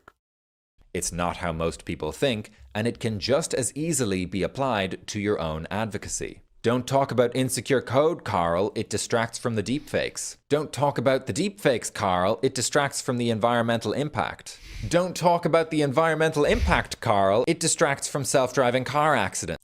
See, all of those things are actual. We're talking about the lie that it's going to end up being a thing that destroys the world. Jesus Christ. Don't talk about self-driving car accidents, Carl. It distracts from chatbot-induced suicides.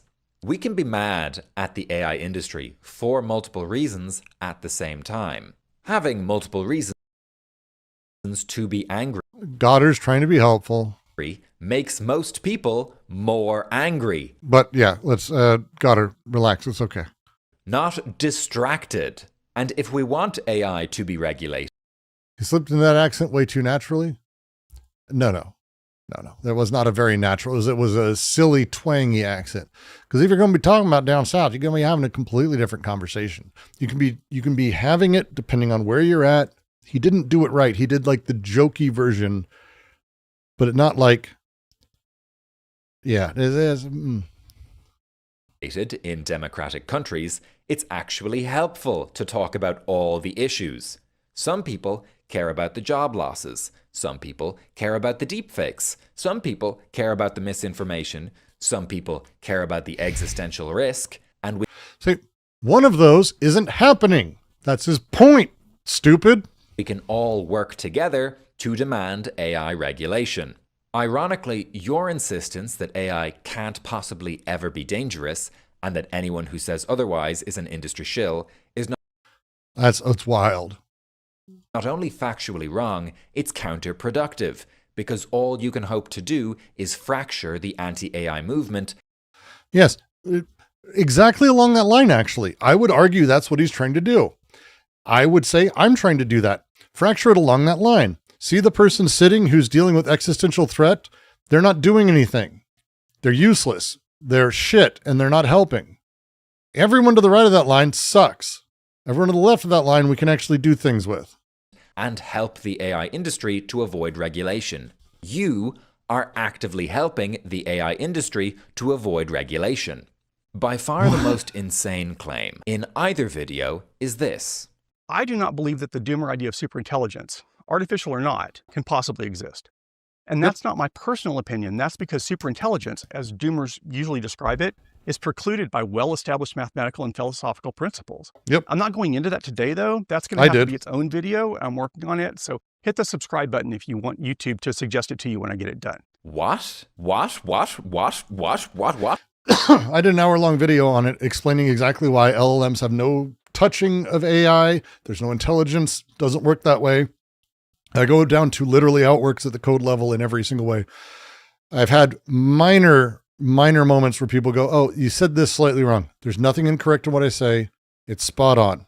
I go over it. It's great. And I'm correct. You're wrong. What? You're saying that superintelligence is mathematically impossible. Correct. And that's not your personal opinion. Correct. That's a fact. Yes. Show me the mathematics. Drop everything and make that video. The AI companies who are betting big on superintelligence could collapse overnight. Yes. The Nobel Prize winners who signed the statement on superintelligence will be astonished. And none of them won it for superintelligence. You get that right? You get that right, little weird hat man?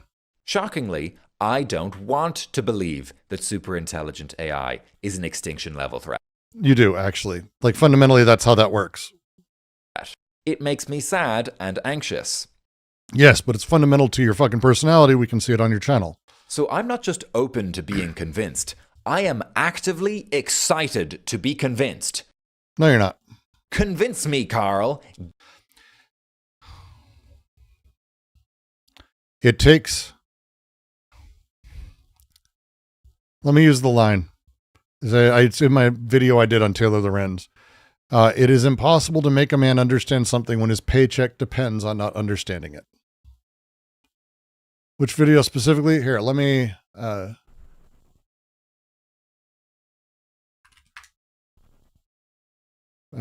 did 2 videos on AI. Probably one of my more favorite ones is, one second. Is this one. It's not sentient. It's just more capitalism. Is it? It's at 50,000 views. It crossed 50,000 views last week. It's an hour long. You can click it. It is, and I say this as someone who I have built a very don't train models yourself. By the way, it doesn't work. If you go in the video, I explain why. And how all of the steps of it work and the lies that these people tell at every single level. Am I claiming superintelligence is impossible or simply impossible through LLM paradigms? There is absolutely no way an LLM can become intelligent. I'm not talking about superintelligence. I don't know what that means. But we're talking about a fundamentally different mode of existence than it's capable of in a thing at all. Did I try training on any book? So here's the thing. I trained it. I thought I was clever. I trained it on all of my PDFs, everything I'd ever written. I had a whole bunch of like emails and everything. It's not even close to enough to make it even decent. The amount of content you have to train a model is hilarious. It is absurd. And it is fundamentally a thing that locks people out of it. And again, it's one of I have a lot of opinions on LLMs that I don't think I share with most people. A lot of people are anti-LLM. I'm not. I think it's an amazing tool. I think it will be commoditized. And I think the companies that we know of right now that are significant, I think they're going to be destroyed in a big fucking explosion of, an orgy of fucking disinvestment. And then ultimately a Mad Max style nightmare future where all of us, die, but it'd be great. That'd be great. I'll take it at this point because the internet's now pointless Watch PewDiePie's video on it. No, it of all people, I can say PewDiePie seems to be the most level-headed about what it can be used with. I fucking hate that that's a sentence I can say now. Donald Trump and the My Pillow guy are invading Iran, and PewDiePie is a person you should look to for technical advice.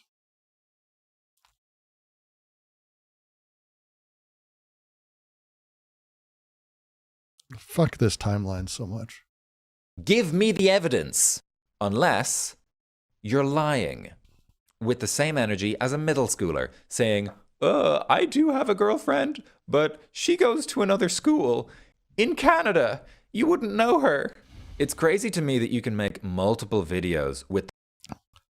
Are you going to explain how it is going to be intelligent? Because you didn't even reference that you've shown in a video that it will be super intelligent. You're just assuming. So if your reason is that all these companies that are making billions of dollars say so, therefore, you're pathetic, dude. You're kind of a fucking loser. The core premise that superintelligence is impossible. Don't give up on your on AI. Oh no, I have given up on training my own AI. I have switched to learning how to do a RAG system, so I'm learning how to do that from scratch if life can allow. And never actually explain why you think that. I can't engage with your central argument in either of these videos because you never made it. You just nitpicked at minor...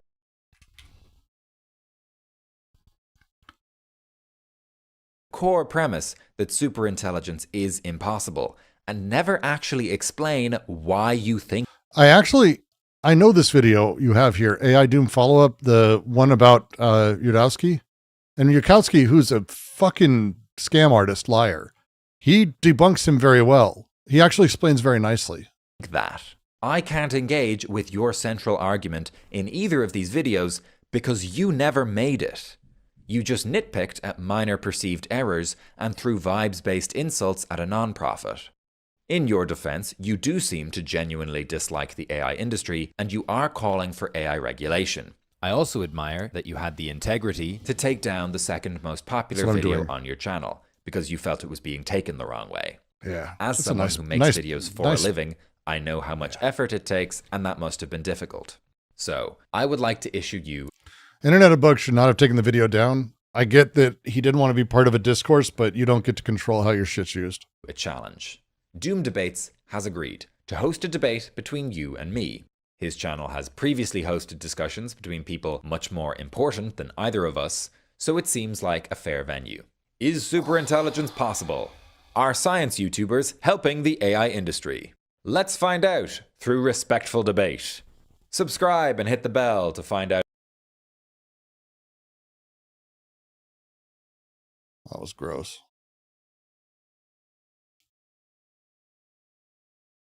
How do you do, fellow kids? And welcome to What is Politics? When we look around us, we see almost ideal conditions for left-wing politics to be overwhelmingly popular and electorally successful all around the world. We see exploding inequality, growing economic insecurity. It's impossible to buy a house, and you need 7 roommates and an OnlyFans on top of your regular job to be able to afford to rent an apartment in most big cities in the industrialized world. If you're in the US, your healthcare costs are exploding right now just so that rich people can have more giant tax cuts. And if you're in the other wealthy countries, your healthcare system is at various stages of degradation and collapse because corporations and the wealthy... This channel's reactionary. I'm shocked. ...stopped paying enough taxes to keep those systems viable decades ago. And it's become a trope at this point that the rich are getting richer while everyone else is falling behind. But in recent times, this phenomenon has been accelerating at a rate that's just hard to even imagine.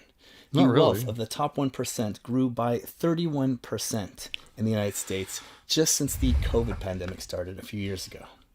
And the wealth of the top 0.1%, the Epstein class, their wealth grew by 47%. I will say I'm very much enjoying that new terminology. It's one I appreciate, and I do think calling it the Epstein class is perfectly fine because it is about, and I think it's indicative of a very particular way of existing where money buys you out of trouble and where you exist in a way where you are bored of the world and do everything. Yeah.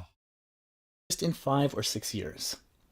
And even without knowing these statistics, people are already overwhelmingly in support of left-wing measures like a Reactionary. This guy's a lawyer that defends tenants' rights. Now I'm fascinated. See, I've been told, Maddie, by a handful of people that this is reactionary leftism. So now I'm fascinated. I haven't watched this video at all. wealth tax. Support for a wealth tax is about 70% in the United States, close to 80% in the United Kingdom, and just shy of 90% in Canada. And that includes large numbers of people who define themselves as conservative or right-wing.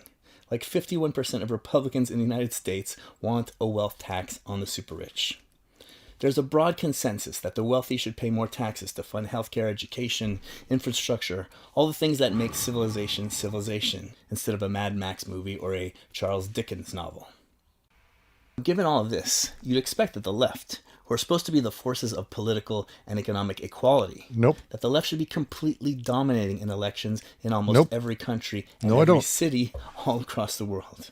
This is why I think if you look at the idea that like there is a single political identity like the left as I don't know, this thing that is both real or possible, that it's a fixed identity, that is an unrealized potential. The most important understanding to come to is that there is no such thing as the left. There's also no such thing as the right. These are terms that we use to explain and talk about generalized political behaviors, but they're not actually a thing. There is no right wing. There's no left wing. There are arrangements of people and production of people that puts specific things in front of them. And the ability to have alternatives is the important one. The idea that there will just spring up a left because there's poor people, I literally would say the opposite.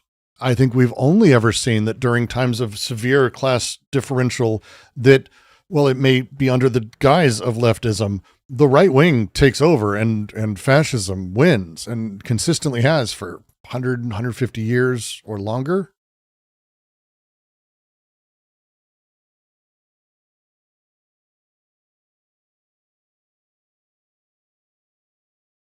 All right, got it. We're going to chill out. We're going to give him a chance. Maddie, I'm giving him a chance. Don't worry. Ignore chat. You need to learn to ignore chat like I do, which I do very poorly, but you still need to learn to ignore them. It's okay. But this thing of the left, it's my primary critique over and over and over, is people are wherever they are and giving them an alternative, an actual choice or a thing to do is the point. If people are desperate and one side's throwing them a rope that looks scary, but at least seems like it's possible, they'll go that way. If you don't offer them a rope and you're instead like, what, you don't get it? Why aren't you left? You end up in the position that we're in. I think it's very normal.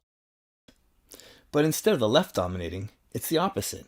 In the United States, in England, in France, in Germany, Sweden, Netherlands, Hungary, and many other places, you have increasingly right-wing and sometimes far right-wing nationalist parties getting larger and larger shares of the vote than they've ever had since the fall of fascism. Because there's no alternative. So, why on earth is the right wing, the side of more inequality and less democracy, on the rise instead of the left wing? Sure SH0 T-tipped $4.20. I'm against him because of the shitty Jeff Goldblum poster. Well, someone took Goddard's advice after muting him. Thank you very much, Suresh. I'm asked why I stopped painting nails. I didn't stop painting nails. I did kind of for a little bit, but not really. In and out. I was doing a lot more work with my hands, especially baking and cooking, and nails are not good for manual labor. So it just was easier to not have to redo them all the time, more or less. At a time when people on all sides of the political spectrum want more left-wing policies. There are a bunch of reasons for this, which are all related to each other, and There's which only we will one. be exploring in depth in coming. There's one reason. what the fuck do I do that I want a leftist policy? That's it. That's the only question. I want to do that. Tell me what next. Tell me the next step, the literal next step, not, oh, I'll get someone elected. What the fuck does that look like? Tell me the thing I need to do. Conversely, hey, I want fascists to take over. Sweet. Call someone the N-word on Twitter. Okay.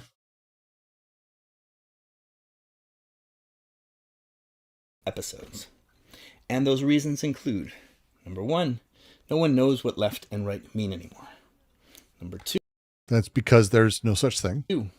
Left-wing parties have been unable to deliver on their left-wing promises. We don't have any left-wing parties. For decades now. Number three, for-profit social media bubbles are microwaving everyone's brains. And as a result, people on the so-called left have no idea how to communicate with or understand normal people. That's true. Anyone outside of if you believe in this, if you believe in the general emancipation or emancipatory framework of shifting power towards anarchist, communist, or socialist movements, the weird way you've learned to talk to people has completely destroyed your ability to do this. He is 100% right in this. As I always tell people, feel free to go work a soup kitchen and see how many people there are people you get along with. You can't talk to any of them. Promise. Their own little echo chamber fart bubble gas tank. And number four, over the last 10 years, many of the institutions and organizations and people associated with the left, and people who think of themselves as being on the left, have adopted incredibly toxic, authoritarian, right-wing, religious cult-type policies, ideas, and behavior, which are extremely unpopular and frightening to ordinary people. That makes me nervous, but might be right. I mean, I could say this sentence and I could say it different. He could be talking about, he could be offending me right now, but I don't know yet. And here exactly. Is it the DEI thing? Or is it the, hey, identity politics shouldn't be the center of things? Yes. It's interesting. About the horrid mix of cancel culture and hobgoblins is a loaded word. Hobgoblins is a wonderful word because it's one of my favorite Mystery Science Theater episodes. DEI, identity, race supremacy ideologies. But I'm also talking about authoritarian socialism and postmodernism, and a bunch of postmodernism's nihilistic offshoots. That's a shame. All these phenomena that I'm talking about are related, and they feed into each other. And it's really important that we understand what all this crap is and how it all works so that we can flush it down the toilet, and also so that we can avoid flushing out the baby with the bathwater. Oh no. With the poo-poo and pee-pee water. We'll so see. That we keep all the good stuff. I'm keeping an open mind, but with the people out there who are waiting for my nail polish shades, it's a Mooncat always. This one is called A Very Merry Unbirthday from the Alice collection. And then this one is Pandemonium. So it's a purple red.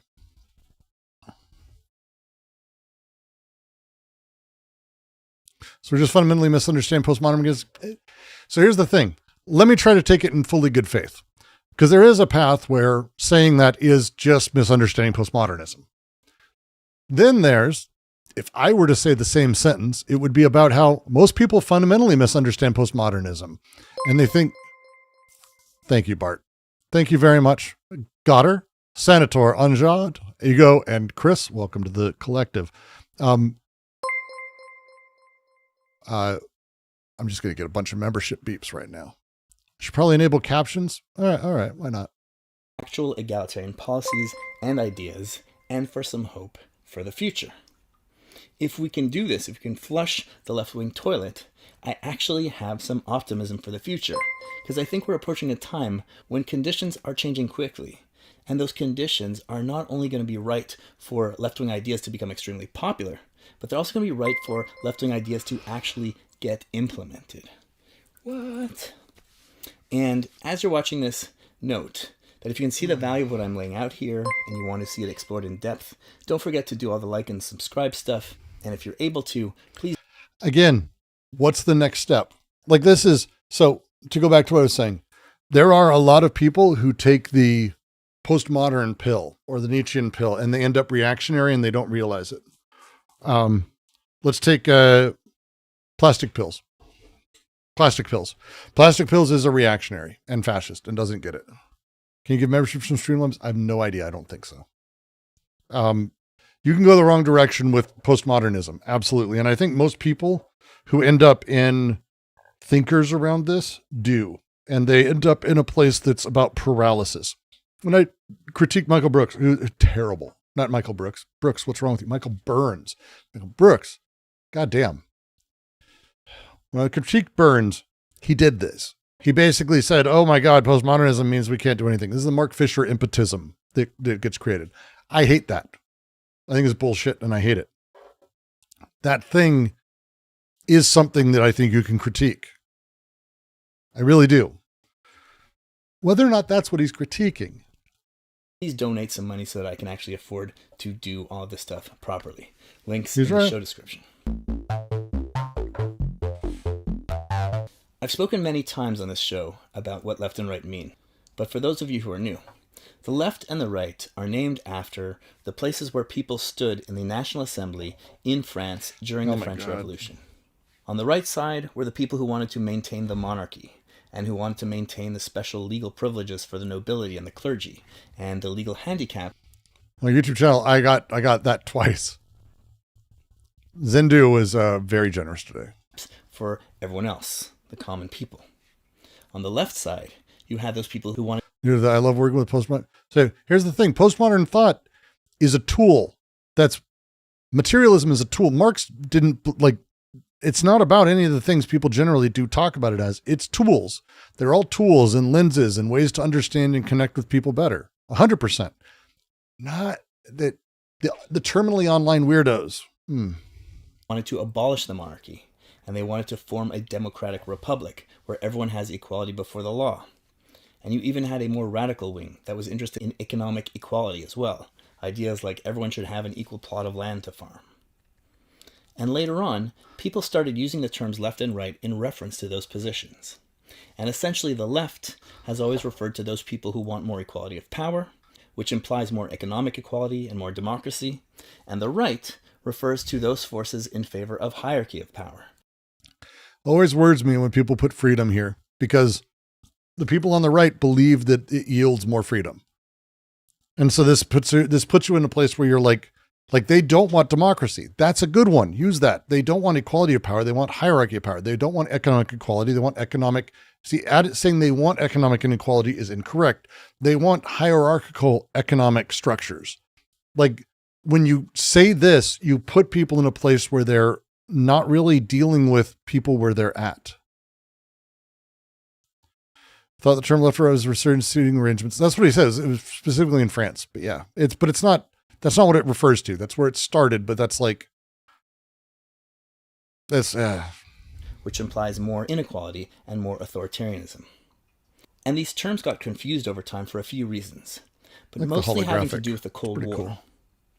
Once the Russian Revolution took a wrong turn and ended up establishing an authoritarian one-party welfare state, instead of delivering the workers' democracy that was the whole point and promise of socialism, you had the Soviet Union and the United States both sort of collaborating together to peddle the idea that equality and freedom are trade-offs. On the left, you sacrifice more freedom to get more economic equality, and that on the right, you sacrifice more equality in order to get more freedom. I'll give it in reality, as I've explained in other episodes, you can't have freedom without equality, and vice versa. They are just inseparable concepts. If you don't have equality, you don't have freedom. The powerful will just dominate and boss around. But again, this is you're arguing as a leftist, like the less powerful. Just like the people who own your workplace dominate and boss you around for most of your waking hours.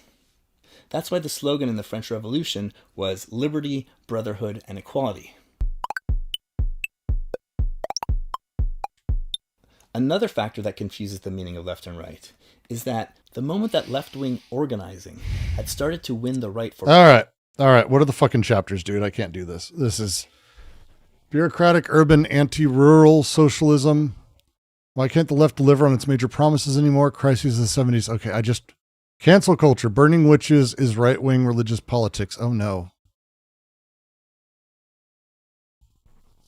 All right. Now, of course, ending any kind of legal discrimination and fighting racism and sexism and advocating against cultural discrimination and trying to get people to change their attitudes or discriminatory practices in hiring and the justice system and medicine, it's all core left-wing politics.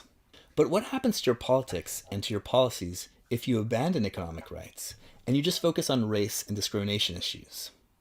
And actually, let's compare that to what happens if you do the opposite. If you just focus on economics and universal programs, and you barely even talk about race and All right.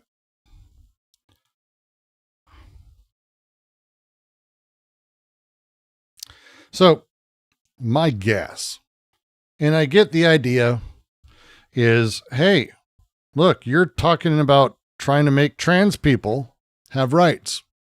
You want women to be able to vote. You want black people to have economic equality. All of those things you could have if we just had a workers' revolution.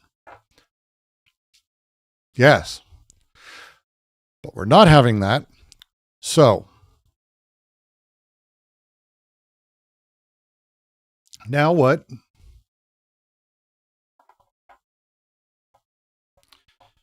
The idea that, oh, well, you're just expending energy in ways where, yes, sure, maybe you're fighting for people to have rights because of their race or because they're being discriminated against, because people who are black, for example, were told that they have to stay in the back of the bus. Caring about that before we care about economic issues is the reason that we don't have all equal rights.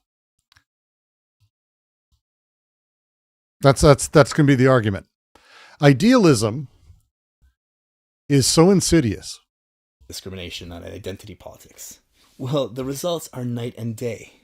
In a legal environment where there's already equality before the law and where segregation is illegal, when you fight for economic gains, you actually end up fighting a lot of discrimination in the process. And it's not just an accident, it's baked into our human nature. Because when you're forming a coalition, you're forming a new identity group. That's a fair point. A counterpoint would be the workers' strikes that sort of founded workers' rights in America were segregated. And the rights that they won were not for black people. And identity groups melt away their internal differences. Because it didn't happen. Idealism didn't work. Idealism doesn't work. He skipped a step where exactly we're now equal. So again, this is his point is the same as a lot of these is, hey, you're trying to fix these things like gay rights, trans rights, sexual rights, freedom, blah, blah, blah. But if you just fought for workers' rights, we'd all be free. It doesn't work that way and it never has. Yeah, class struggle is meaningless because class doesn't exist anymore. Class doesn't exist anymore. If you are, I would love, if someone wants to sit me down and explain to me where the class distinction is, and be ready because I'm going to respond and I'm going to say, hey, what about these guys? Where do they sit? Oh, it's always in the workers. Okay, well, are managers at McDonald's the capitalist class? Well, no, not that kind of manager. What about, the people who run it, the people who own it? Okay, so the franchisee who rents the McDonald's, that's a capitalist? Well, no, not them specifically. See, yeah, the struggle is between the Epstein class and the rest of us. And by the way, you probably don't know anyone in the Epstein class. Instead of the competing identity groups being black workers versus white workers versus women and again, workers. The reason I say class doesn't exist, and I'll say it forever, you don't know where you are naturally. There is no place in class that you exist as you're born. Now, there's some level of race we can do that with, but even then, you're not placed into that. That's not a thing that is inherent to your existence. It's a thing you have to learn socially and play with and figure out. As such, it is always secondary. Always secondary. Fundamentally secondary. So you're saying, hey, you need to make your secondary thing first. Never happened. Forget it. It becomes all workers as one team competing with the opposing outgroup, which is Boston. Class is a useful fiction to bind people together. I can name a handful of useful fictions about binding people together that didn't work out super well, and I can't name any that did work out well. And rich people who you are competing with for economic benefits, but also for power. As soon as you become a team, you start to erode discrimination. It happens naturally, but it also How many times did I go to the island? Strategy. You see this over and over in union struggles, but also I'll tell you, I have fucking debated on like crowdsourcing a fucking boat and like going out there and like just tearing the place apart. Like, what the fuck, dude? Why has no one done that yet? If class is secondary, what is the primary thing? Oh, investments of desire socially and politically in the structures of the world. That's the first thing. also in sports teams or in military units. You and your coworkers or your teammates or your squad members become brothers and sisters in the common struggle. And there's no room for stupid prejudices when we're fighting together for a common purpose.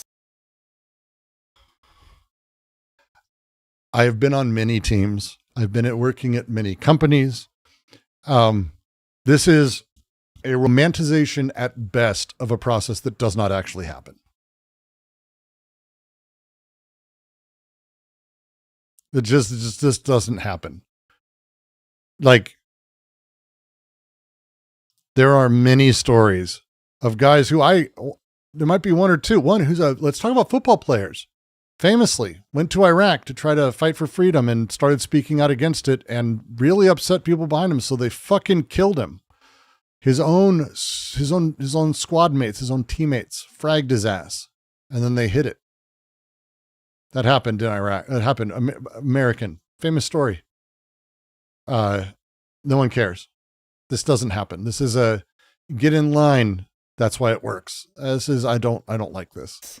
And where they show up, we're incentivized to minimize them, to get rid of them, to work them out. And that's why it's well known in union circles that during union struggles, people often go from being explicitly racist, not like stupid microaggression racist, but like actually racist, disliking other races, thinking they're inferior. They go from that to becoming close friends. And then on top of that, if you're reducing the... I have a problem with that. I have a problem with that statement. There may be cases of that. In fact, there probably are cases where people went, "Hey, I'll put things aside. I don't really care." That has happened, I'm sure. But damn. Poverty of marginalized groups, where you're increasing the bargaining power of women, making them Yeah, the history of union busting. Like, again, there's a fundamental reality to this that I'm like, no. less dependent on men. You're also inherently reducing discrimination and racism and sexism and all the rest. Why? Because discrimination exists in order to justify existing hierarchy and exploitation. Sexist ideas flourish when women can't fight back or voice their opinions against men for fear of the consequences. Women did not have a good time in Russia. In the USSR, women were not like jazzed about things. That women, this is a romantic view of things that I'm Sexist ideas flourish when women are desperate. Women didn't have a good time, full stop. I was rewatching, with the kids, we're watching Men in Black. It's fun. One of the great parts of having kids is you get to go back and watch a bunch of movies that were fun when you were younger. Men in Black 3, Will Smith goes back in time, and the guy who sends him there has this line where he's like, because he's sending him back to 1969 for the moon launch. And he's like, "Hey man, just letting you know," he said to Will Smith, like, "Be careful. It's not really a good time for your people, man." It was like this fucking, and it was like just really great the way he said it. And I'm like, yeah, it's fair. It's there's what's his name that did that great sketch about how white people can time travel. And it's great for you because you can always kind of time travel and you'll always be fine. He's like, yeah, I can't do that. I can't do that. I can't time travel. Like, I can go back 10 years. And depend. It's not better, but I can't go back like 100 years. If I go at 200 years, I ain't coming back. So that men don't actually have to be good to them or listen to them or care what they say. They just have to have money. And racist ideas flourish when poor people are disproportionately black and brown. And then cops and judges and ordinary people start to associate brown skin with crime and danger, because poverty incentivizes crime. And that's why young black athletes and rap stars and movie stars still get stopped by the police for no reason, because brown skin is a mental shortcut for poverty and crime. And when you're improving economic conditions for people, you're also... this guy's in the tanky. Like, I'm not making judgments on him, Maddie. Maddie, I am not making judgments on him. I'm arguing with the points. Like, literally what he's doing is an idealist romantic notion of all of this. It says I get it. These are things, I have these arguments with people who I care about and like. I probably would get along very well with this guy. This is not the conversation I'm having. I'm not judging. I'm just saying this is the problem to me. This is the issue we have, is these conversations, this conversation over and over and over. Also reducing competition. Identity politics and discrimination exist for the purposes of resource competition. This 100% is a Canadian, isn't he? 100% a Canadian. No American, no red-blooded American would use this as competition. Less resource competition there is, the less our prejudices and our outgroup hate kick in. And more important than reducing prejudices, the more wealth and security that people have, the less the effects of discrimination and prejudice even matter in the first place. If you're poor and racist landlords and racist bosses prevent you from getting an apartment or a job, that's huge consequences for you. But people can be as sexist and racist against Oprah Winfrey all they want. She'll just fire you from her butler staff or talk to your boss and get you fired from whatever company you work. And then she'll give you the finger as she flies away in her private jet. Fighting for universal economic rights and programs and economic equality also inherently fights discrimination. Yeah, but so how? Like this is the thing. I have mechanisms that I can push and laws in place for DEI and other things that I can make sure help push for a more equal outcome. Because DEI, as much as anyone thinks, is not about actually hiring more races. DEI fundamentally is about actually making sure that positions are known to other people who may not normally be your thing.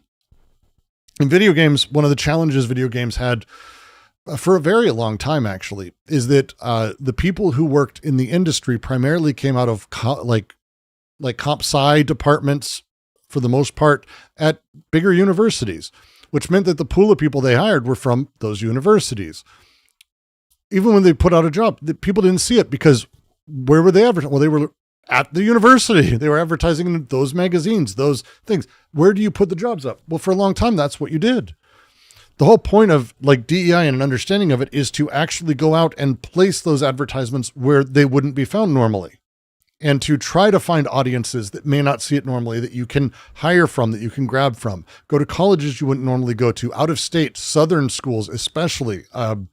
As a woman I worked with, ended up working with Louisiana specifically because their schools were not putting out people who could move into game dev because people fucking only hired people from West Coast for these jobs. And I can attest to this. This is a thing. You'd only hire from the West Coast. So people would go to school for their life. They'd love it. They wanted to be in games. They'd fucking prove. You wouldn't hire them because they're Southern. This is a fucking real thing. It's shitty, but that was the thing. So DEI was put in place in order to go, hey, we should be around this. We should work around these things. We should reconsider what it means. That's it. What's the problem with comp sci? Nothing's wrong with comp sci.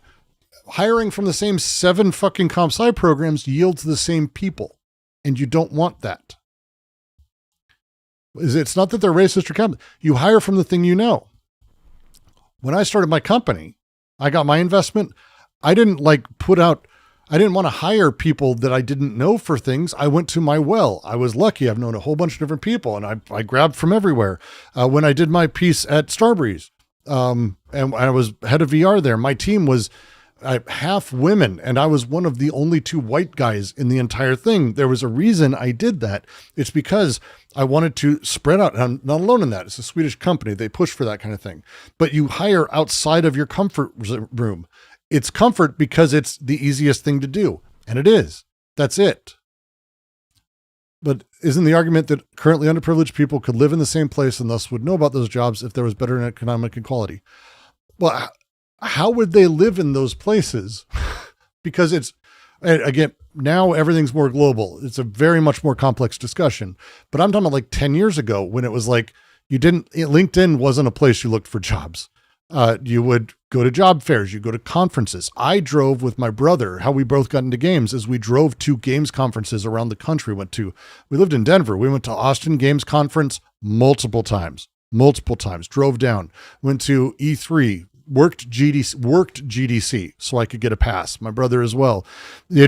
That's how you got in the industry, because those are the only places people looked for jobs. But that's how it works. And over time, as the world's been more global, we've been able to shift that. AI ruined everything and everything's gone to shit. But that insularness is just because people are people. It's not like a shortcoming. You don't go, I only want to hire people I know. It's like, oh fuck, I need a project manager. I've got my fucking Rolodex. I will call the best ones I know. There's plenty wrong. There's plenty wrong in every industry. I'm more making a point in this specific way. It's not specific to comp sci. This is a thing that people just do. It's everywhere. And racism and sexism at the same time in so many ways.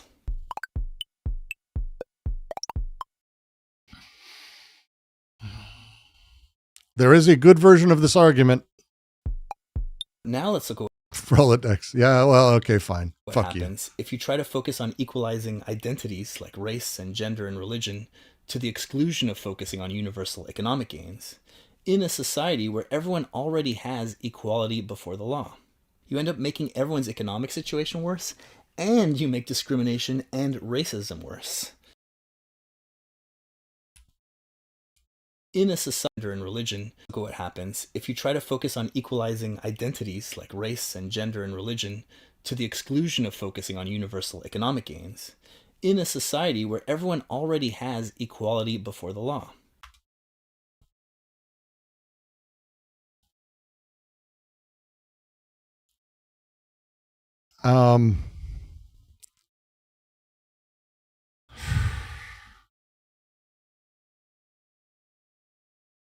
I'm not sure what society he thinks exists, but I'm going to guess he's Canadian because of the hockey reference. That was a joke earlier, but I'm going to guess, there's no way he's an American, because no American would ever say that everyone's equal before the law. But he just talked about the Epstein class. How the fuck is there equality before the law? He just made the joke that there isn't equality before the law. Is he talking about an ideal society where everyone has equality and then we focus on that? How is that relevant to anything? Right now, people don't have equality before the law. What the fuck? What? You end up making everyone's economic situation worse, and you make discrimination and racism worse. And this is key, and it's been completely missing from the race versus class discussions. DEI and race-first politics makes racism worse. Think about what social justice means in the absence of considering economic equality. It means what is called in DEI talk anti-racism and equity, in the sense that Ibram Kendi uses those terms. And what that means is percentages. If your society is extremely unequal economically, so that you have 1% of the people who own all the property and 50% of the population is homeless, well, that's just fine because we're ignoring economic issues. So instead, what we focus on is making sure that the identity percentages of the people in each economic class, the owner class and the homeless class, that those percentages are the same as the owner class and the homeless class.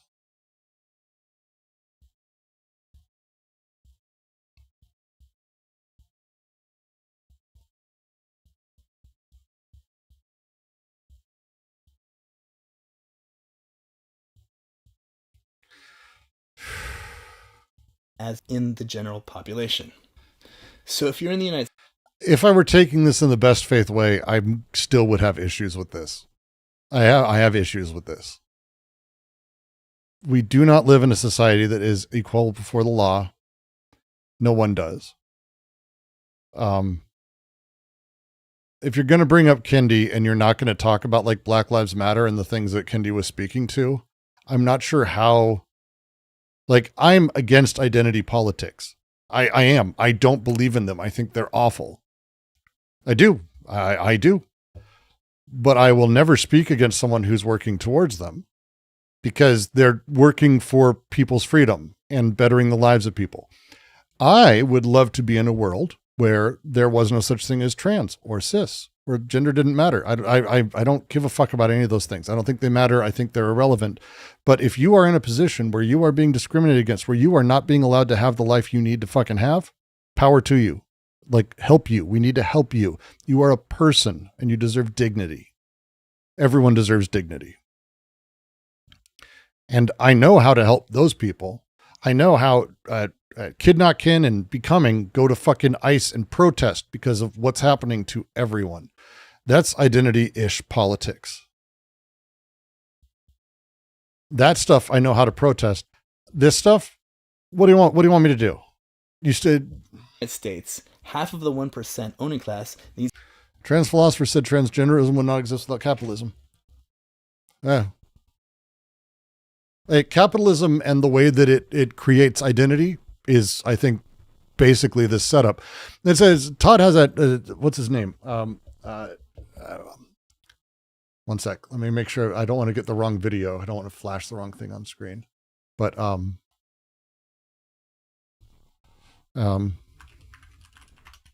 greetings, children. Fucking fuck off.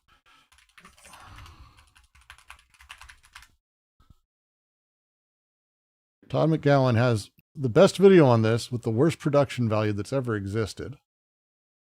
Which is basically, if I were to say my review of Todd McGowan would be that.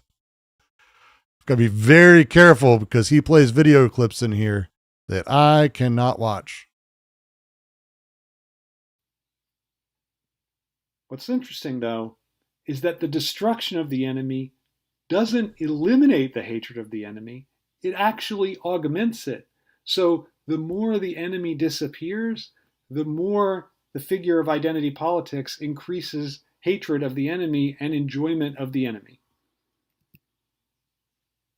So the problem is that one can only enjoy identity through this hatred of other identities. So there's no pure love of one's identity for its own sake without reference to another identity that one despises, that one isn't. And this is what I think one of the great masterful depictions of precisely how hatred of the other. And I'm not going to show it, but he Do the Right Thing. If you haven't seen it, Spike Lee used to be a good filmmaker. I will not play that scene at all. It is a incredibly brutal series of slurs.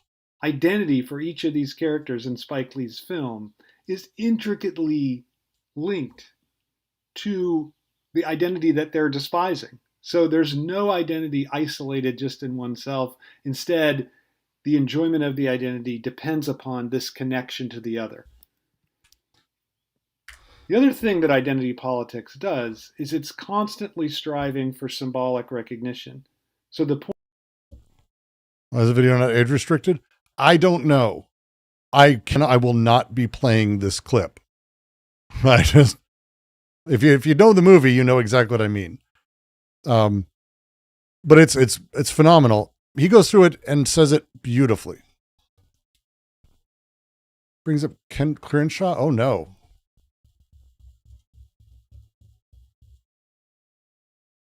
Needs to be women, and 15% need to be black, and only 2% can be. This is not literally no one.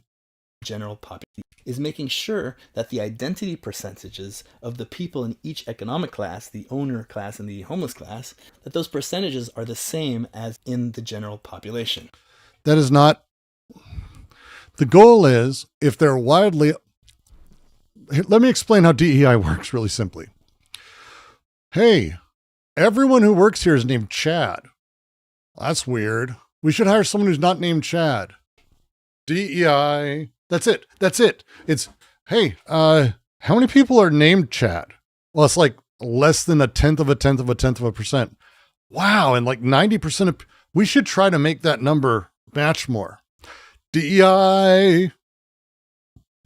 That's it. It's actually a really good, if you find that the work you do and the people you work with don't match the area you live in. Now, again, these numbers should change. It isn't the general population. It's the population that have access. So for example, I live in South Washington State. I'm outside of Vancouver, about an hour, Portland, about an hour, Vancouver, Washington, about an hour. I do not live in a diverse area. We'll just say, I also don't live in a populous area. It's fairly out there. August has been, it's not, hey, I'm in the edge of the burbs, rural-ish. That thing I live in, if I were to say, wow, these percentage of the population of the United States is black. If I don't have that many black people working, no, it's here. But if I lived and worked in, say, I don't know, Atlanta, the ratio would be different. The way it works is to understand where the biases are within your process and fix it. He's talking the cynical establishment Democrat use these terms. I literally have never heard a Democrat say these things. You should be generally, unless he's talking about whether like, hey, look, when you hire a police force that is 3% black in an area that's 70% black, you're fucking up. Yes, that's correct. That is the correct use of this term, and it is the correct way to consider it. If he's critiquing that, that's wild. I've never heard a Democrat go, everyone needs to match racially and sexually to identical populations. Like, so if you're in the United States, half of the 1% owning class needs to be women. And again, that's not... 15% need to be black. And only 2% can be Jewish. Only 2% can be Jewish. This is not how... The critique goes, hey, boy, they're all white dudes with only a few white women. Isn't that weird? There should be more... It's not saying there should be more billionaires who are women.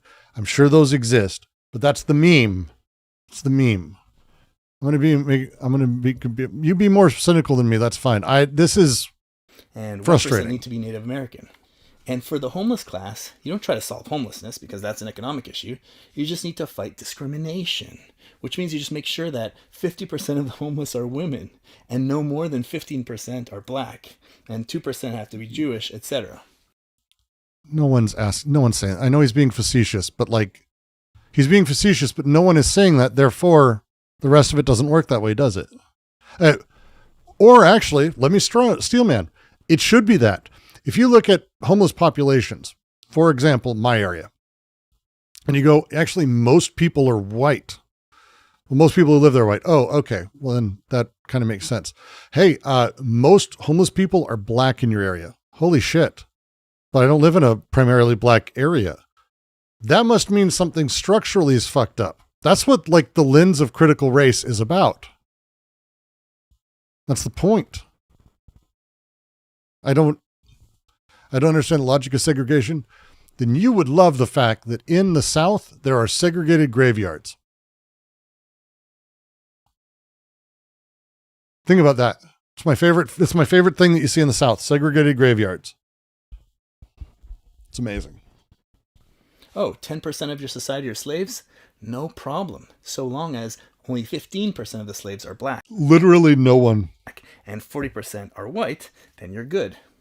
And when you get that, boom, now you have what's called equity, which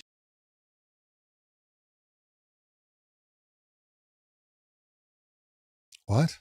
Is a garbage DI term, which means percentage fairness, right? Equality of access would not be standing on boxes outside of a fence. I guess in communism, are there infinitely large baseball stadiums? Does communism envision a world of infinite access and a dimension I'm not aware of? Man, I need to read everything Marx wrote because I don't remember the section that introduces new dimensionalities and the TARDIS of baseball stadiums, but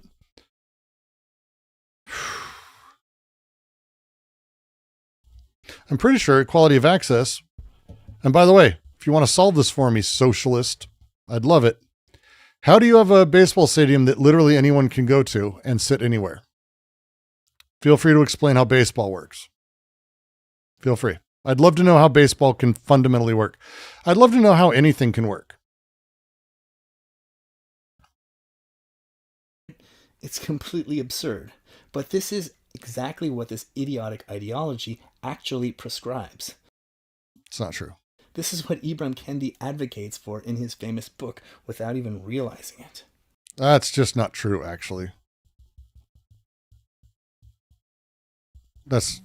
And how do you achieve or enforce this absolute nonsense? You do it by straight up discrimination against white people and men. Ibram.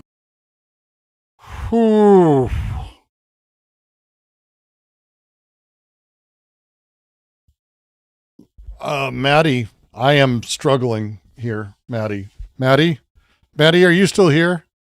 Please tell me, Maddie. Please help me here. Am I misunderstanding that statement? Because, Maddie, please help. Kendi's so-called anti-racism book tells us explicitly that, quote, the only remedy to racist discrimination is anti-racist discrimination. The only remedy to past discrimination is present discrimination. So you are... Okay. Let me speak as an American, and I'll try to talk through this for a second. If you don't realize that black slaves fundamentally built this country and gave it its value, you need to read books.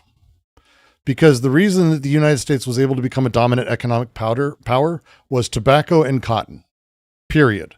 And the reason we were able to do that was only because we didn't pay for intensive, expensive labor for those things.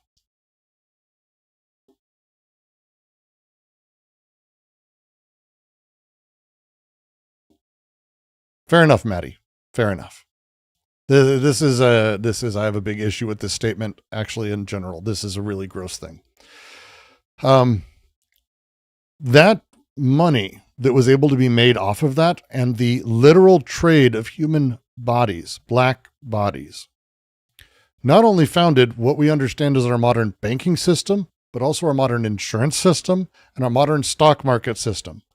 Not joking. Not joking, not joking. JP Morgan Chase, go look at where those guys started. It was down south a little bit. That thing that they did is where all of us get our money. That's where all of our money comes from and all of our wealth and all the power and all the hegemony we have. That's us. We are that. My life I get to have is my family, my parents, thank you for that. Grandparents, all, certainly. But all of them are on the backs of slaves, black slaves, specifically. Not indentured servants, not whatever the fuck else happened, black slaves. And the way that the land was able to be conquered through them, owned by white people who controlled them, and profit made there that was able to be extracted and utilized across the board. That thing is what gave us all where we're at. Well, Kendi, and I think Kendi needs to do a lot of better work with how he phrases these things, because he stays in a weirdly sort of, he talks shit. He's a shitty speaker, and I don't think he's a good writer. But I do think the idea that he's going after is the idea that, hey, if we look at all of America, there are haves and have-nots and pretty extreme examples of this, zip code by zip code, race by race. And if we were to take the wealth and equalize it just a bit and remove some opportunities that are built into the system right now for those of us who absolutely have benefited from it for generations and move it over, it would feel like discrimination, would effectively be discrimination, but it would start evening things out. And I think there is absolutely a conversation worth having there. Absolutely.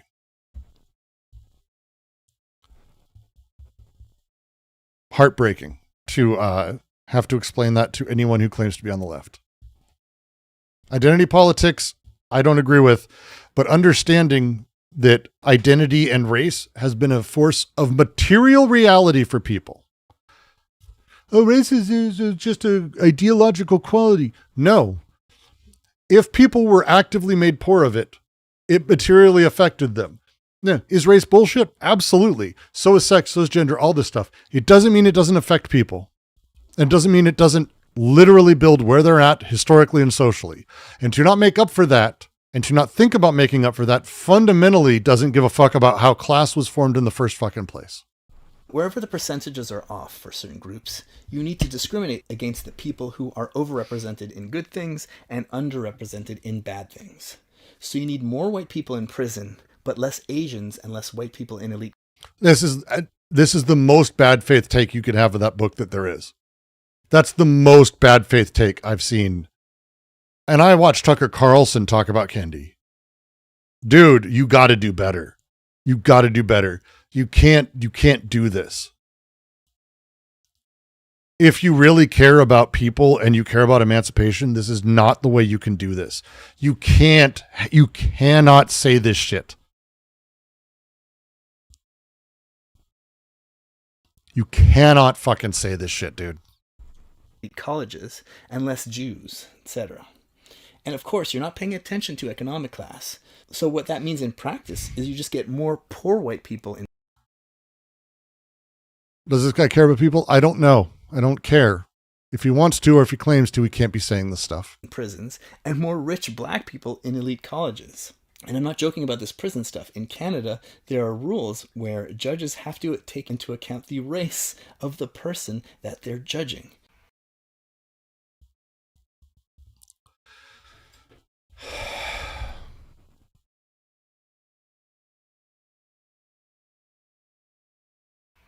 And then how do you get people to accept being discriminated against? Well, you need a new clergy class of moralizing crusaders with a new anti-racist DEI religion, where the original sin is whiteness. And Robin DiAngelo sucks. This is hitting all the right-wing things I'm seeing. These people run around telling everyone. Okay, we're just going to move ahead.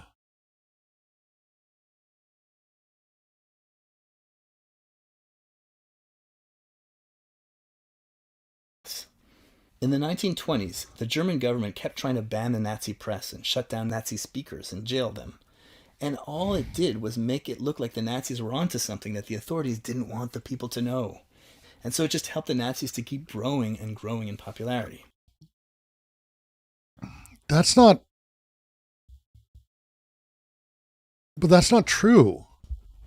This was a lie. The Germans didn't act. This is not. He has the translation there. You should be able to work out why this is not what he's saying. Why is Hitler not split? He's ruthless in uncovering the rulers, the international bank, Jews, and their lackeys. But they didn't ban him from speaking. This is a misreading of this.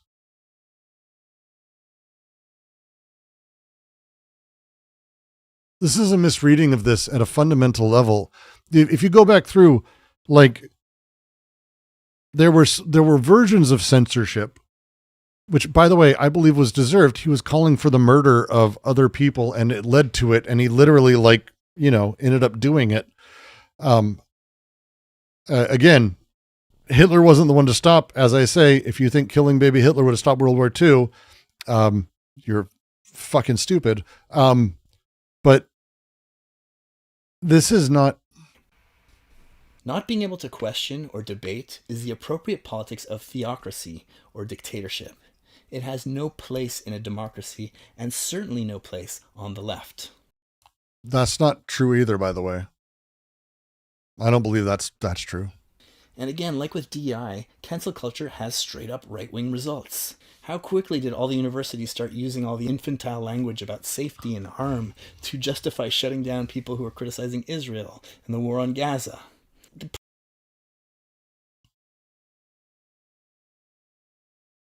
pro-Israel lobby in the US basically invented cancel culture.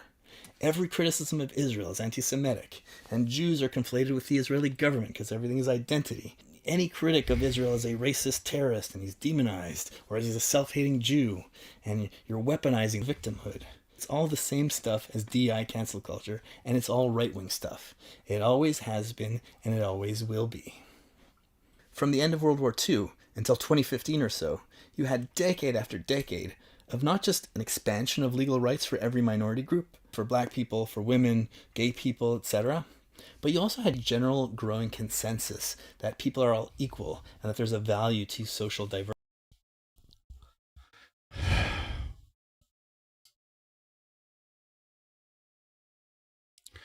I worry that I'm going to be old and do this. I've done it on occasion. I think this is an old person thing. And I try not to ascribe a lot to being old, but I remember when I was younger in the 80s and 90s, the way that homosexuality was treated, the way race was treated. Trans people didn't even exist. The way that anti-Semitism was treated was horrifying. And I would say it's better now. In my high school, we had a bunch of wrestlers who would pick up the two Jewish kids. There were not a lot of Jewish guys. And they'd throw them into mats screaming, "Another one in the oven." They didn't get suspended for it. People knew about it. It's fine. So yes, is it better than that? I hope. As far as my experience is personally, yes. Some progress. But the idea that there's equality, or the idea that things are good enough that this isn't our focus anymore, or that it's silly because things have gotten better because I don't experience or see the same pains as my youth, that doesn't work.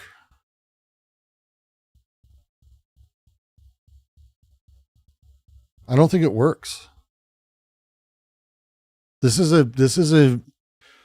one of those things that I think I've seen happen with other people I know who've grown up in times that are horrifying. And they start getting into the idea that, well, look, things are improving for all this, but what's not improving is class. Like this literal path that he's doing here. I think that's because if you're going to talk about race relations, it's better than it was in the 80s and 90s. Class relations, if you believe in such a thing, is worse than ever. So there you go. I mean, take that with anything. Trans people are more accepted now than they were in the 90s. Unquestionable. I think that's a safe thing. Are they accepted now? No, but it's more acceptable than the 90s. So you get in this place. Is it better? It is. Trans people were literally only a butt of a joke in children's shows. That, like, have you seen Ace Ventura? That's a very good movie until that last few minutes where it's like not, we'll just say it doesn't hold up as a thing. And it was hilarious at the time. And I'd say it's better. Diversity. But now, after 10 years of woke, DEI, hyper-racialized, cancel goblin politics, the Overton window has shifted to... I think I've been frustrated with assumptions that people have made in chat. Maddie, I'm with you. Chat needs to chill. They get it. They get reactive. They're a very reactive bunch. That's what they do. Gotta relax. Everyone I watch is a human. Most of them. This guy seems to want to do better. But this is not a good direction as a thing. Makes me sad. This makes me sad. Let's go look at some other videos. I'm going to go old.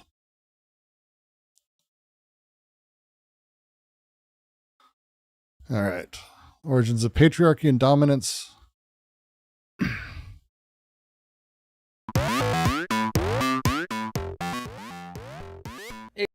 The music's great. Hey, yo, River. And welcome back to another episode of What is Politics?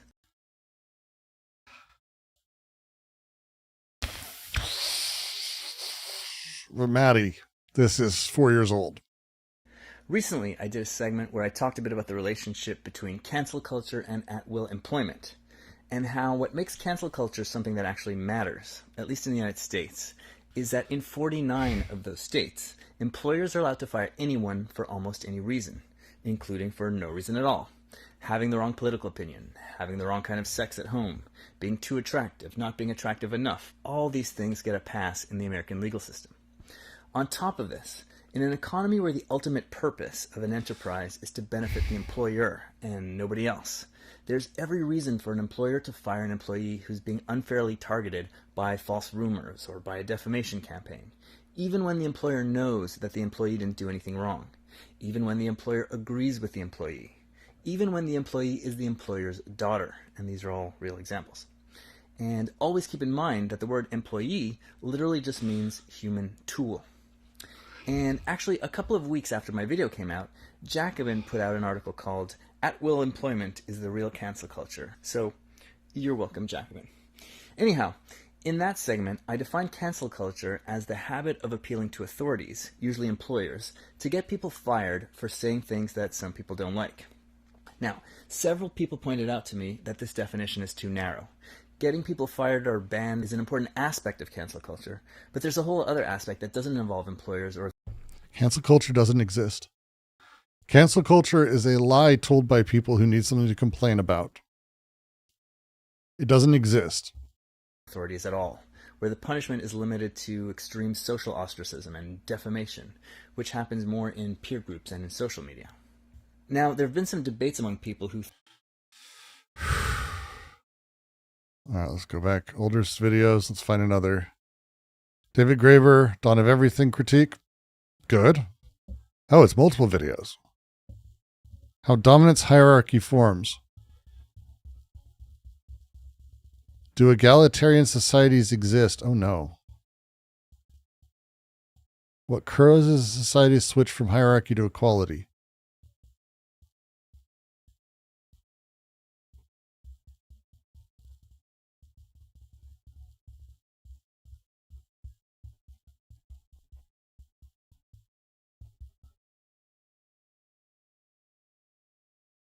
Squid Tips, the right-wing media version boogeyman of this. I don't know people.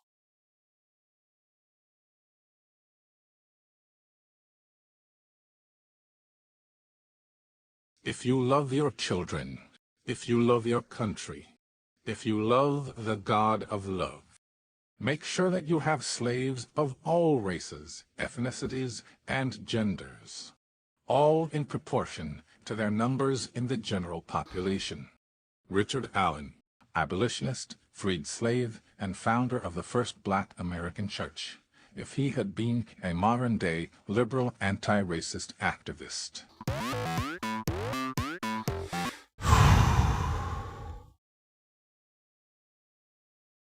Figures like Martin Luther King or Gandhi or the slavery abolitionists or the suffragettes talked about equality. All of the great political geniuses of today, like Ibram X. Kendi, Kamala Harris, and Ronald McDonald, are talking about equity. And the reason that equality is supposed to be so passé is because equity is supposed to be so much more fair than equality. And that's literally what equity means, fairness. And the reason that equity is supposed to be so much fairer than equality is that equity supposedly focuses on the results of a policy, whereas equality supposedly focuses more on the process. And you have this famous meme that's used everywhere to illustrate this for a mass audience. And in this meme, you have 3 kids trying to watch a baseball game. And the kids are outside of the stadium behind a fence.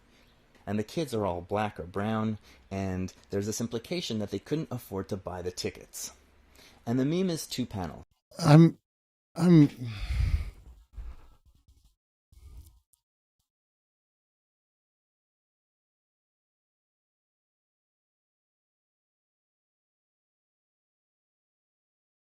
going to ask Alex or anyone, give me a good one.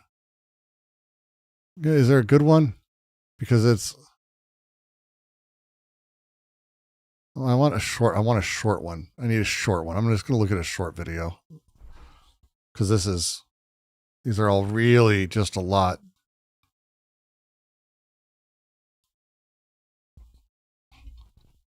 Yeah, I think I'm frustrated. I think I'm frustrated here. To the right on social issues for the first time since World War II, and in some cases way to the right.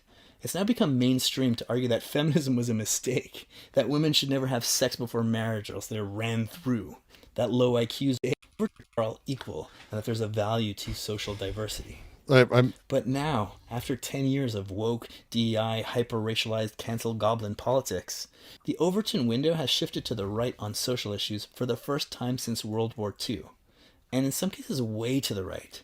It's now become mainstream to argue that feminism was a mistake, that women should never have sex before marriage or else they're ran through.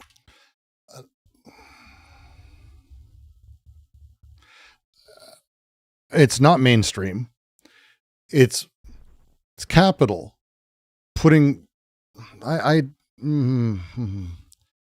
left right political spectrum. All right. We will see that. Left right political spectrum.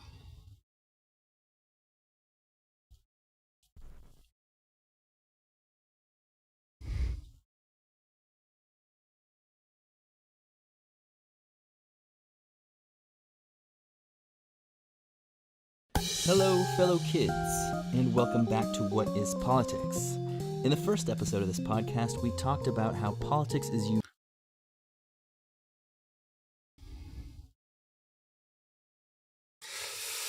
unique among practical disciplines, and that most of the political terms and concepts that we use every day are empty words. Words that everyone uses without really knowing what they mean. Words like capitalism, socialism, left, right, government, ideology, democracy, even the word politics itself. And we looked at how this makes us easier to manipulate and turns politics into a game of competing identity groups, where people who agree on all sorts of issues are divided into red team. There's some very specific language still showing up that I'm having a lot of trouble with still. Versus blue team, instead of working together on common goals and against common enemies. In episode 2, we defined politics as decision-making in groups, and we asked how we, as ordinary people who don't have official decision-making power, might be able to exercise our influence over the people who do have official decision-making power, whether it's our government representatives, our bosses at work, or our landlords at home. And we came to the conclusion that the way that you get... Sorry, let me change the language. Subtitles Spanish. No, thank you. I don't know why that made me laugh so hard. Get someone to do what you want them to do is by exercising your bargaining power.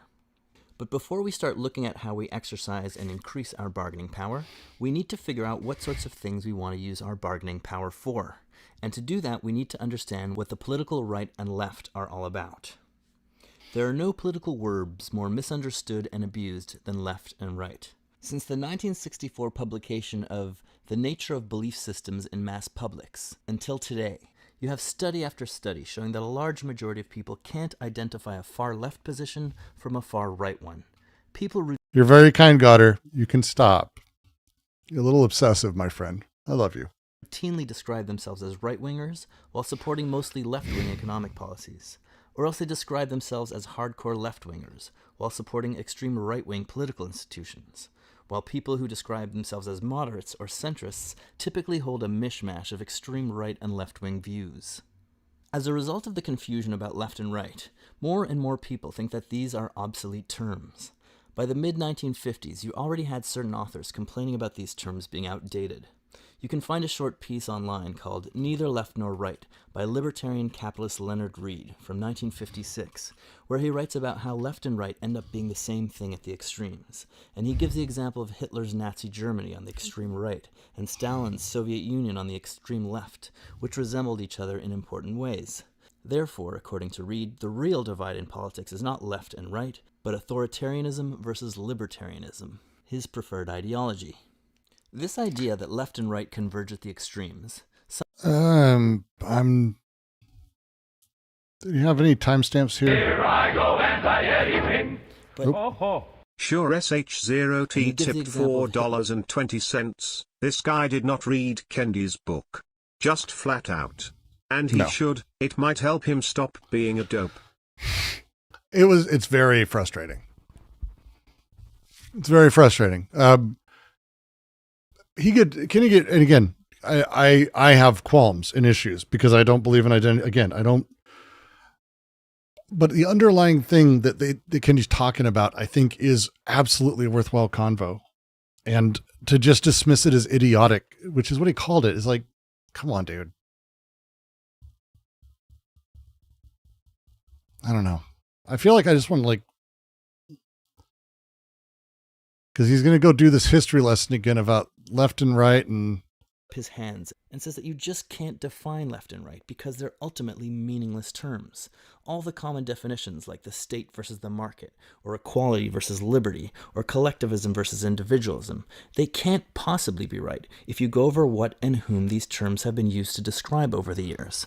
Again, he points to Hitler and Stalin. How can they be so similar yet at opposite ends of the spectrum? Therefore, he says, it's time to throw these categories out the window entirely and replace them with a new political spectrum based on equality versus hierarchy, which is pretty hilarious, as you'll see in a few minutes.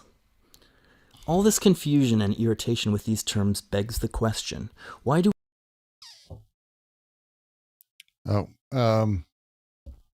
sure. 1 second.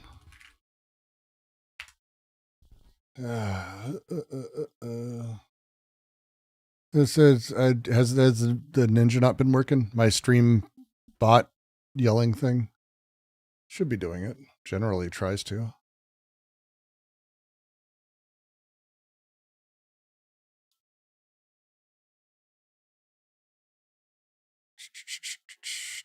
What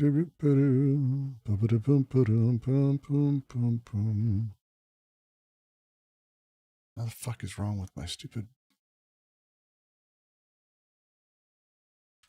bot? Has not been seen for hours. Really?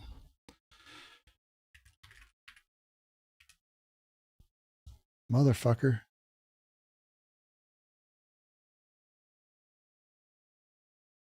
That's frustrating. Let me see if I can find it. Bot is dead. He died. It's possible. 1 sec. Let me just check on Nightbot before I do the rest of this. That's not the right. That's a different channel. Go here. Go here.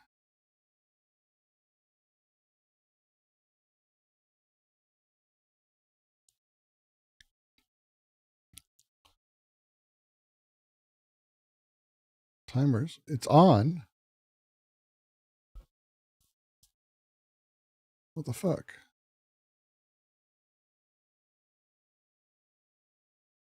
Well, we'll see what happens. Should be doing it anytime. I've not been vibe coding my bot. My bot is just nightbot.tv, which might be, I don't know, but it might be vibe coded these days. What is it? Spotify said that they haven't had a person writing a line of code. Exendu tipped $300. Goda can suck it.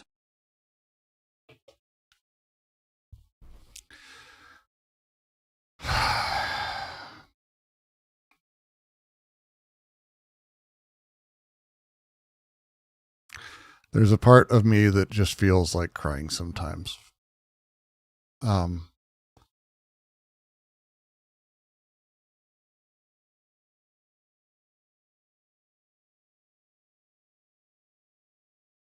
I agree, Goddard can suck it. I might turn that into a fucking, I might turn that into a thing I tap that shows up. I'll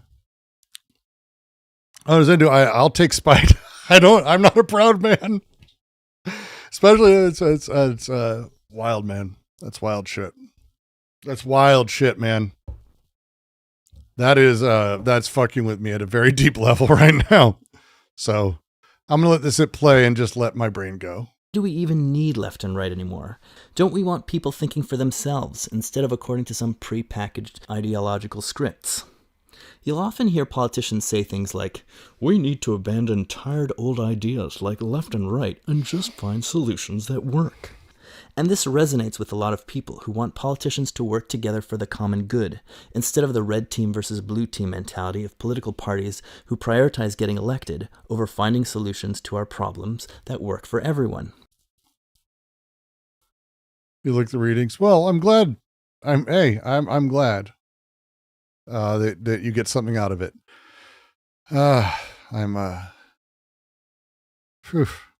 But the problem is that there's no such thing as a solution that works for everyone. You always have to ask, works for whom? Because even when something improves the lives of the vast majority of people, there are always some people who are better off when everyone else was worse off. Like, imagine if you could set up a magical fairy dust healthcare system that would have all of the top technology, and you could choose whatever doctor you wanted, and there's a high number of doctors per person, and everyone is enrolled automatically, and it's absolutely free. And I don't mean free as in paid for by taxes. I mean free as in crazy Gumby gold free. Like it's paid for by rubbing a magic genie lamp. The only caveat is that everyone has to use this same system. You can't buy private healthcare. Well, this would undoubtedly improve the lives and healthcare quality of 99.999% of the world's population. I'm trying this guy's videos. And it would also undoubtedly be the greatest healthcare system ever in the history of the world for 99.999% of the population. What is he doing? There would be the other 0.0001% of the population, a handful of super ultra wealthy people who currently, whenever they scrape their knee, can afford to have Dr. Phil flown in by helicopter to come in and kiss their boo-boo. Well, those people wouldn't have exclusive access to Dr. Phil anymore, because everyone else would also have the same access to Dr. Phil as they do, which means that Dr. Phil might be out there kissing some poor person's boo-boo and not be available for their boo-boos every single time they want him. So even though this is the greatest healthcare system ever devised, this tiny group of people would be at a relative disadvantage. Also, this new system would wipe out existing healthcare insurance companies. They would become obsolete, so some shareholders would lose out, as would employees of these insurance companies. So even in the best, most fantastic imaginary drug-induced hallucination scenarios, solutions to problems don't just work. They work for some people, but not for others. What's happening here? I may not be smart enough for this video. I apologize. Zainu, I would love to be able to say I'm smart enough. I'm not going to earn the money now because I feel like I feel like I had a stroke. What is the thing he's talking about? What's happening here? And what the left-right political spectrum does, and why it's so important, is that it helps us identify who any given policy, or politician, or political party, or ideology works for, and who it works against. There's an idea that's very common, though a bit less so today in our increasingly polarized times, that left and right are just different ways of achieving the same basic goals. It's true that most people, whether we see ourselves as being on the left or on the right, do share many of the same goals. But left and right are not primarily about different means to attain similar ends. They are very much about opposing and incompatible ends, opposing and incompatible visions about what the ideal world should look like, and about who should get what and why, and who should be in charge and why, and who shouldn't be in charge and why not, who gets to make decisions and who has to put up with and follow those decisions. To understand left and right, first we need to understand that on an issue-by-issue basis, there are all sorts of situations where people simply have opposing and incompatible interests. Tenants normally want to have an affordable rent, and landlords normally want to charge the highest possible rent. Employees usually prefer a job that's interesting and pays well, but employers generally just want you to work as much as possible for as little as possible, and they want to be able to control what you do as much as possible. Citizens want their governments to be as transparent and accountable. What am I watching?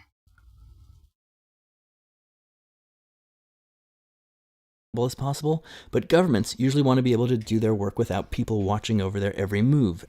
Sometimes the interests of these parties align temporarily, and maybe you love your boss and your landlord, but at least some of your basic interests are always opposed. Like if your rent goes down, then you're better off, and your landlord is worse off, and vice versa. What the left-right political spectrum does is it helps us understand who's who in conflicts between people and groups of people who have these types of opposing interests. What? So what do left and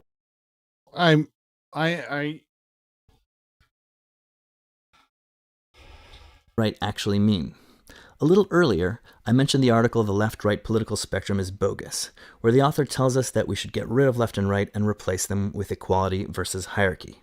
For this, I want to award the author of that article the Idiot Savant Prize for Politics, because that is exactly what left and right already mean.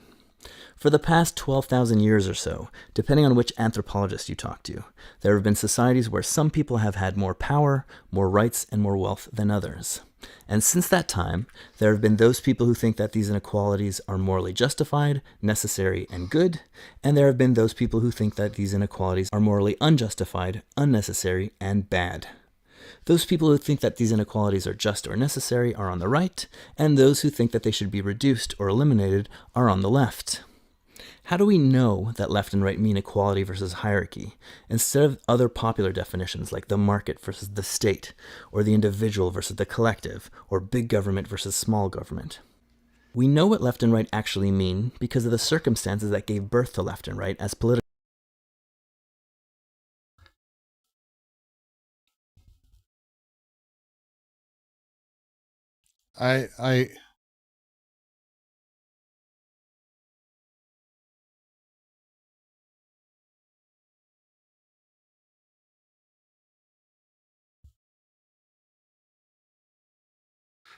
This is not accurate at all. Look, let's say that you're a materialist. First off, materialists don't go, hey, when these ideas were first considered, that's what they mean.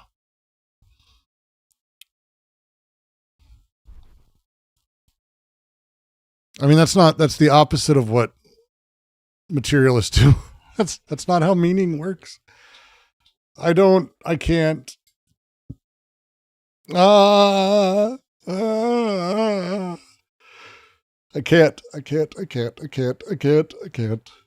Terrible. It's terrible. It's terrible. It's terrible. It's terrible. It's terrible. It's terrible. Oh my God.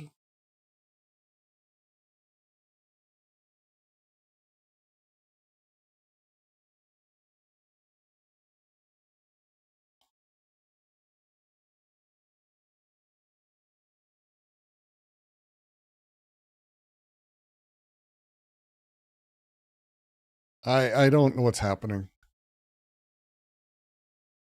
All right. We're going to watch something just stupid so I can turn my brain off for a minute. And then I can go sleep. Oh no, now it's recommending shit for me. What have I done?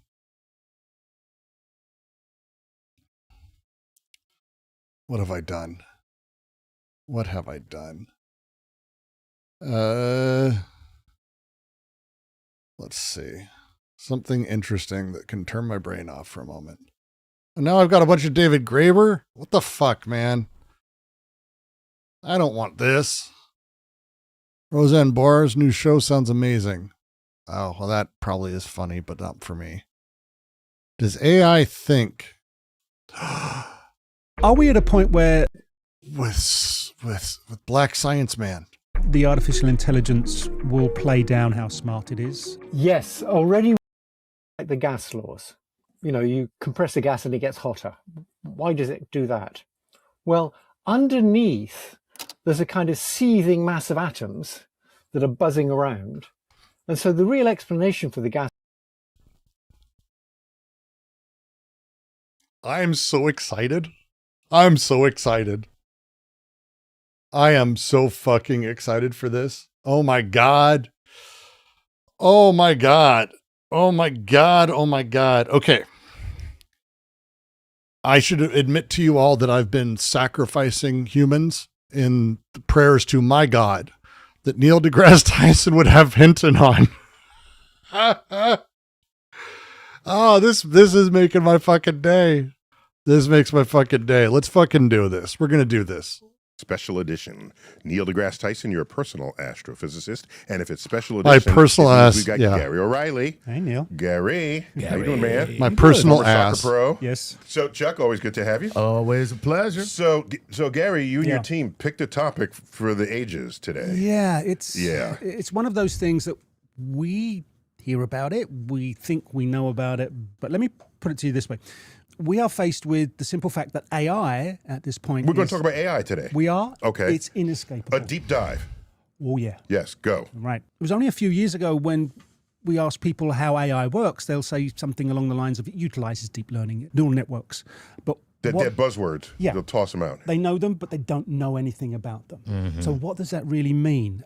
We'll break down how AI works down to the bit and get into how far we think this is going to go from one of AI's founding architects. It's 2:45 in the fucking morning, you bastards. Fuck me. I don't want to be doing this till 6 in the morning. Fuck me.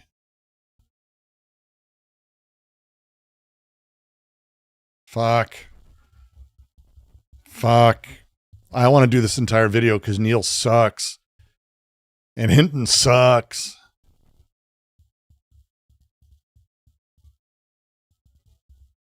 Hey, I'm going to stream it tomorrow. I'm going to do this video tomorrow. Absolutely. But because I want to end the stream with something that now is relevant.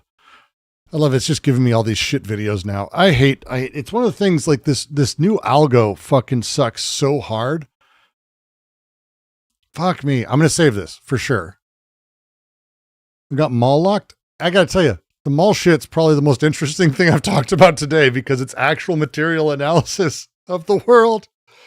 We watched a materialist for fucking 2 hours and I did mall analysis in a fascist video that easily outpaced what he was doing. Very frustrating. Very frustrating. But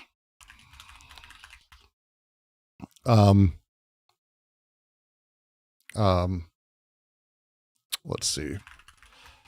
There's only one. They came up together, comedy, improv, lots of different stuff, touched into a lot of different really crazy shit. God damn it. Goes to the mayor. What's his? Did a show, did other shows, basically took over Adult Swim for about 7 or 8 years, really. They're amazing. They're just wonderful. But the other great Neil deGrasse Tyson, because it looks like I can. I just want to say thank you. Obviously, Zen easily. But everyone, thank you for joining tonight. Thank you for those of you who did send a few bucks my way. I'm going to be making a bit more effort in this next month to actually be working on a bit of a new channel. QC, I'm not moving away from. I'm actually, now that I've got the partial objects thing, the readings going, and all the other readings, it's actually kind of becoming a nice ship that sort of burns, which I'm happy with. And we're going to be having more people using it. It's going to be interesting. I'm trying to push to do a slightly different type of content that's maybe not as philosophical, but still political commentary. So we'll see how that goes. But tomorrow I'll be finishing my partial objects essay. And then after that, we'll be streaming. And I will be tomorrow or the next day. It'll be the evening stream. So no one's going to miss it if you come around and hang around to go over our friend Jeffrey Hinton and Neil deGrasse Tyson. And enjoying the shit out of roasting the fuck out of them because they are both the worst of this shit. Flatly. Flatly. But otherwise, Tuesday, Anti-Oedipus continues. Thursday, Klasowski. Join us. Join the readings live. We love you having you here. Discord.gg/DGQC. And if you can't afford it, it would be appreciated. Always, super chats are great. All that fun stuff. The Stream Elements link that's up there. Great also. And if you can, Patreon, give a little bit a month. Any sort of consistency helps alleviate stress and make life a little bit more bearable, especially as we go. New channel drama. It's not going to be drama. It's a thing I started working on. We did our review of The Necessary Conversation. And I've been doing deep dives into them. And I think there's actually a type of criticism I'm more inclined to do there that it is definitely not QC related. It's a little harsher, but it's not really drama. It's a mechanical breakdown of why a thing is what it is and how it's damaging the world. And the necessary conversation is a very good place, I think, for me to start. So I'm slowly putting that together. It's going to be a thing. So we'll see. We'll see what's going on. We'll see what we can do. It's close. It's close-ish to the Elephant Project. It's close-ish to a few of those things. I've been trying to figure out how I can take those and make them useful, because it's, again, like I point out, a lot of the stuff we do, and it's intended to be like jumping points off for people, and some people have used it for that, which is great. For me, I keep trying to get at how we actually do proper critique.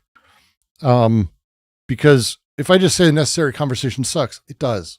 That's not enough. It's not good. I don't like that. I want to be able to talk through why it's not just fundamentally damaging and how it hurts and destroys the world and how it's contributing to a net negative, which I think is very important, but the mechanisms with which it's able to find its audience and how it gets there. My new video, the video I'm putting out this week, is a kind of really been pushing me towards this type of thinking. Because the thing to remember, the video is about how capitalism isn't about finding the best, cream rising to the top, survival of the fittest. All of these things fundamentally misunderstand not just Darwinism, but capitalism.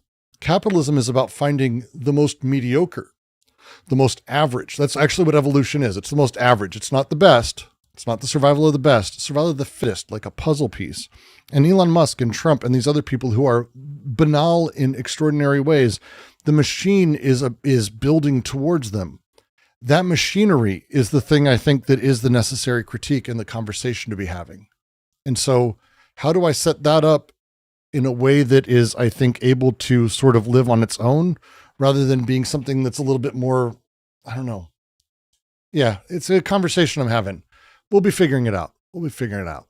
And the fold still exists. For those of you who enjoyed it, I did. I think Sunday and we enjoyed it more often than we didn't enjoy it.